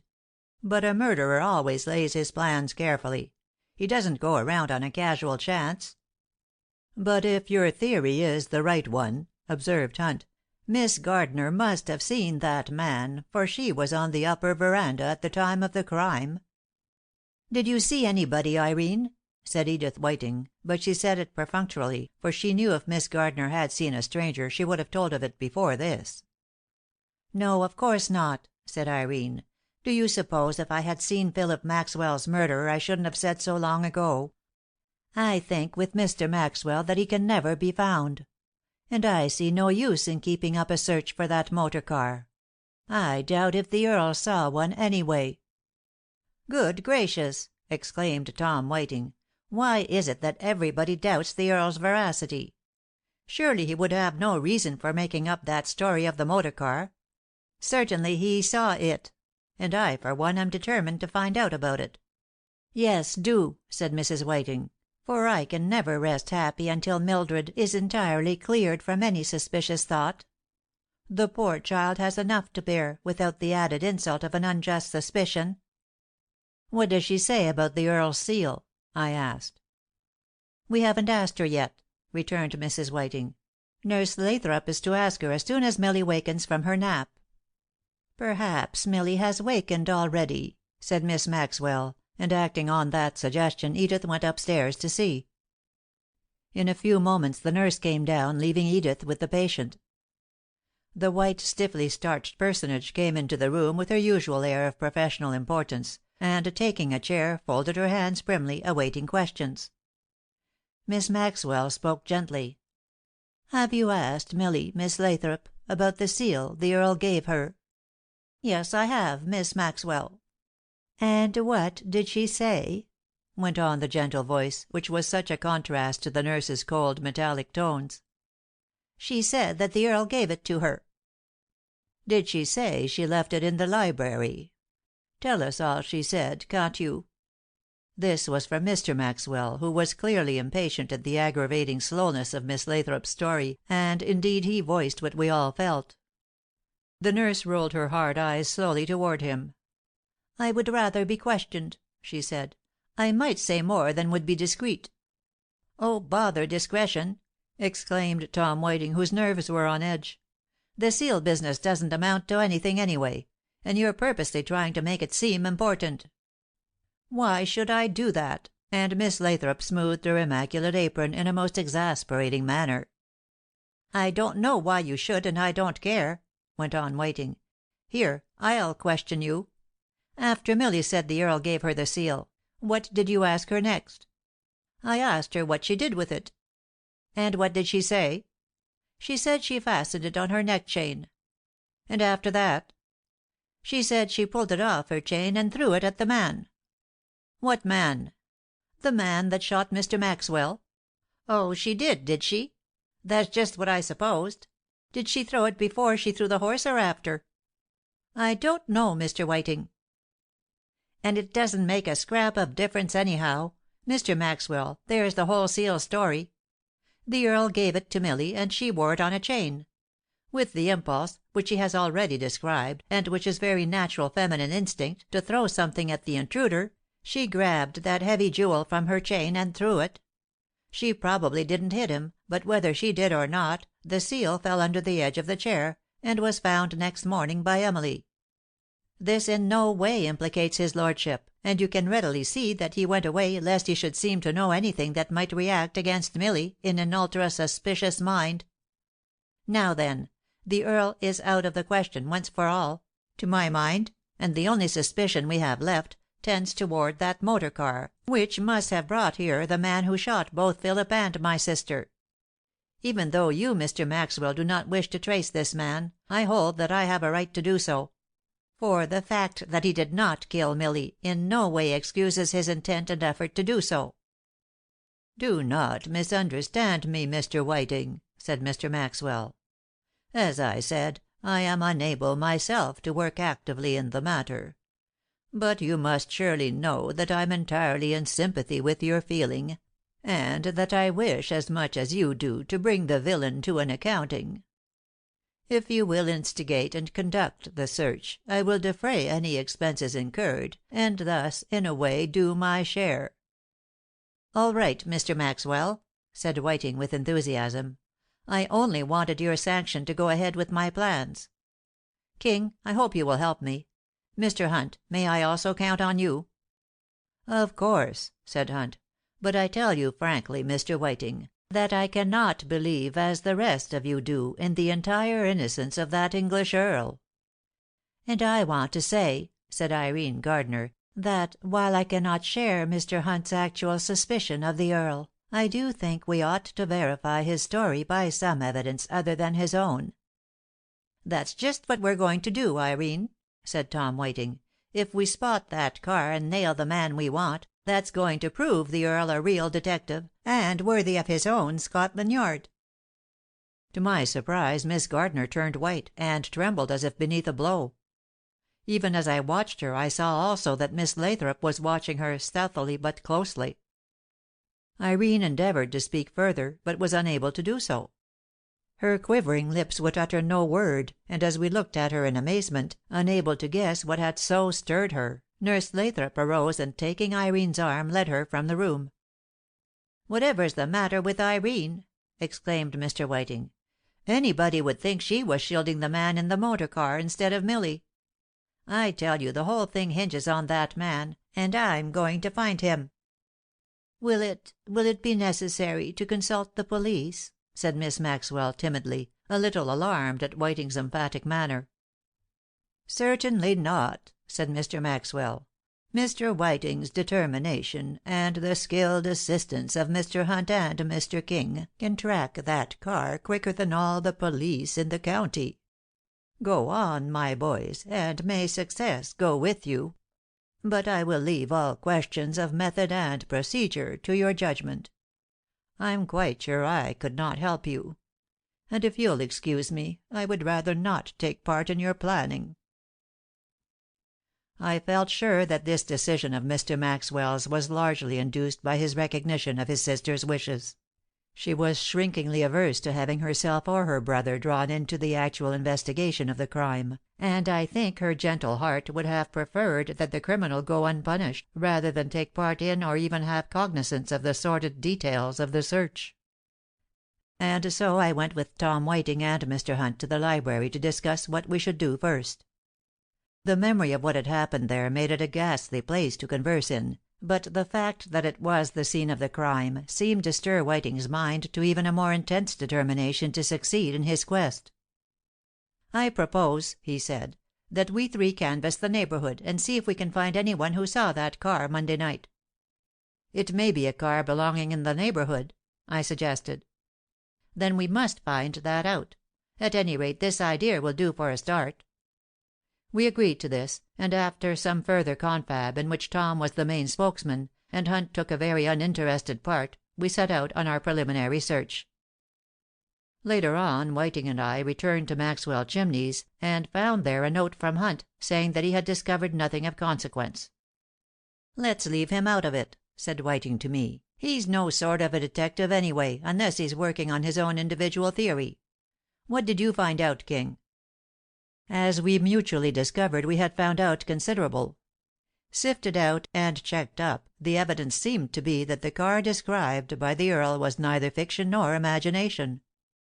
Mr. Platner, the neighbor on the right, though the country houses sat some distance apart, had seen that car come from the village of Hamilton at about 10 o'clock on Monday night. He had chanced to notice it because of its great speed, and he described it as a long gray car with several men in it. Mr. Allen, the neighbor on the other side, had seen the car pass his house, going very fast, at some time after 10.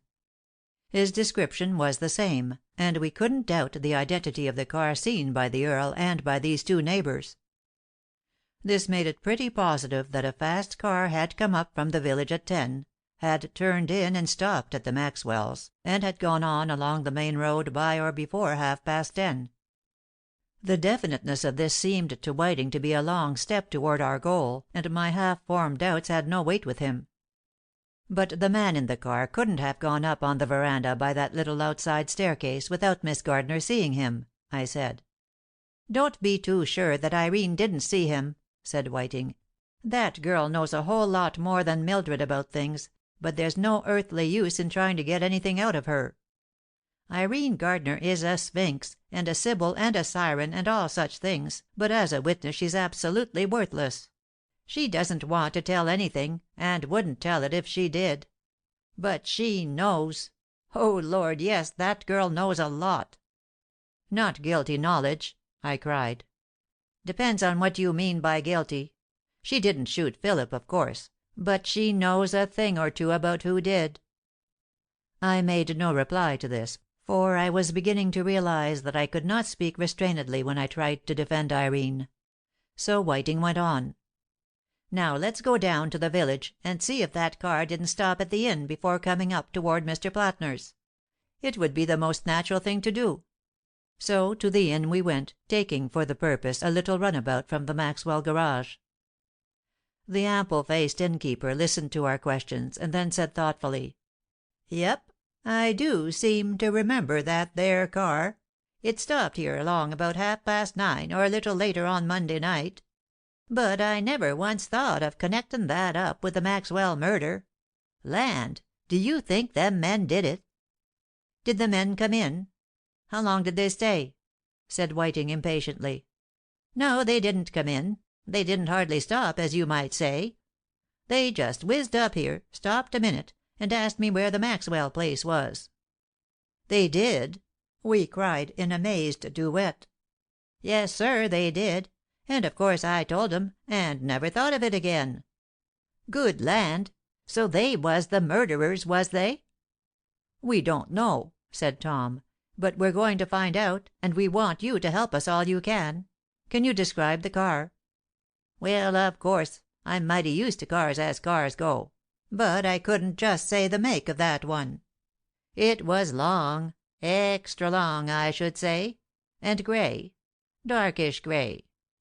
It was a touring car, and there were 4 young fellows in it beside the chauffeur. Now that's just about all I know about it." "Do you know the number?"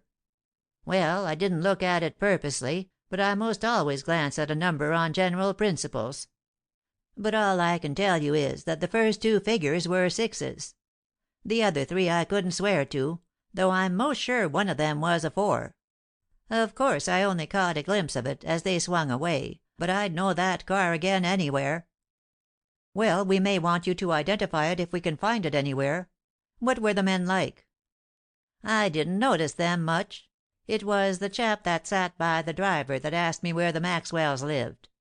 He was a big man, one of the biggest I ever saw, and with a big, deep voice, and a off-hand way, kind of like a Westerner. The whole crowd was off-hand, kind of laughin' and carryin' on, but I didn't pay much attention to 'em. If I'd 'a' thought anything about it, I'd 'a' thought they was some friends of the Maxwells, but I didn't even think that. If you hadn't brought it up, I'd never have thought of that car again. How are you goin' to find it?" "That's just what I don't know," said Whiting gloomily. "You see, King, we've lost so much time. The trails are all cold, the clues all destroyed, and I confess I don't know which way to look." The Innkeeper looked on in sympathetic silence, his bland face devoid of any idea or suggestion. But I had an inspiration. "There's one thing, Whiting," I said. "If those men left the Maxwells as late as 10:30, they must have gone somewhere to spend the night.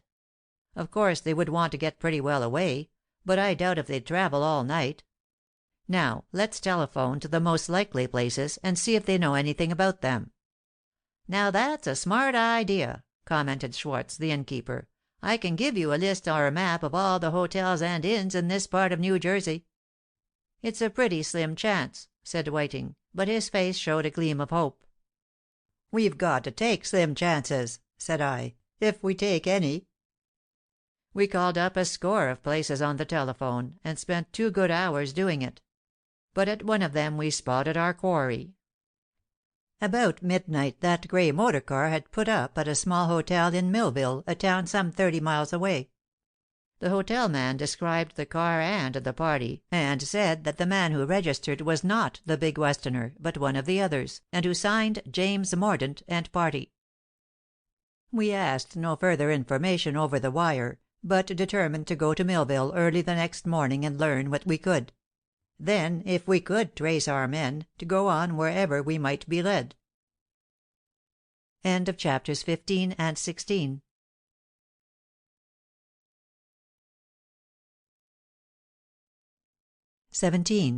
Big Jack Judson. We went back to the house rather elated with our success.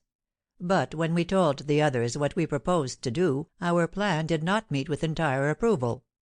The Maxwells thought it a hopeless quest.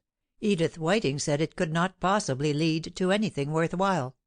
And as for Hunt, he openly ridiculed the whole thing. Miss Gardner, too, endeavored to dissuade us. "Why, Mr. King," she said, "it's utterly absurd to think you can find that car or those people after nearly a week has passed." "But we can at least try, Miss Gardner," I said, wondering at her persistence. "But what's the use, when you know you can't catch them?" "What's the use of any endeavor? and there's always a chance that it may succeed." "Well, then, may I go with you?" "Why, certainly," I replied. "So far as I'm concerned, I should be delighted to have you. Perhaps Mrs. Whiting will go, too." We spent most of the evening in grave discussion. There was an undercurrent of disturbance that I could not understand. At one moment we would seem to be all working harmoniously in the same direction, and then one or another would fly off at a tangent with some inexplicable remark or criticism. But since Mr. Maxwell and his sister raised no real objection to our going, though they had little hope of its successful result, I paid scant heed to others' advices. Miss Gardner's attitude bothered me most. She seemed determined to persuade us not to go, but she took no definite stand in the matter. She merely implied her opinions and made vague suggestions that we might get into trouble by interfering with what was doubtless a party of young men on a pleasure trip. "Even if that car did come in and go around the house and out again," said Miss Gardner almost angrily, "that doesn't prove the men criminals. Why, they might not even have known Philip or Mildred." "But they asked the innkeeper where the Maxwells lived," I reminded her. "Probably because this is the show place of the town and they wanted to see it," she retorted. "But they wouldn't come at 10 o'clock at night to see it!" exclaimed Tom Whiting. "I don't know, Irene, why you're so afraid we'll find those men." "I'm not afraid of any such thing," responded Miss Gardner, with a rising color at the implied accusation. "How should I know or care who the men are?" "You were on the upper veranda when they came," went on Tom. "And I have told you that I saw no one," and Irene spoke coldly, and rising immediately left the room. "Now she's mad," said Whiting, with a sigh, "but I do think that girl is holding something back." "Oh, surely she can't know anything about it that she won't tell," said Miss Maxwell, looking anxious. "I can't bear to think Irene deceitful." "She isn't deceitful," I declared. "I don't believe she knows anything she hasn't told, but if she does, you may depend upon it she is withholding it from right motives." "I can't imagine any right motive for concealing the truth in a case like this," said Whiting sternly. "She may be shielding somebody else." Miss Lathrop said this in her most insinuating tones, and I at once had a conviction that she only said it to involve Irene. If so, I determined to call her bluff. "Just what do you mean by that, Miss Lathrop?" I inquired. "If you know that Miss Gardner is shielding somebody, surely you ought not to withhold the fact." "I know nothing about Miss Gardner," said the nurse, pursing her lips primly. "It is not for me to have opinions on this matter at all." "Quite so," I returned coolly. "I admit opinions are of little value. But if you know of any facts, you should not conceal them." "When I learn of any facts I will not conceal them," returned the nurse, and a gleam in her eye made me think that she looked forward hopefully to gaining such knowledge. Next morning we started on our trip to Millville. Miss Maxwell proposed that we take Miss Lathrop with us to give her some fresh air, and that she herself would sit with Milly in the absence of the nurse. Miss Leslie was slowly regaining her strength, but was still prostrated from the effects of the shock, and also by the delayed healing of her wound. She was allowed to see no one except those who took care of her. Of course this necessitated the Whitings' continued stay at Maxwell Chimneys, and as I was determined to see the case through, my stay was also indefinitely prolonged. As for Miss Gardner, she declared each morning that she was going home that day, and each afternoon concluded to stay longer. And so we started off for Millville, Tom Whiting and his wife in front, while I sat back with Miss Gardner and the nurse. It was a beautiful drive in the fresh morning air, and the roads were bordered with goldenrod and red sumac. The foliage was beginning to turn, and for a time the casual conversation was entirely regarding the weather and the scenery. And then Miss Gardner said abruptly, "Who is James Mordaunt?" "I never heard of him before," I replied. "But you know he isn't the one who asked Schwartz where the Maxwells lived." "What was his name?" demanded Irene, in a nervous tone. "I don't know, I'm sure. That's what we hope to find out in Millville." "I hope you won't," she exclaimed, and it seemed involuntary. "Why?" I said, and Miss Lathrop said "Why?" at the same moment. "Oh, I didn't exactly mean that, but I am so sure he can't be the criminal that I hate to see you get on a wrong trail." "I think that's rather a weak explanation of your speech, Miss Gardner," said the nurse, with one of her most annoying smiles. "Perhaps you can give a better explanation."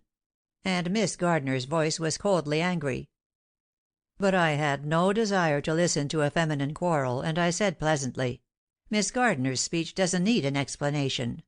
Indeed, we're all so bewildered by our conflicting thoughts that I fear we sometimes talk at random."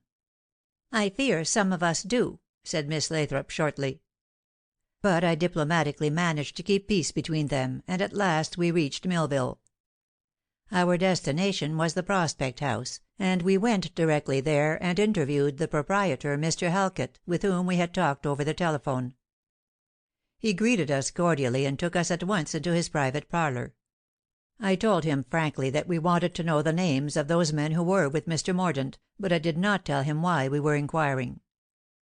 He told us that only the one name was registered, but that during their stay he had learned the others. There were 2 men named Green, and one, the big Western man, was Judson, and the chauffeur was Hopkins. "That Judson's the man," I declared, "whose name we want. What's his first name?" "John," said Mr. Halkett. "John Judson. But his comrades called him Jack or Juggins. They were a hearty lot of fellows, and all in gay spirits except big Judson." "Wasn't he?" asked Whiting eagerly. "No," returned Mr. Halkett. "He was moody and silent, and when the other men tried to cheer him up he would say, 'Let me alone, boys, I'm feeling down.'" "How long were they here?" I inquired. "Just over the one night. They arrived before midnight last Monday night, and went away the next morning, about 10 or 11. "Where did they go?" "Well, I don't know exactly, but they seemed to be making a tour along the southern New Jersey coast. I know they were going to Atlantic City and later to Cape May. They did say they'd stop here on their way back, but I never placed much dependence on those promises. Young fellows often think they'll come back the same way and then switch off to another road." "Where were they from?" asked Whiting. "Mordaunt registered from Philadelphia. And that big Judson was from out West. I don't know about the others." We asked further questions, but none brought any more definite information. We didn't want to let Mr. Halkett know that we had any sinister reason for wanting to find these men, and he probably thought they had been speeding or some such light offense as that. As we took our leave I fell back a little, and whispered to Mr. Halkett that if the party should return he was to telephone me at once and privately. This he agreed to do, and then we went back to Maxwell Chimneys. Our conference at home after this trip was more amiable than the one the night before. Miss Gardner seemed relieved that we had not traced the men, though I by no means felt inclined to drop our search for them, and I had my own notions of what I should do next. Miss Lathrop made no unkind remarks, but I couldn't help observing that she watched Irene stealthily, and with much the same assured expression that a cat watches a mouse. Mr. Maxwell merely observed that he couldn't believe Mr. Mordaunt was implicated in our tragedy, as he had never heard that name before. But when I went on to tell of big Jack Judson, known by his friends as Juggins, both Mr. Maxwell and his sister exclaimed in surprise. "That's the man," declared Miss Maxwell. "Juggins is the man who shot our Philip. Oh, how dreadful! And that's why he said, 'To think he should shoot me!' Mr. King, you have indeed found the criminal."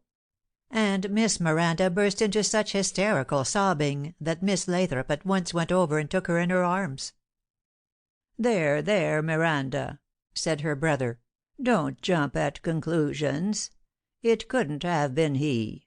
Why, there wasn't time for such a thing." Then he turned to us and explained. "This Judson, or Juggins, as his classmates called him, was in Philip's class at college, but they were never friends. I don't know the reason, but there was a never-healed feud between them. Philip stayed away from class reunion because he didn't wish to meet Judson. I never forced my boy's confidence, and he never told me what it was all about, but I know they were enemies. My sister knows it too, and that is why she now suspects this man of the crime. But I cannot think it.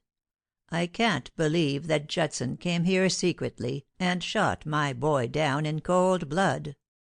No, Mr. King, I cannot think we have the criminal yet." This speech amazed me. If Judson were Phil's enemy, if he came to Hamilton that night and asked where the Maxwells lived, if his car, or the car he was in, was seen to enter and leave Maxwell Chimneys at the time of the murder, what more evidence save the man's own confession could be required? And the hotel man in Millville had told us that Judson was sad and gloomy, though his companions were merry. Surely, then, the others didn't know it, but Judson had stopped at Maxwell Chimneys just long enough to commit this dreadful deed and then had gone on with them. I repeated all this to Mr. Maxwell, but he only shook his head. "Not likely," he said, "not likely. It was too sudden, too quickly done to be even a possibility. And, too, they were not friends. There could not have been such bitter hatred as to culminate in murder. And they hadn't met for years." "You don't know that, Mr. Maxwell," I argued. "They may have met elsewhere than here, or they may have corresponded. At any rate, the circumstances are too suspicious to be ignored. Judson must be found and questioned, if only to give him the chance of clearing himself." "I suppose that is so," agreed Mr. Maxwell, beginning to take a more rational view of the case. "Go ahead, then, Mr. King, in your own way. I will not interfere. But don't accuse Judson without giving him a chance to explain himself." I promised this, and then I went away to confer with Hunt as to this new development. It was about 7 o'clock that same evening when, as I chanced to be alone in the music room, Miss Lathrop came to me, and as she approached put her finger to her lips in a warning manner. "I must speak to you alone, Mr. King," she whispered. "We are alone," I answered a little coldly, for her manner irritated me. "Yes," she said, "if we're not interrupted. Now listen while I tell you something." "I am listening," I said, really annoyed by her important and mysterious manner. "Don't be so rude. You'll change your tune when you hear what I have to tell you." "What have you to tell me?" I asked more gently, for I suddenly realized that if I antagonized her I might miss some real information. "Only this. Miss Gardner has just mailed a letter addressed to Mr. John Judson." "What?" "Don't speak so loud. It is just as I tell you. So, you see, they are colleagues." "They are what?" "Do stop asking absurd questions. You heard me. I tell you because I think you ought to know that Miss Gardner is in correspondence with that man." "She isn't in correspondence with him." "Well, she has just written him, at any rate. And she must be in correspondence with him, or how could she know his address?" "What is his address?" "The letter is directed to him at Cape May." I had recovered from my first dazed bewilderment, and though still angry, I knew it was better not to show this. Moreover, if what the nurse told me was true, as of course it must be, I must find out all I could from her. "How do you know this? You've been prying into Miss Gardner's private affairs." "Is not that allowable if one is tracking a murderer?" I could not restrain my anger entirely. "I didn't know you were officially employed in this matter," I flung at her. "Nor am I," she said proudly. "If my voluntary assistance is scorned, I will discontinue it." She turned away, and I saw I was defeating my own ends. "Wait a moment, Miss Lathrop," I begged. "I ask your pardon if I have offended you, but I'm nearly at my wits' end in this matter, and your revelation is indeed a surprise to me. How did you discover this letter?" "I happened to take a letter myself to the mail box in the hall, and I found the footman just emptying the box to take the letters to the post office. I chanced to see the name Judson on one of them, and naturally it caught my eye. So I looked at the letter, and saw that it was in Miss Gardner's handwriting. I noted the address, and I said nothing to anyone else, but brought the information directly to you. Have I done right?" "You have certainly done right in telling me about it, Miss Lathrop. May I ask you not to mention it to anyone else, at least not for the present?" "I will not mention it," said Miss Lathrop, and then she glided swiftly away, and I was left to ponder on her astonishing news. But after only a short consideration, I decided to go at once to Miss Gardner and ask for the truth. There could be no ordinary or innocent reason why she should be corresponding with the man we suspected of a crime. She must have concealed knowledge of some sort, whether guilty or not. It was nearly dinner time, but I sent a message to her asking her to see me at once for a moment in the music room. She came down almost immediately, and as she entered, though her manner was cold and distant, I thought I had never seen her look more beautiful. Her soft, trailing black gown was most becoming, and a gauzy black scarf that veiled her white shoulders seemed to add to her dignity and hauteur. "You sent for me," she said without a smile, and in low, level tones. "I did," I replied, "and I'm going to tell you frankly why I did so. I have learned, Miss Gardner, that you have just sent a letter to Mr. John Judson." "Have I not a right to send letters to whom I choose?" "You certainly have. But when such a letter proves that you know the address of the man we are looking for, I have a right to ask you what you know of him, and why you conceal from us the fact that you do know him." "And if you have a right to ask those questions, I also have a right to refuse to answer them." "You have that right, but is it wise to exercise it, Miss Gardner? Please drop this antagonistic attitude, and if you're not willing to help us in our search, won't you tell me why?" "I'm not willing to help you in your search, and I refuse to tell you why." Miss Gardner spoke deliberately, and turning slowly left the room. It may have been my imagination, but I thought she hesitated an instant at the doorway, as if half hoping I would call her back. But I did not do so, as I knew it was but a few moments before dinner time, and I quickly concluded to wait until the evening, and then endeavor to get her alone for a more protracted interview. All through the meal I was preoccupied and found it difficult to control my thoughts sufficiently to take part in the general conversation. Moreover, when I lifted my eyes, I invariably found either Miss Gardner or Miss Lathrop regarding me intently, and I found it embarrassing to meet their gaze. 18. A Pistol Shot. Dinner was nearly over when I was called to the telephone. Excusing myself from the table, I answered the summons, only to find that it was Mr. Halkett of the Millville Hotel who wished to speak to me. His message was of importance, for it told me that the gray car and the 4 men of Morton's party had returned to the Prospect House, on their way back to Philadelphia. "Why, I thought they had gone to Cape May," I said impulsively. "They did intend to," replied Mr. Halkett, "but they changed their plan, and they're here for the night. They're going to stay here until 11 o'clock or so tomorrow morning. They don't know I'm telling you this, as that's according to your orders." "All right, Mr. Halkett," I said seriously, "don't let them know you've telephoned me. For understand, this is an important matter. On no account raise their suspicions in any way, but see to it that they don't leave any earlier than 11 tomorrow morning." "All right, Mr. King. I'll see to that." I went back to the table, intending to tell them all what I had just heard, but on second thoughts I decided not to.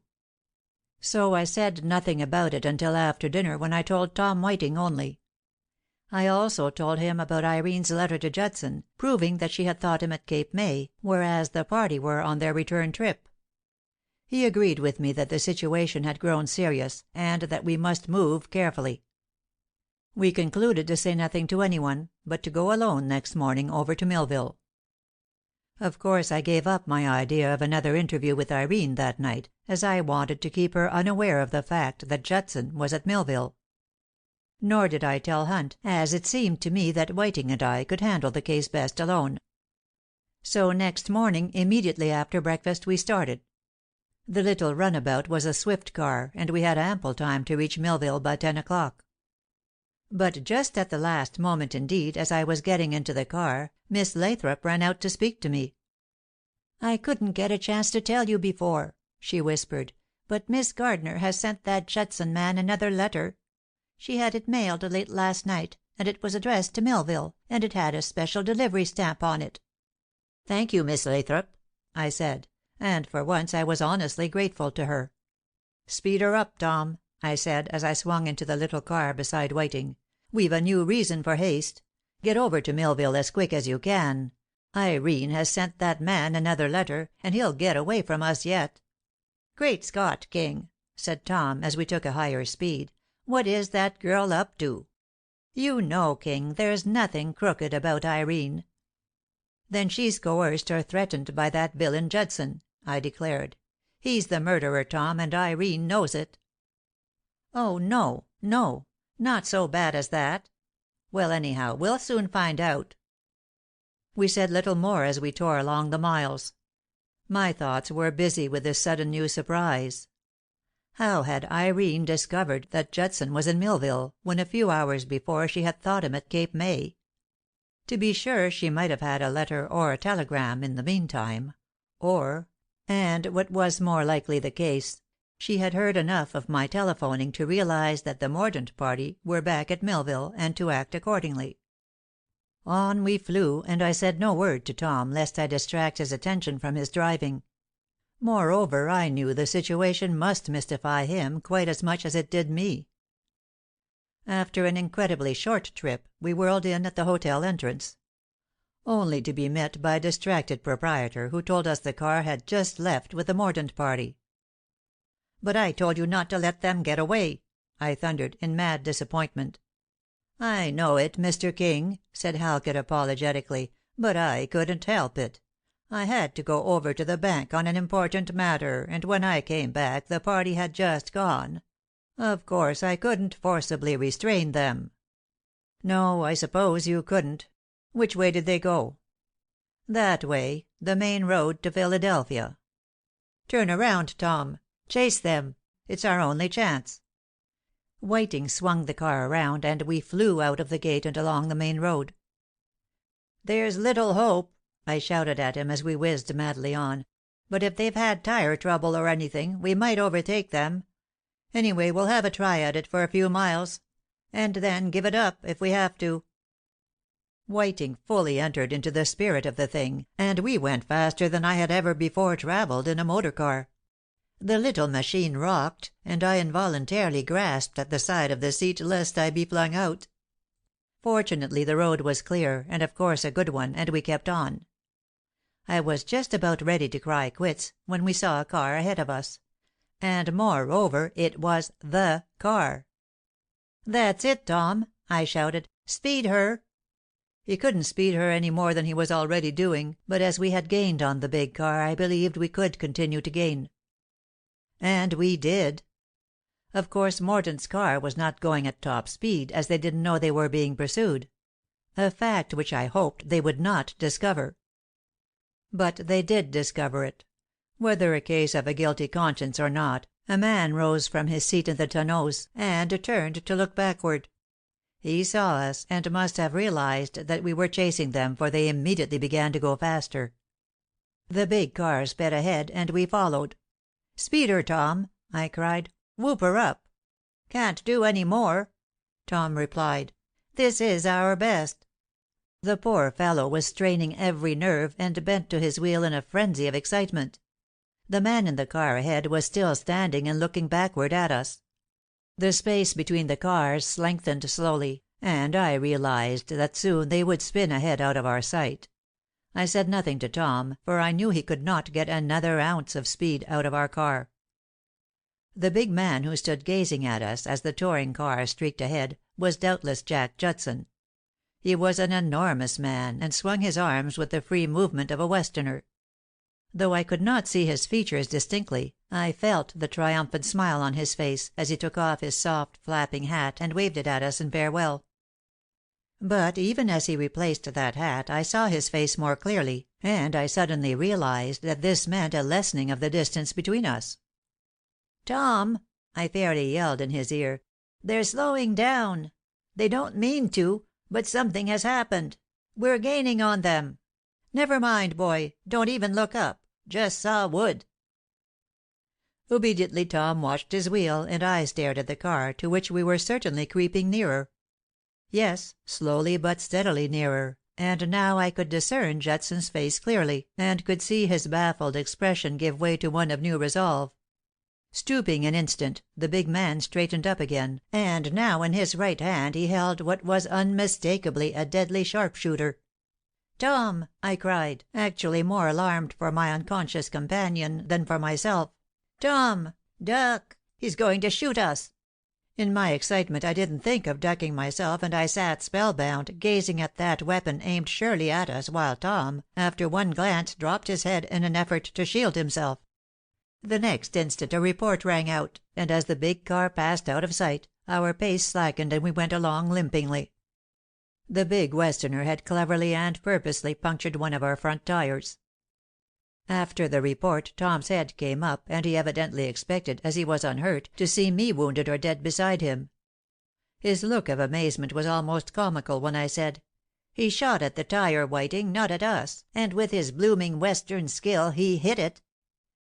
He had done just that, and now there was nothing for us to do but to get out and mend the tire and then go home. We did so, and though we talked the matter over all the way home, we could come to no other conclusion than that Judson was the murderer and that he had escaped us. "I shall put it straight up to Miss Gardner," I declared. "She knows about this thing, and she must be made to tell." "She must know about it," said Whiting, "but I can't believe yet that she is wilfully shielding a murderer. It must be from some mistaken sense of duty or loyalty to some one." "She's certainly very much interested in this man Judson," I returned, a little gloomily. I was really under the spell of Miss Gardner's fascination, and of course I hoped she could clear up all these uncertainties, but certainly the Judson affair looked ominous. After luncheon that day I made a special request of Miss Gardner that she would confer with Tom Whiting and myself. She agreed willingly enough, and we went to the music room for our talk. We had thought it better not to tell the rest of the household about our morning's experience until after the conference with Irene. So I had told Mr. Maxwell that the Mordaunt party had left the hotel before we reached there, and told him nothing more. But he discerned somehow that there was more to the story, and he joined us in the music room, uninvited. As there was no real reason why he shouldn't know all about it, I was quite willing he should be there. In consideration of his deafness, we all sat near together and spoke distinctly. "To begin with," I said, "I'm positive that John Judson is the man who shot Philip and Mildred." "And I am equally positive he did not," declared Irene, her eyes blazing. "And I can prove it." "You can?" exclaimed Tom Whiting. "What do you know, Irene, that the rest of us don't know? And why are you willing to defeat the efforts of right and justice?" "First, tell me what happened this morning," said the girl. So I gave a rapid account of our pursuit of the Mordaunt car, and of Judson's shooting our tire in order to make his own escape. "Then he got away safely?" asked Irene, eagerly. "Yes. He is now well on toward Philadelphia. Are you glad he escaped?" "I certainly am, as the man is absolutely innocent of any connection with our mystery." "You know this Judson, then, Miss Gardner?" asked Mr. Maxwell. "Yes, I know him very well."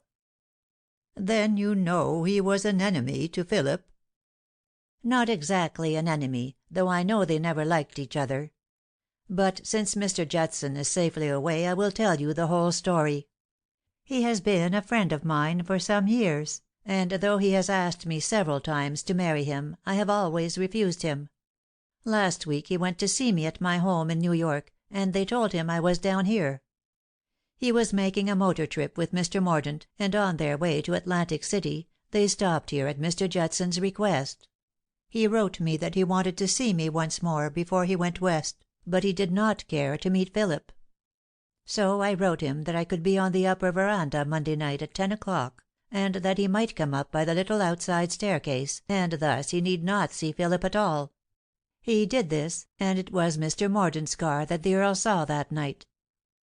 "Then Judson did come up on the upper veranda Monday night at 10 o'clock," said Tom Whiting. "And yet you say he had nothing to do with the shooting." "Absolutely nothing," said Irene. "We were on the other side of the house from the library, and he remained with me not more than 2 minutes." "Why such a short stay?" asked Tom.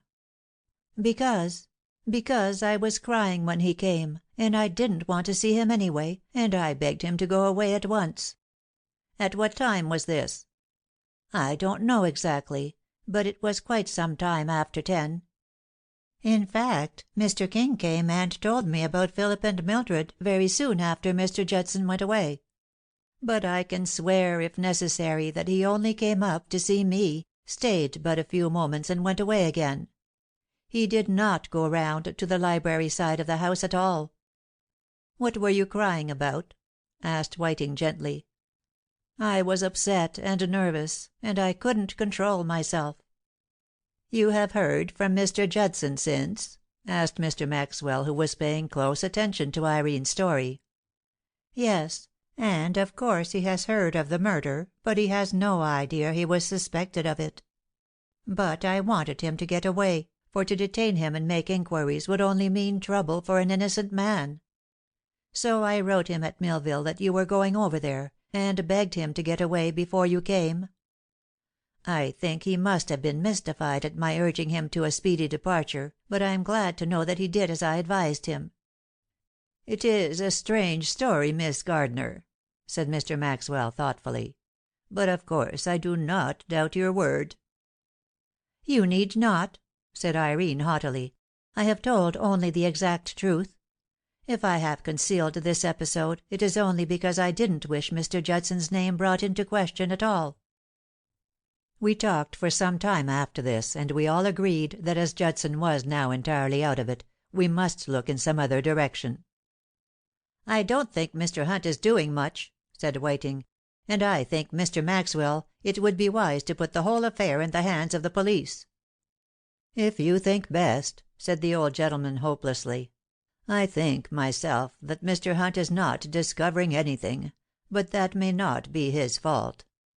As I told you, Tom, whatever you and Peter agree upon, I will agree to. But I cannot seem to take any initiative. I am too old, and my deafness stands in my way when I would question anybody." "Certainly, Mr. Maxwell," said I, "you could not be expected to take up this matter personally. I'll see Hunt again, and if he agrees I think we will give it over to the police." But before I saw Hunt, I determined to do a little more investigating by myself. I went up to the library, hoping that from the scene of the crime I could get some hint of which direction to turn. Of course, too much time had elapsed to look for further clues, but as I sat there something brought back to my mind the black spangles I had found that next morning. The maid who had found the Earl's seal must have overlooked the tiny spangles, as I found them later. But she might have found others of the same sort when she dusted the room, and I determined to ask her. I went in search of her, and showing her the spangles I had, I inquired if she had seen any like them in the library the morning she had found the seal. At first she couldn't remember, and then she recollected having picked up 2 or 3 near the window. "Have you any idea," I said, "where they could have come from? Did any of the ladies wear a spangled dress that night?" "Oh, I know where they have come from," she said quickly. "They are from the fan of Miss Gardner." "How do you know?" "Because Miss Gardner carried the black fan that evening. She left it on a seat on the veranda, and I found it and put it again in her room." "You are certain, Emily, that Miss Gardner carried the fan that evening?" "I am sure, Mr. King." "That is all, Emily. You may go." Here was something definite. For I remembered distinctly that Miss Gardner went to her room to get that fan just before she and I walked together on the upper veranda. Then I left her and she remained up there, and Judson found her there crying. Meantime some spangles from that fan had dropped by the library window. It seemed to me positive proof that Irene had been around there between 9:30 and 10:30 that night. The more I thought it over the more I was convinced that it must be so. And yet I did not like to face her with these facts and ask an explanation. But it seemed to me that I must do this before going any further. So I went on my very distasteful errand, and found Miss Gardner in the music room with Miss Maxwell. "You know," I said, speaking to the girl, "it is our duty to investigate every possible clue." "Of course," said Irene, but she trembled nervously and seemed to apprehend some new disclosure. "Then I will show you these spangles," I said, taking them from my pocket-book, "and ask you if they could have dropped from a fan of yours." Irene looked at them and said quietly, "I have a black spangled fan. They may very likely have dropped from it." "Did you carry it the Monday night that Philip died?" "I may have done so. I don't remember exactly. Why?" "Because these spangles were found in the library the morning after the shooting." "And you think that turns suspicion toward me?" Irene rose, and stood with flashing eyes, the embodiment of indignation and anger. "You are entirely mistaken, Mr. King, as to your suspicions. They may be spangles from my fan, they may have been dropped in the library, but I was in and out of that room during the early evening, long before the time of the tragedy." "But you didn't have the fan with you then," I persisted, "because I remember you went to your room for it, when you and I were together after our dance." Miss Gardner turned perfectly white and swayed as if about to faint. Miss Maxwell sprang to her aid, and putting an arm about her, led her from the room. "I can't have this poor girl tortured, Peter," said the gentle old lady, and they went away leaving me to face a new suspicion that was as unwelcome as it was unexpected. End of chapters 17 and 18.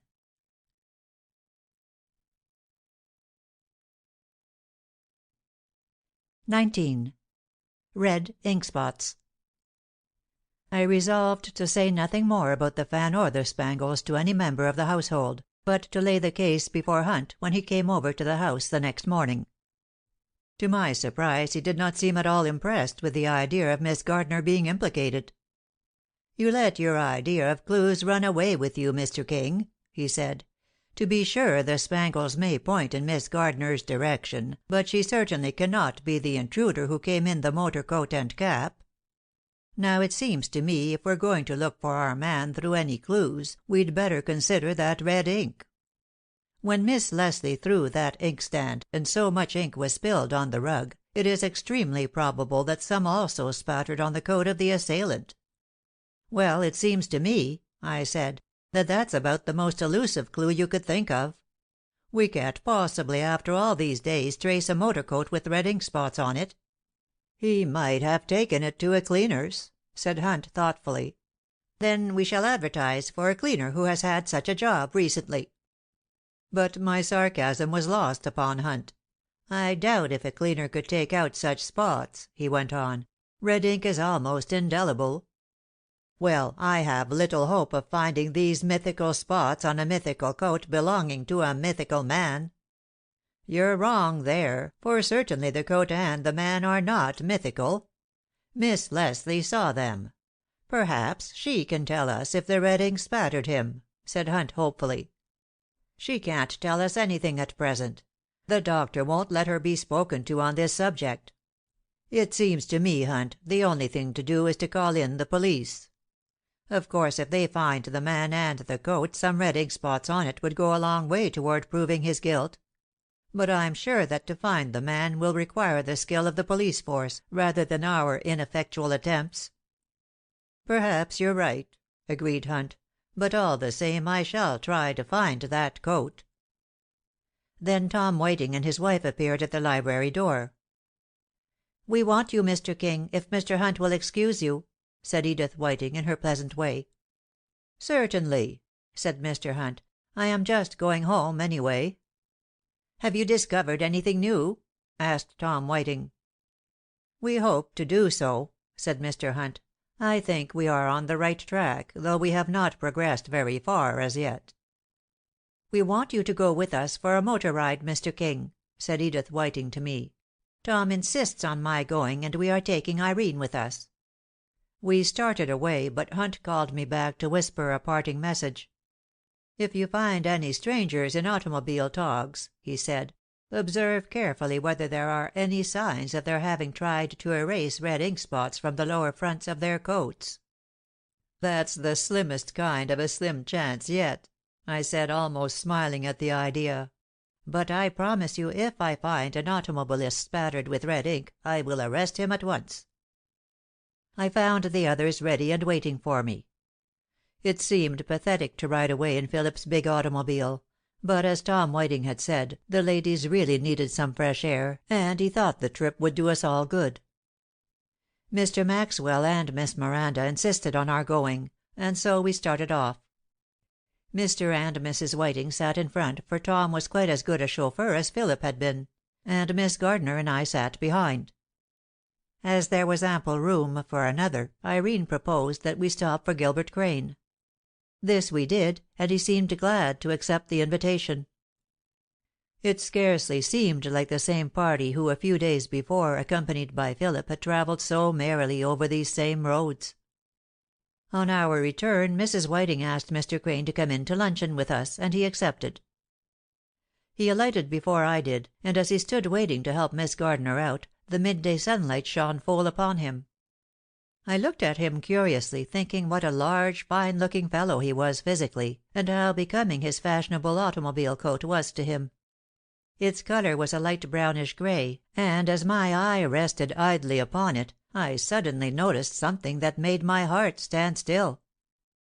On the front of this same coat, on the lower edge, were several small spots, visible only in the brightest sunlight, which, whatever they might be, had every appearance of being red ink. To say I was stunned would pretty well express my feelings, but I was learning now not to show surprise at unexpected developments. I went into the house with the rest, and finding that Mr. Hunt had gone, I sent a note to him by one of the servants, asking him to return at 2:00. He came just as we finished luncheon, and bidding him go in the library and await me there, I went into Mr. Maxwell's study.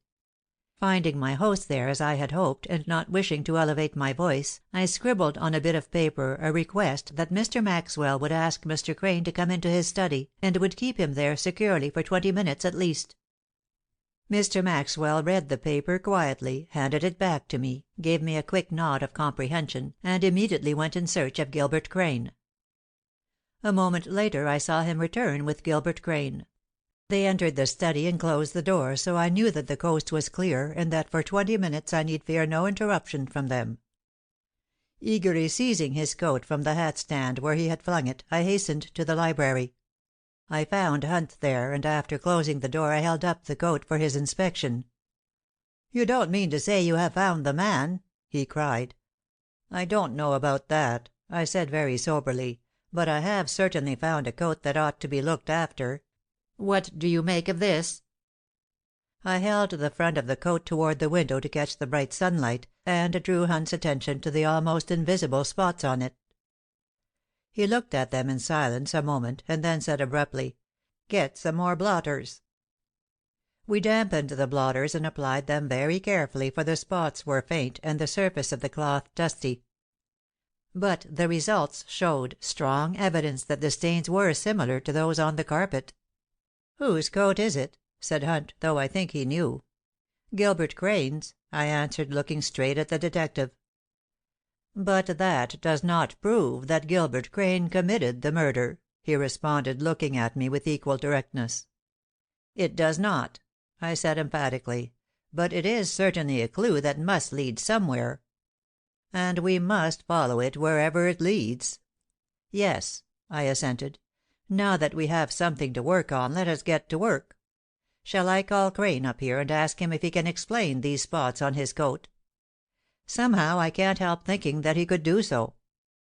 "Not yet," said Mr. Hunt. "I think it wiser to straighten out a few points before we speak to Mr. Crane on the subject. He is a peculiar man, and I don't want to antagonize him. I would much rather, if you please, that you would replace the coat where you found it, let Mr. Maxwell know that he need not detain Mr. Crane any longer, and then bring Miss Gardner back here with you for a short consultation." I followed Mr. Hunt's suggestions to the letter, but it was with a rapidly sinking heart. Not for a moment did I think Gilbert Crane a villain, and yet there were many circumstances that looked dark against him. I was also disturbed at Mr. Hunt's request for Irene. A strange foreboding made me fear that some dreadful revelation was about to take place. The jury had rendered its verdict of "willful murder by a person unknown," and I fervently hoped the criminal might remain forever unknown, rather than that the shadow of guilt might fall on any one who had been hospitably received at Maxwell Chimneys. Still, in the cause of justice, every possibility must be considered, and I knew that Mr. Hunt would shirk no duty, but would doggedly follow any clue that presented itself. I looked in at the study door, and the merest lifting of my eyebrows was sufficient to inform Mr. Maxwell that a detention of Gilbert was no longer necessary. I looked at young Crane's inscrutable face, and was obliged to admit to myself that it was not a frank countenance in its general effect. But I resolved that this fact should not be allowed to prejudice me against him. Finding Mrs. Whiting in the hall, and learning from her that Miss Gardner had gone to her own room, I asked her to say to Miss Gardner that Mr. Hunt desired to see her in the library. Mrs. Whiting promised to send Irene there at once, and greatly dreading the interview, I returned to the library myself. I found Hunt making a tabulated statement of certain facts. "You see, Mr. King," he said, with a very grave face, "while these things are not positively incriminating, they are serious questions which need clearing up. Granting that the bronze horse was thrown at the intruder and replaced on the desk before you entered the room that night, we must allow that it was picked up and replaced by somebody. Miss Leslie was incapable of this act. The murderer was not likely to do it. Gilbert Crane was the first to find out that the tragedy had occurred. There is no witness to say what he might or might not have done in this room. It is possible, therefore, that he restored the horse to its place." "And the inkstand?" "You remember that Gilbert Crane insisted on spending the night in this house. Is it not, therefore, conceivable that he should have waited until every one else had gone home, or retired to their rooms, and that he should then have come to the library, found the empty stand, refilled it, and replaced it?" "But," said I, in utter amazement, "if he did not commit the crime, why should he be so careful about these details?" "I am not sure," said Mr. Hunt, in a low voice, "that he did not commit the crime." 20. Irene tells the truth. Although horrified and even indignant at Mr. Hunt's assertion, I could not fail to be impressed by his arguments. I was still bewildered at the possibilities he suggested, when a tap was heard at the library door. Mr. Hunt rose quietly and admitted Miss Gardner. The girl looked haggard and worn. Her brilliant coloring seemed faded, and her whole attitude betrayed deep distress not unmixed with fear. But all of this she tried to hide beneath a mask of impassivity. I think she impressed Hunt with her appearance of calmness, though I felt sure that her turbulent spirit was far from placid. "Sit down, Miss Gardner," said Hunt, kindly. "I wish to ask you a few questions." Irene sat down, and with an air both haughty and dignified, awaited the detective's next words. Had it not been for her restless, troubled eyes, she would have deceived me into thinking her assumed indifference real. "In your testimony, Miss Gardner," began Mr. Hunt, "you declared that you did not leave the spot where you were sitting, on the east end of the balcony, the night of the murder, until you came into the house at about 10:30. Are you still prepared to swear to this statement?" "Why should I not be, Mr. Hunt?" said Irene, but her lips grew white and her voice trembled. "You might have since recollected that you did go around to the west side, if only for a moment." "I have no recollections that cause me to change my sworn statement in any way," declared Irene. Her voice had sunk almost to a whisper, and her eyes refused to meet mine. Mr. Hunt continued. "Were you around on the west side, near the library window, at any time during the evening? Earlier, perhaps, than the time you spent sitting alone on the east side?" "No," said Irene, and this time her voice was stronger, and her whole air more decided as she looked the detective straight in the eye. "I was not on the west balcony earlier in the evening. I was not there at all." The last sentence came with a desperate burst of emphasis that somehow did not carry conviction. For some reason the girl was under a severe tension, and I couldn't help thinking there was danger of her physical collapse. "Then," said Mr. Hunt, suddenly producing the black spangles. "Then may I ask, Miss Gardner, how these chanced to be found in the library, and on the library window shutter?"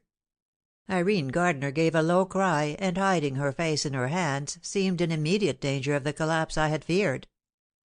"Miss Gardner," I said, for though her actions were inexplicable, I was still deeply under the spell of her fascination, and greatly desired to help her. "Miss Gardner, let me advise you, as a friend, to tell your story frankly and truthfully. I am sure it will be better for all concerned." Raising her head, Irene Gardner flashed a look at me so full of faith and gratitude that, assured of her complete innocence, I determined to become her strong ally. "Oh," she exclaimed, "I would be so glad to tell the truth. I swore to a falsehood from a sense of duty to another."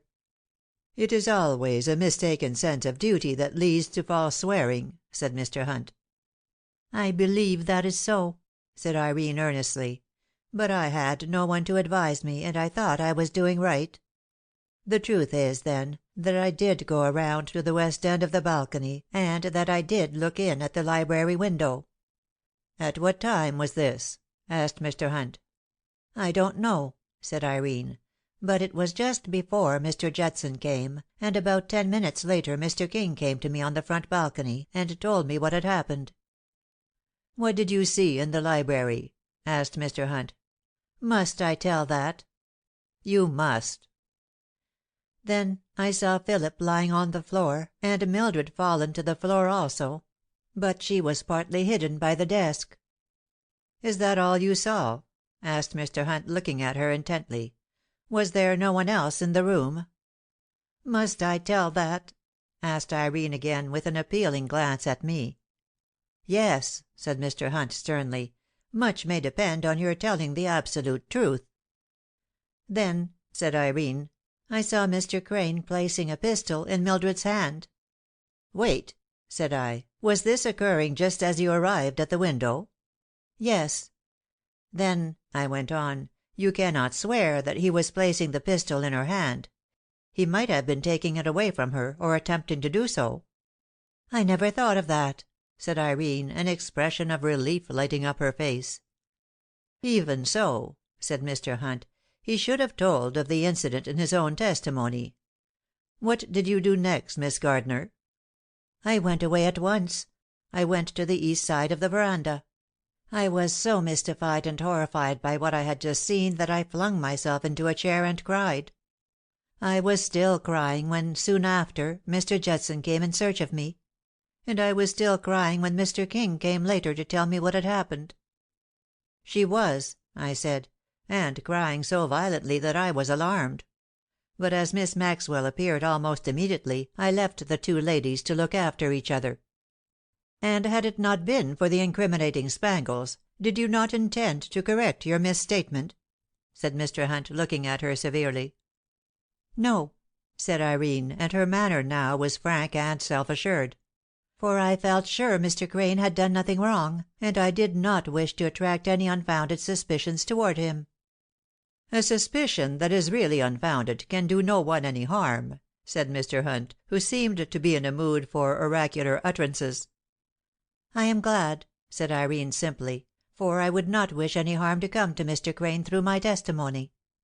"That is as it may be," said Mr. Hunt, and the interview was at an end. Although Irene's evidence had placed Gilbert in a doubtful position, I was not yet willing to believe the man guilty, or even that he was implicated in the crime. Indeed, I was for going straight to him and asking him for the explanation which I felt sure he could give. But Mr. Hunt did not agree with me. He was in the grasp of a new theory, and therefore subject to the temptation which too often assails a detective, to make the facts coincide with it. "No," he said, "don't let us go ahead too rapidly. Let us formulate a definite proposition, and then see if we are warranted in assuming it to be a true one. In the first place, whoever killed Phillip Maxwell must have had a strong personal motive for the deed.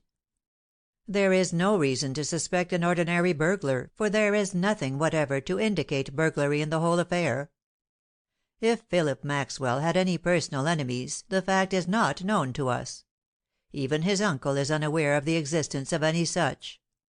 The only man we know of who might have had an ill feeling toward Phillip Maxwell mind, I say, might have had is Gilbert Crane. We know that an antagonism existed between the two men on account of Miss Leslie. While it would not seem to us that this antagonism was sufficient to develop a crime, yet parallel cases are not unknown. Gilbert Crane is a man of deep passions, fiery temper, and uncontrollable impulses. He is erratic, eccentric, and while I do not wish to judge him too harshly, I must admit he seems to be of the stuff of which villains are made." "But none of this is definitely incriminating," I said, appalled at the sudden directness of Hunt's attack. "No," he replied, "and that is why I'm not willing to proceed as if it were, or as if I so considered it." "It is absurd, anyway," I said almost angrily, "for you know that he was in the billiard room at exactly 10 o'clock.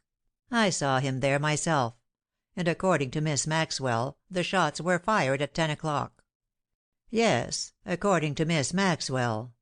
But it has occurred to me that hers is the only evidence that the shots were fired at 10 o'clock, and we are by no means certain that her clock or watch was exactly right." "The clock in the study was right," I said doggedly. "It always is. Mr. Maxwell is very particular about that." "Yes, but ladies are not apt to be so exact with their timepieces. At any rate, I shall make it my business to find out." "Let us find out now," I said eagerly. "If there is anything in this horrible theory, I want to know it at once."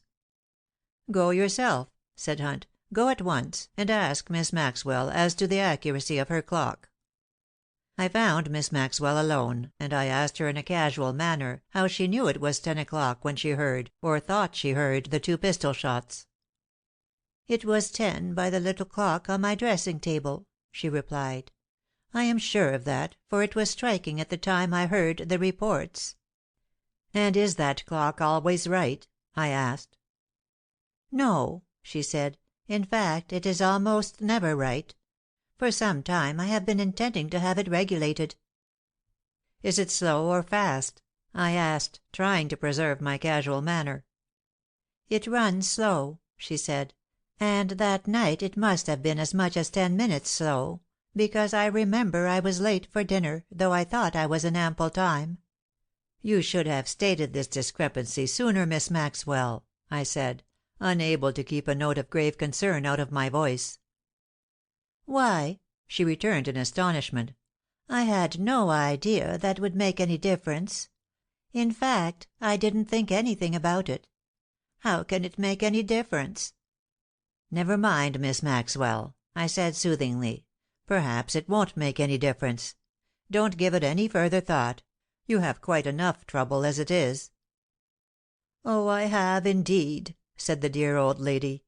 "I don't know what I shall do, Mr. King. Philip's death has affected my brother terribly. He was always a quiet man, but now he is so crushed and heartbroken that he is more silent than ever. And I can't seem to comfort him. I think we will have to go away from Maxwell Chimneys. We have a sister out West, and I think we will go out there. I am sure that entire and permanent change of scene is the only thing that will help Alexander at all." I looked admiringly at the dear lady whose unselfish spirit thought of her brother's comfort, ignoring her own sorrow, and assuring her of my sincere sympathy and my assistance in every possible way, I returned to Hunt. "I am not surprised," he said, when I told him that Miss Maxwell's clock had undoubtedly been 10 minutes slow on Monday evening. "It is alarming the way the links fit into the chain of evidence, but it must be more than mere coincidence. Look at it this way for a moment. Supposing, for the sake of argument, that events proceeded like this. You saw Gilbert Crane in the billiard room at 10 o'clock. This you are sure of. Now, according to Crane's own statement, he looked into Mr. Maxwell's study some 20 minutes later. But we have no other witness for this. Mr. Maxwell says he neither heard nor saw him, and Crane himself admits that he did not. With the exception of Miss Gardner on the balcony, the guests were all in the music room, not only absorbed in their music, but making a great deal of noise. Miss Maxwell was in her own bedroom, and the servants were busy in the kitchens, of which the doors were closed. As nearly as I can find out, Gilbert Crane came running downstairs for Dr. Sheldon a few moments before 10:30. If you have followed my reasoning you will see that his whereabouts between 10 o'clock and say 10:25 are unaccounted for, except by himself. His coat, the automobile coat on which we have discovered the red spots, hung on the hat stand in the back part of the hall. He therefore had ample opportunity to leave the billiard room, put on his coat and the cap and goggles which he always carries in that coat pocket, go up the back staircase, and through the hall window at the head of that staircase out on to the west balcony. The library window is directly next to the hall window. He had therefore, I say, both time and opportunity to fire the shots at about 10 minutes after 10, which would accord with Miss Maxwell's inaccurate testimony. He had also time and opportunity to return downstairs the way he came, restore his coat to its place on the hat stand, and go back to the billiard room. This yet left sufficient time for him to go upstairs again, the front stairs this time, in full view of the people in the music room if they chanced to look, and return to make his startling announcement to Dr. Sheldon. I had followed Hunt's words with such intense interest that I seemed to be living through the successive scenes myself. As he paused, I remarked thoughtfully, "And that would explain why Philip cried out, 'Oh, to think that he should shoot me!'" "Yes," said Hunt gravely, "it explains a great many things. It explains, of course, the spots on his coat." "Wait!" I cried eagerly. "When the ink spattered on his coat it must also have fallen on his shoes and the bottoms of his trousers." "Not necessarily on his trousers," said Hunt, "for the coat is long and large, and would probably entirely protect them. As to his shoes, they have doubtless been blackened since, and so all trace would be lost." "As a chain of circumstantial evidence it is certainly complete," I said with a sigh, "but all my intuitions cry out against its being the truth." "Have you any other theory to offer?" "Not the shadow of one. I only wish I had. But stay. What do you make of Miss Gardner's assertion that she saw Gilbert placing a pistol in Miss Leslie's hand?" "I think she is mistaken as to what he was doing. I think Miss Leslie's story is true in every detail. Possibly Mr. Crane endeavored to take the pistol out of her hand, then changing his mind, for some reason, concluded not to do so." I sat staring at Mr. Hunt, almost stunned by his convincing arguments. "What will be your next move?" I asked. "I shall submit this report to Inspector Davis, and he must do whatever he thinks best." End of chapters 19 and 20.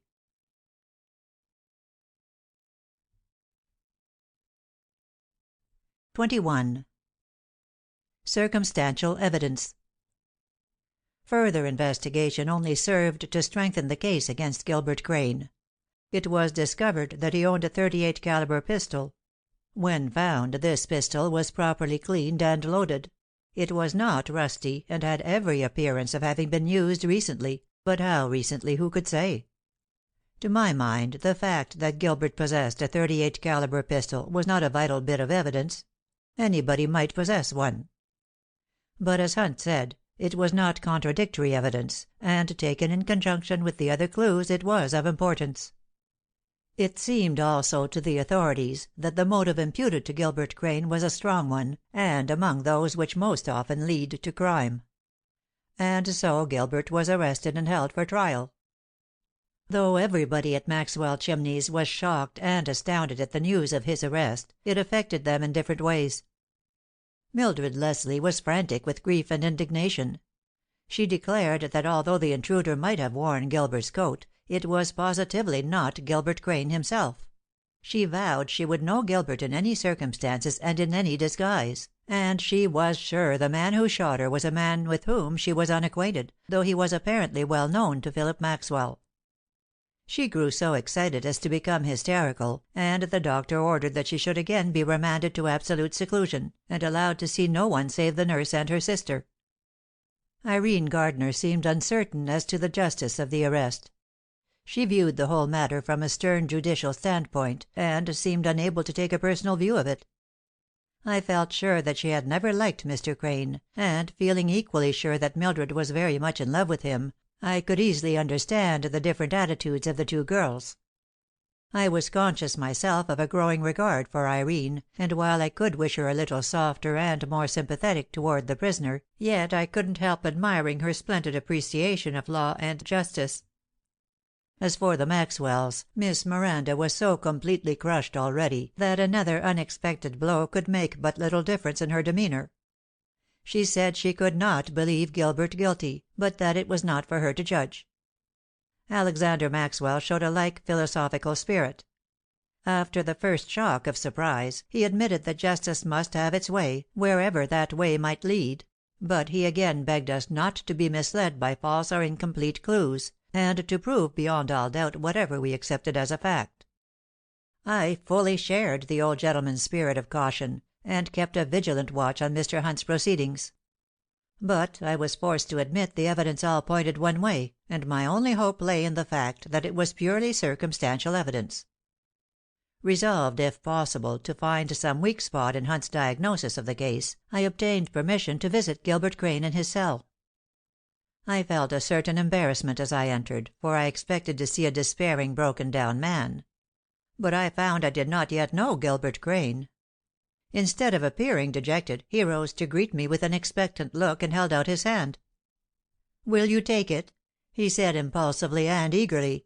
"You need not hesitate. It is the hand of an honest man. I am no more guilty of Philip's death than Philip is himself." Quite aside from his words, there was honor and truth in the sound of his voice and the look of his eye. I am very sensitive to deceit, and in every fibre of my being I felt at that moment that an honest man stood before me. Acting in accordance with this conviction, I grasped his hand heartily, and said: "I am sure of it. I admit, and you must admit yourself, that the circumstantial evidence against you is pretty bad.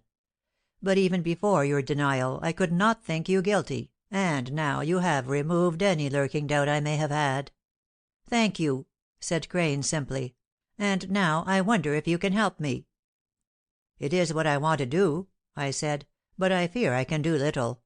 I have tried to get at some counter evidence or refutation of Hunt's theories, but so far I have been unable to do so."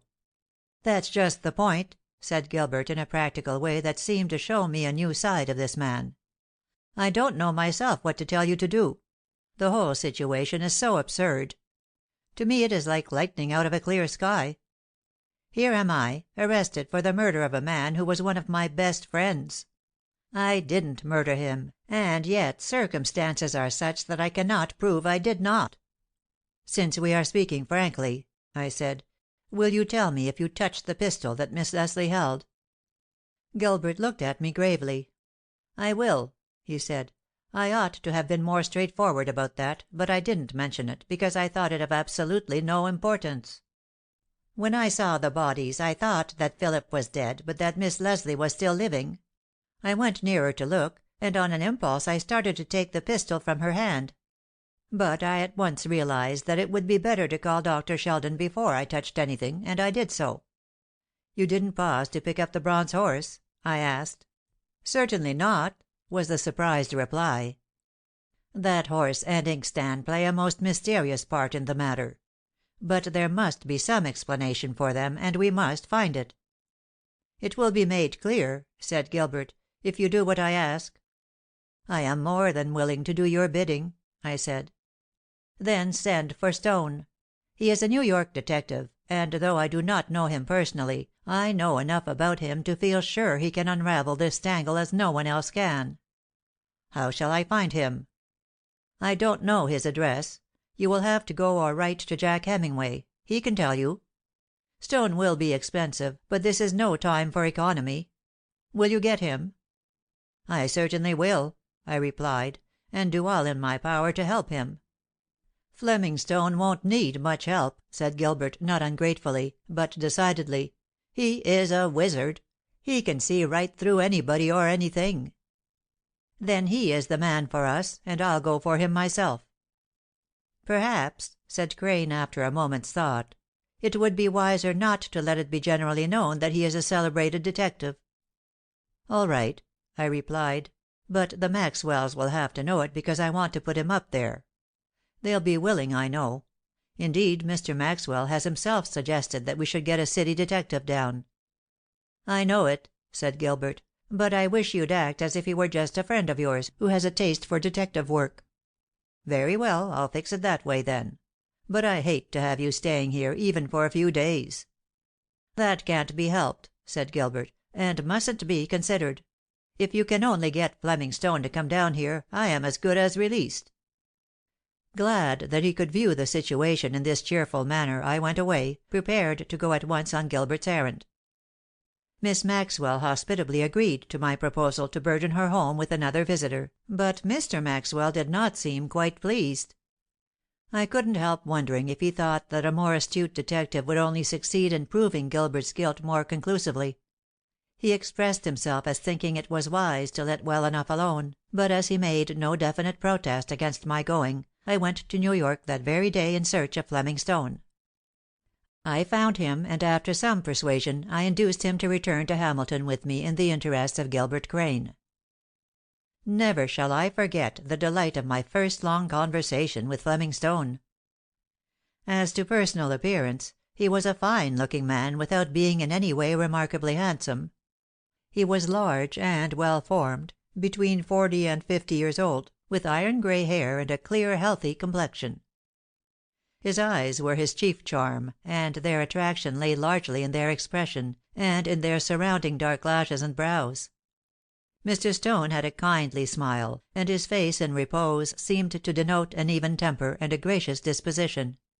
He was possessed of a great personal magnetism, and the liking which I felt for him the first moment I saw him grew rapidly into admiration.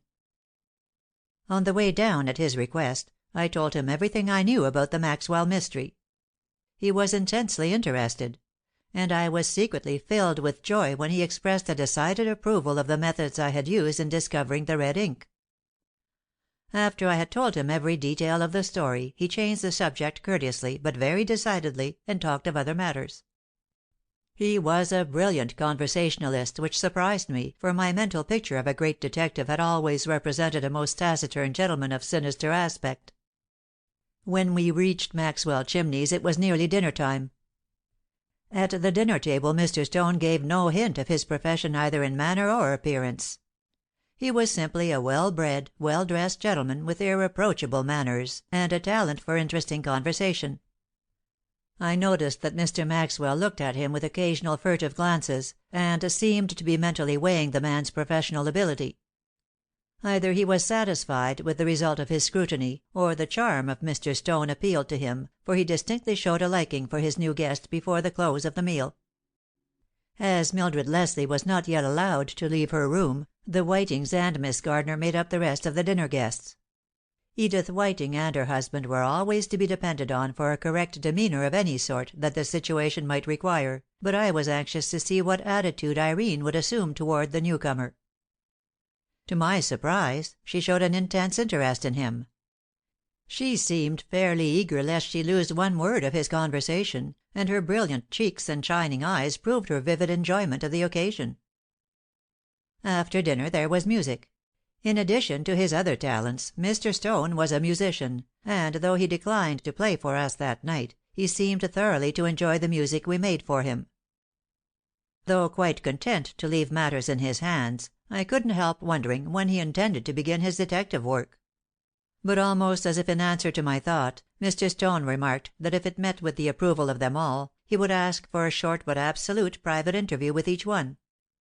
"I assume there are no secrets among us," he said in his winning way. "And as I understand the situation from what Mr. King has told me, I think we are all earnestly anxious to discover the person who took the life of Phillip Maxwell." This was said gravely, almost solemnly, and for a moment no one spoke. Then Miss Maxwell said in her gentle voice, "I trust I am not too revengeful in spirit, but I own I would be glad to see the slayer of my boy brought to justice." Fleming Stone seemed to consider this an authority to proceed in his own way. Asking Miss Maxwell to go with him to the study, he escorted her from the room with an air of courtly grace that sat well upon him. After not more than 10 minutes, Mr. Stone brought her back, and asked that he might next have a few words with Mr. Maxwell. When the two men had gone, Miss Maxwell gave voice to her admiration of her new guest, and declared that she had never seen any one who gave her such favorable first impressions. We all agreed with her, and were enthusiastic in our praise of Fleming Stone as a man, whatever he might prove to be as a detective. When Mr. Maxwell's short interview was finished, the others were taken in turn, and I was somewhat surprised to notice that Mr. Stone detained Tom Whiting far longer than any of the rest. When he finally rejoined the group in the music room, Fleming Stone said: "These preliminary and perhaps not entirely necessary formalities are now over, and I think I have learned all that I need to know from you who are here. I can, of course, do nothing more to night. To-morrow I must ask for a short talk with Miss Leslie, and after that I will see Mr. Crane." But later that evening Fleming Stone and I had a short conference in the library. I showed him the horse and the inkstand; described the exact position of Philip and Mildred when they were found; showed him where the black spangles were discovered; and pointed out how the balcony floor had been marked by signs of an apparent scuffle. Mr. Stone showed an unexpected interest in this last named clue, though I confess it had seemed to me the least important of any. The balcony had since been swept, but there were still visible slight scratches in the long, sweeping marks I have described. "I do not deduce from these scratches that there was a scuffle," said Mr. Stone. "That is, not in the sense of there having been a struggle between two persons. I see no reason for thinking that these marks were made by more than one pair of feet." "Mr. Stone," I said almost timidly, "perhaps I have no right to ask, but have your suspicions fallen in any direction as yet?" Fleming Stone looked at me with an expression of sorrow in his deep gray eyes. "I will tell you," he said, "for I know you will not betray my confidence, that I am positively certain who the criminal is; that it is not Gilbert Crane; and that it is a person upon whom I can lay my hand at any moment." 22. Fleming Stone's Discoveries. The next morning, although Fleming Stone was the same affable, courteous gentleman that he had been the night before, yet there was a shade more of seriousness in his manner. He spoke cheerfully, but it seemed to be with an effort, and I felt a vague sense of an impending disaster which might be worse than anything that had gone before.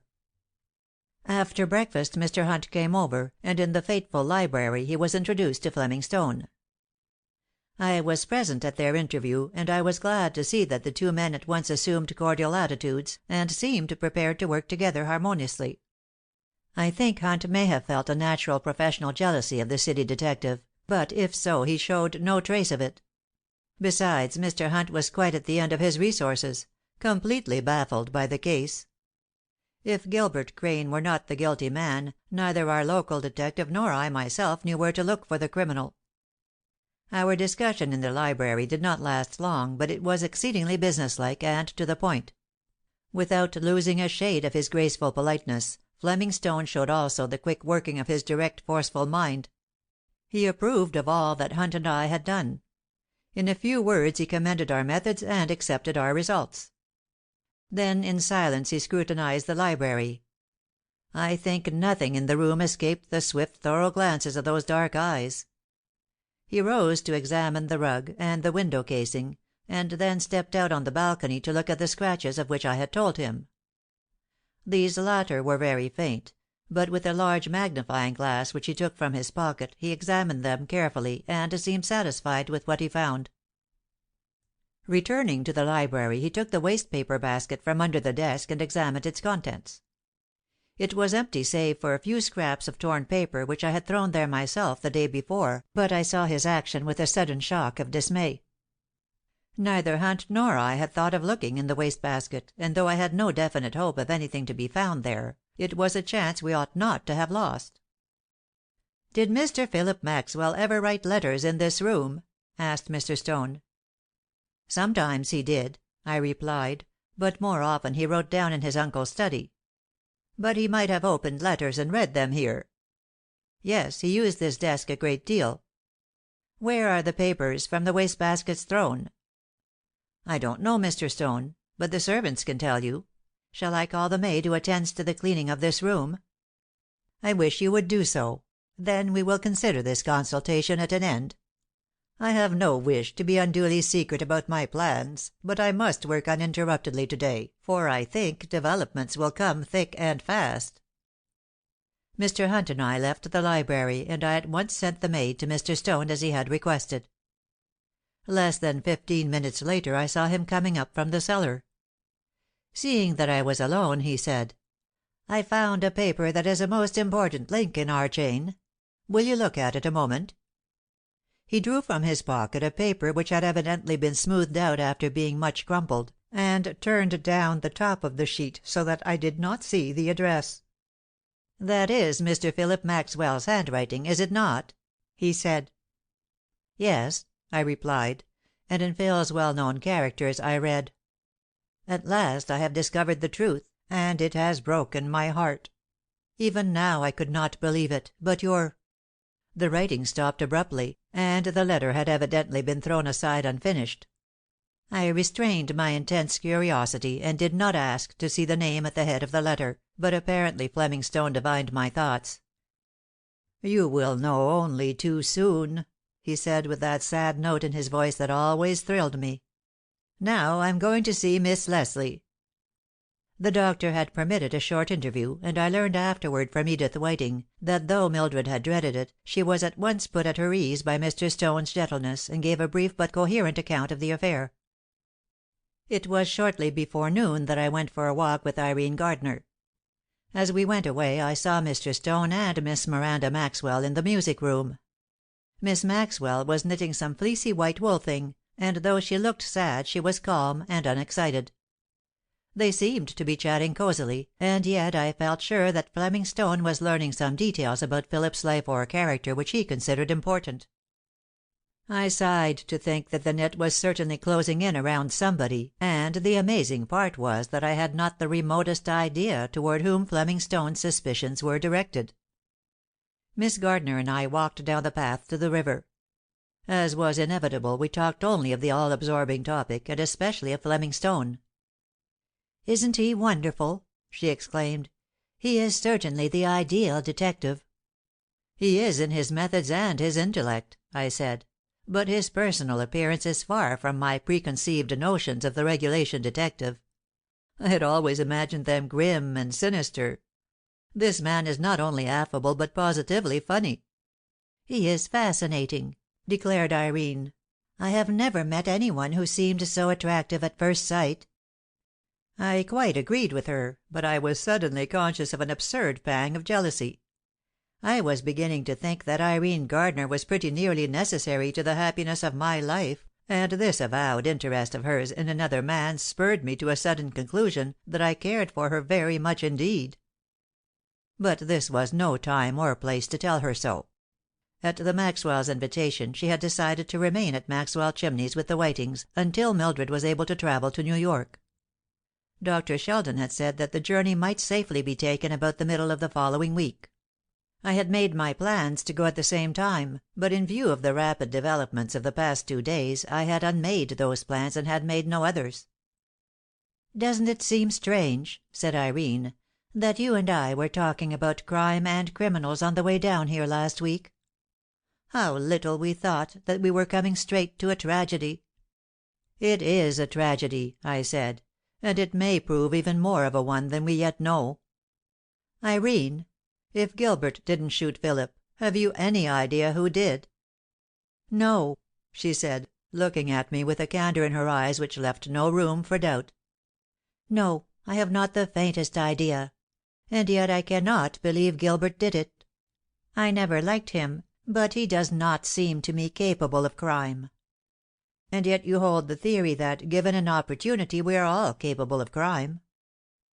"I know I said that," said Irene, thoughtfully, "and it does seem true in theory, but it is hard to believe it in an individual case.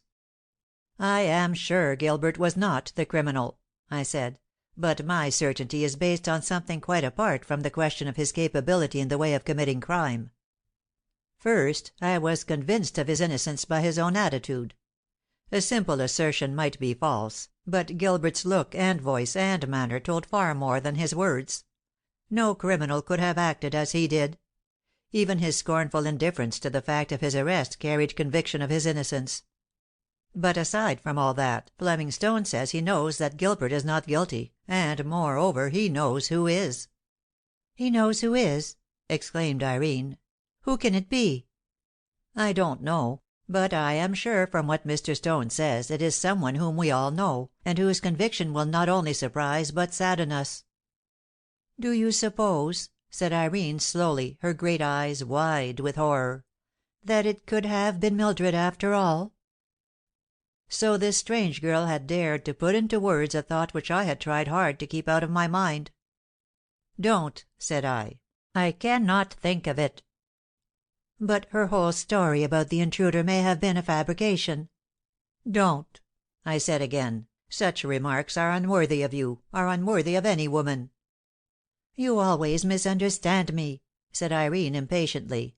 "I don't mean it the way you think I do. If I could see Mildred myself, I would talk to her in the same way. There is no harm in asking a frank question."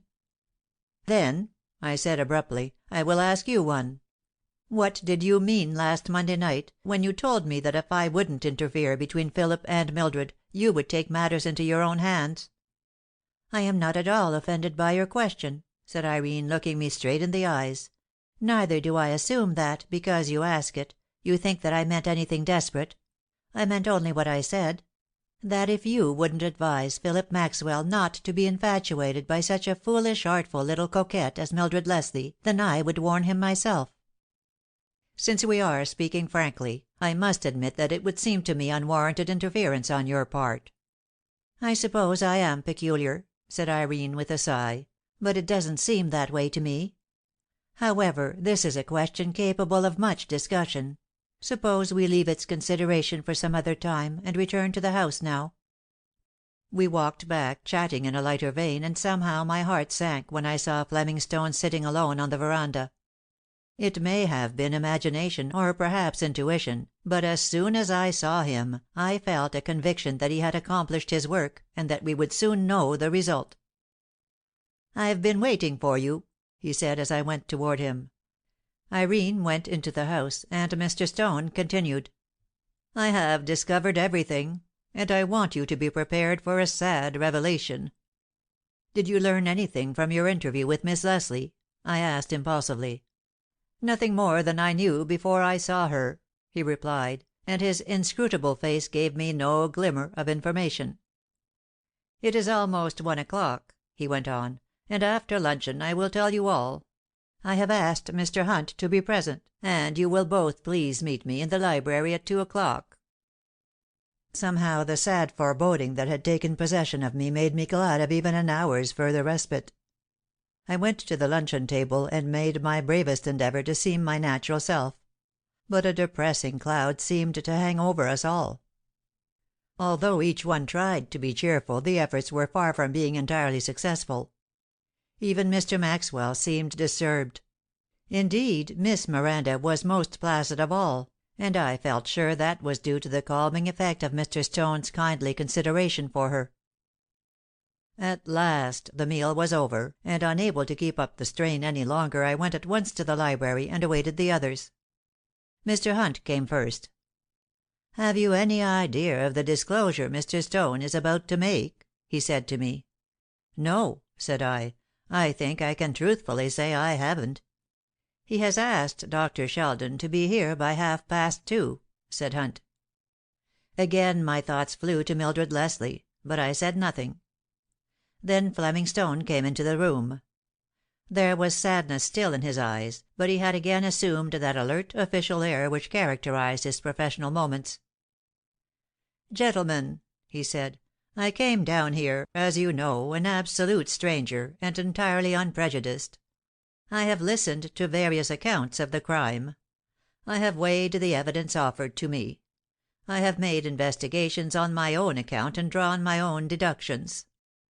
I have considered the character and dispositions of all persons known to be in the vicinity of Philip Maxwell at the time of his death, have pondered over the possible motive for the crime, and, from the facts learned as a result of my investigation and consideration, I have discovered the murderer.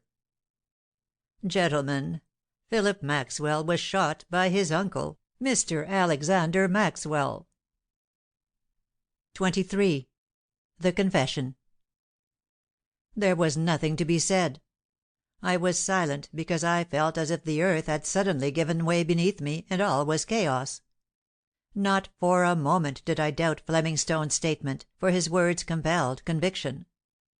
But in the confused mass of sudden thoughts that surged through my brain, I seemed to see clearly nothing but Miss Miranda's placid face, and I cried out involuntarily, "Don't let his sister know!" Hunt sat like a man stunned. His expression was positively vacant, and I think he was trying to realize what Mr. Stone's announcement meant. "It is terrible, I know," said Fleming Stone, "and I quite appreciate the shock it must be to you. But inexorable justice demands that we proceed without faltering. I think that, without telling you of the various steps which led me to this conclusion, I can best prove to you that it is the true one by asking you to go with me while I lay the facts before Mr. Maxwell. I think his reception of what I have to say, and the visible effect of my accusations upon him, will prove to you beyond any possible doubt his connection with the crime. Indeed, from what I know of the man, I am disposed to think he will make full confession of his guilt." Fleming Stone's words sounded to me like a voice heard in a dream, and even my own voice sounded strange and unreal as I murmured, "It will kill him. He has heart disease." "I know it," said Fleming Stone, "and I too fear the effect upon him. For that reason I have asked Dr. Sheldon to be present." When Dr. Sheldon arrived he came directly to us in the library, and Fleming Stone told him in a few words of the ordeal we had to undergo. The four of us then went down to Mr. Maxwell's study. We found him there alone. We all went in, and Fleming Stone closed the door. He stood for a moment looking directly at Mr. Maxwell, and his deep eyes were filled with a great compassion. "Mr. Maxwell," he said, and his voice, though quiet, was most impressive, "we have come to tell you that we have discovered that Philip Maxwell died by your hand."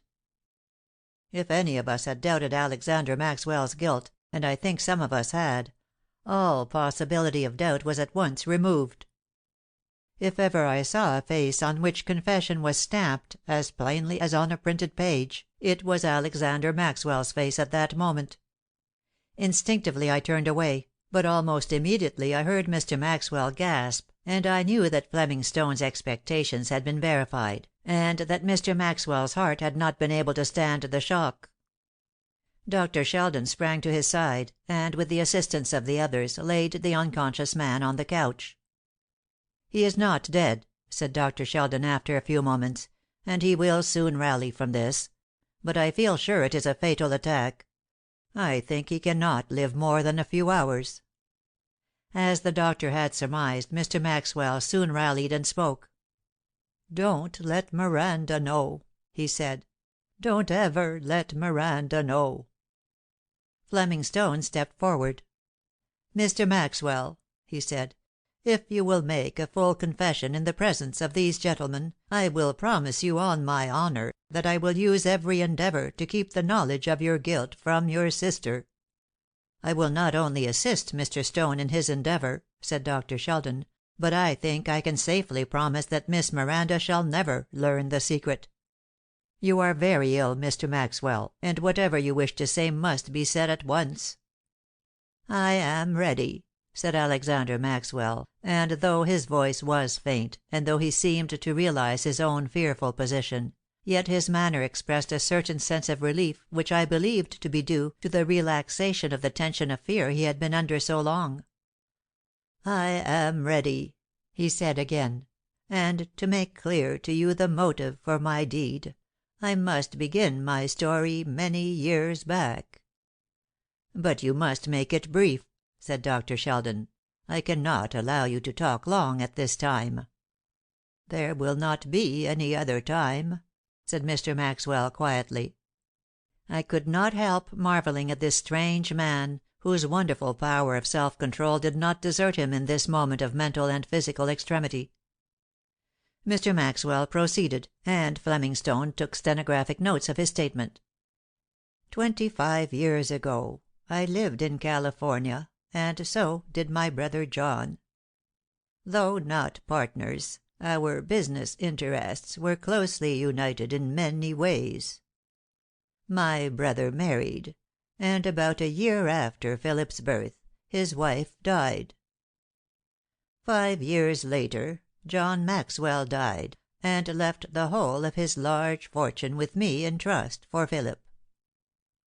Although it was supposed at that time that my own fortune was as large or larger than John's, the reverse was true. I had lost much money in unfortunate speculation, and it was to my surprise that I discovered the large amount of money my brother had left behind him. I used this money to make good my losses, trusting to replace it with further gains of my own before Philip should come of age. I was always a close-mouthed man, and neither Miranda nor my other sister, Hannah, knew anything about John's money. I came East to live, and, after some years, the lawyer, who was the only one beside myself who knew the circumstances, died. Having by this time become a well-known and respected citizen of Hamilton, being president of the bank, and holding or having held various public offices, my pride and ambition rebelled at giving up my entire fortune to Philip.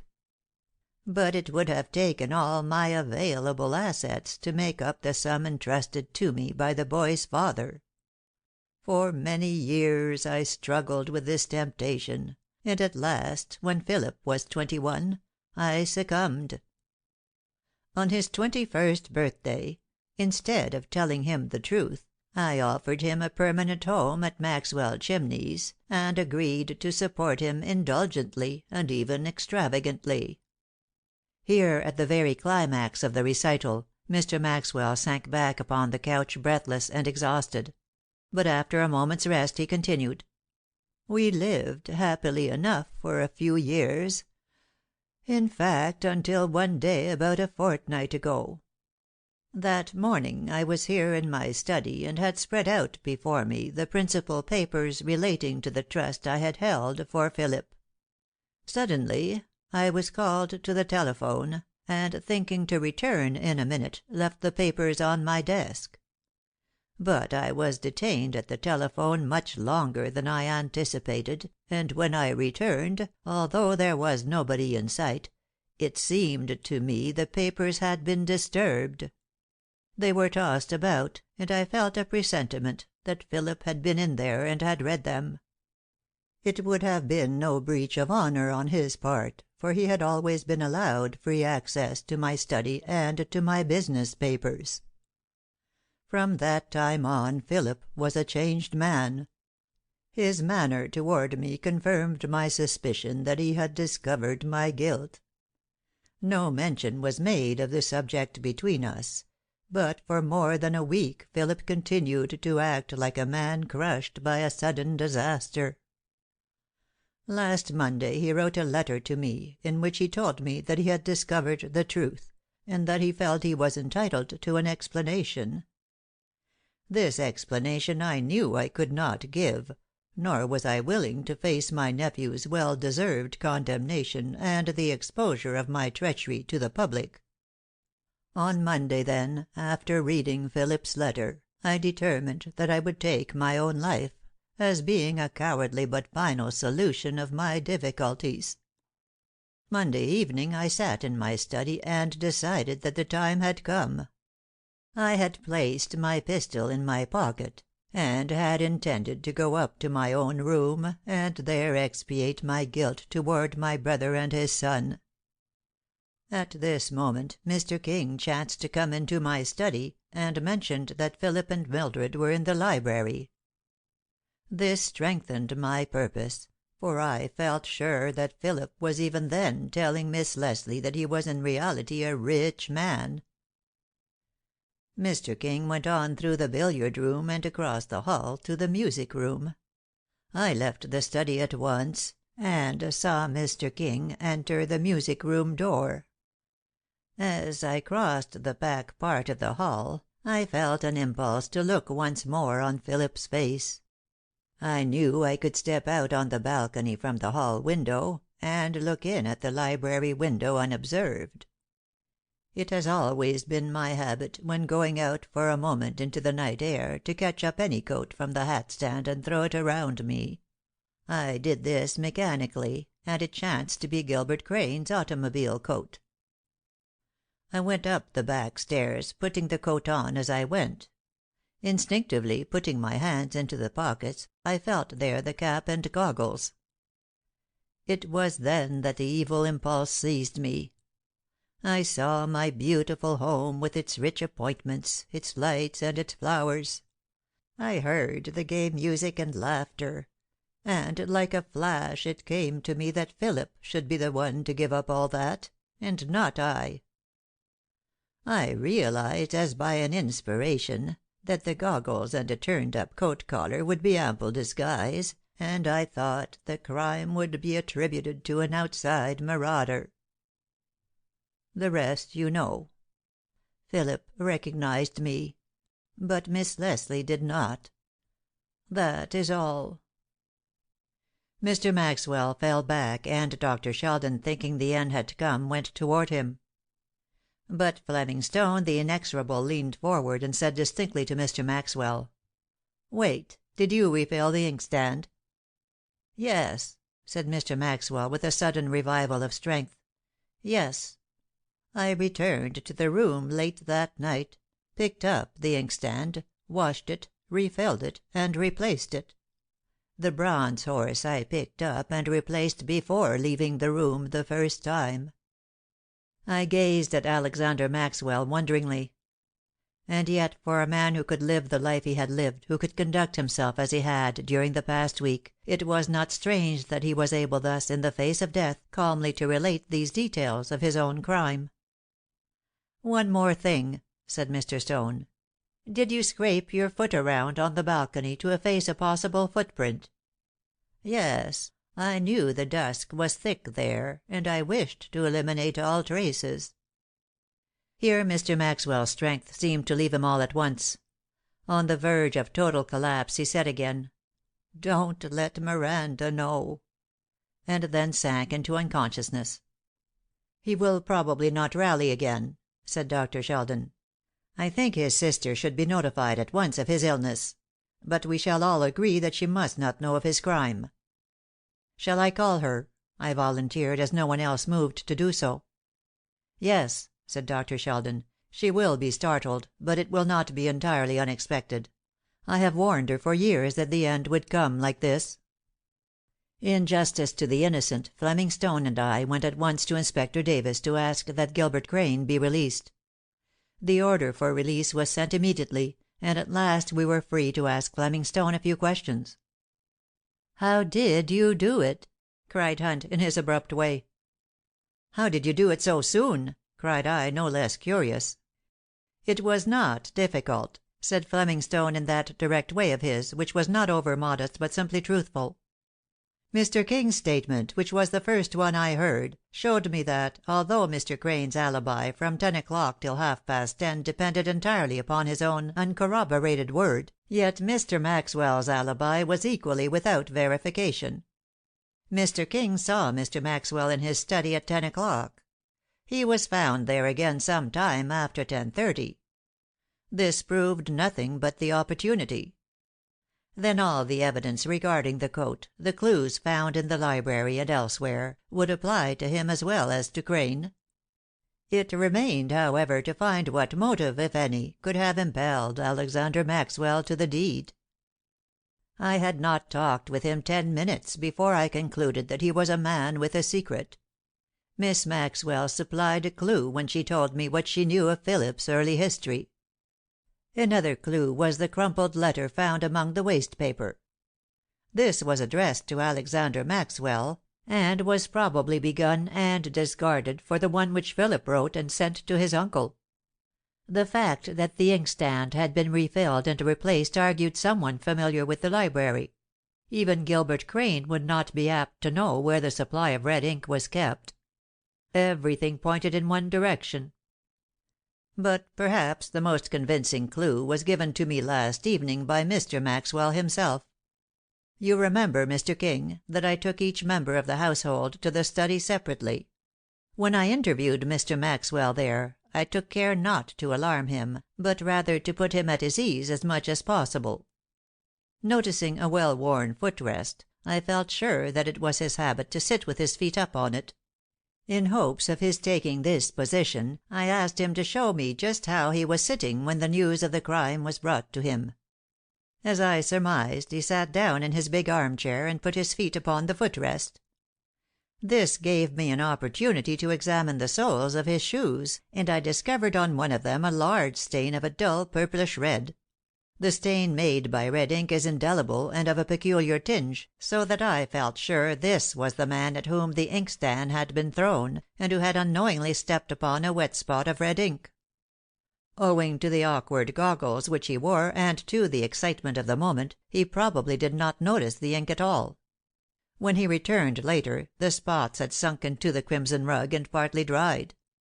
The shoes were light house shoes, and probably he did not wear them out of doors, for dampness or hard wear would have tended to obliterate the stain. As it was, the color could be plainly seen. I am sure that a chemical test would prove it to be a stain of red ink. Mr. Maxwell died that night, and Dr. Sheldon at once took Miss Miranda to his own home and kept her there, safely out of the reach of gossip, until she went out to Colorado to live with her sister. Her nerves were shattered, and she begged so piteously that she might not be obliged to enter Maxwell Chimneys again, that her wishes were willingly respected. The rest of us remained at the house until the sister Hannah came to take charge of affairs, and to take Miss Miranda home with her. "It is a case," I said to Irene Gardner, "which proves your theory. The murder of Philip Maxwell was brought about solely by opportunity." My chance remark to Mr. Maxwell that the young people were in the library, the inadvertent snatching up of Gilbert's coat, the fact that the goggles and cap were in the pocket, the fact that Philip's uncle had a weapon with him, all these things form tiny links in a strong chain of opportunity. But the evil impulse must have been in his heart, or he would never have taken advantage of this opportunity, said Irene, unconsciously refuting a theory she had herself advanced. "I would rather not think," said Fleming Stone in his sweet, serious voice, "that opportunity creates a sinner, or even that it creates an evil impulse. I would rather believe, and I do believe, that opportunity only warms into action an evil impulse that is lying dormant. And I do not believe that dormant evil impulse is in everybody." "Nor do I," said Irene. "It would be a sad world indeed if that were true. And yet," she looked at me, "I confess I used to think so. But I have learned much in the last few weeks, and I realize how difficult it is to judge what anyone would do or would not do upon occasion. And yet I would rather believe that the evil impulse was created in Mr. Maxwell's mind by the especial opportunity, than to think he had all his life been a man capable of crime." "Perhaps you're right," said Stone.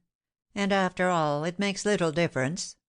The thing is to have a strong enough character or will to resist any evil impulse, or any special opportunity that may present itself. And that no one can declare he possesses, until he has been tried and proven. But let us be thankful that the opportunities are comparatively rare, and the natures that succumb to them are rarer still." "It is a satisfaction to realize that," I returned. "But that very knowledge makes it seem all the more strange and sad that an exceptional case should be this of Alexander Maxwell." End of the Maxwell Mystery, by Carolyn Wells. Recorded by Celine Major. I hope you've enjoyed it as much as I've enjoyed recording it for you.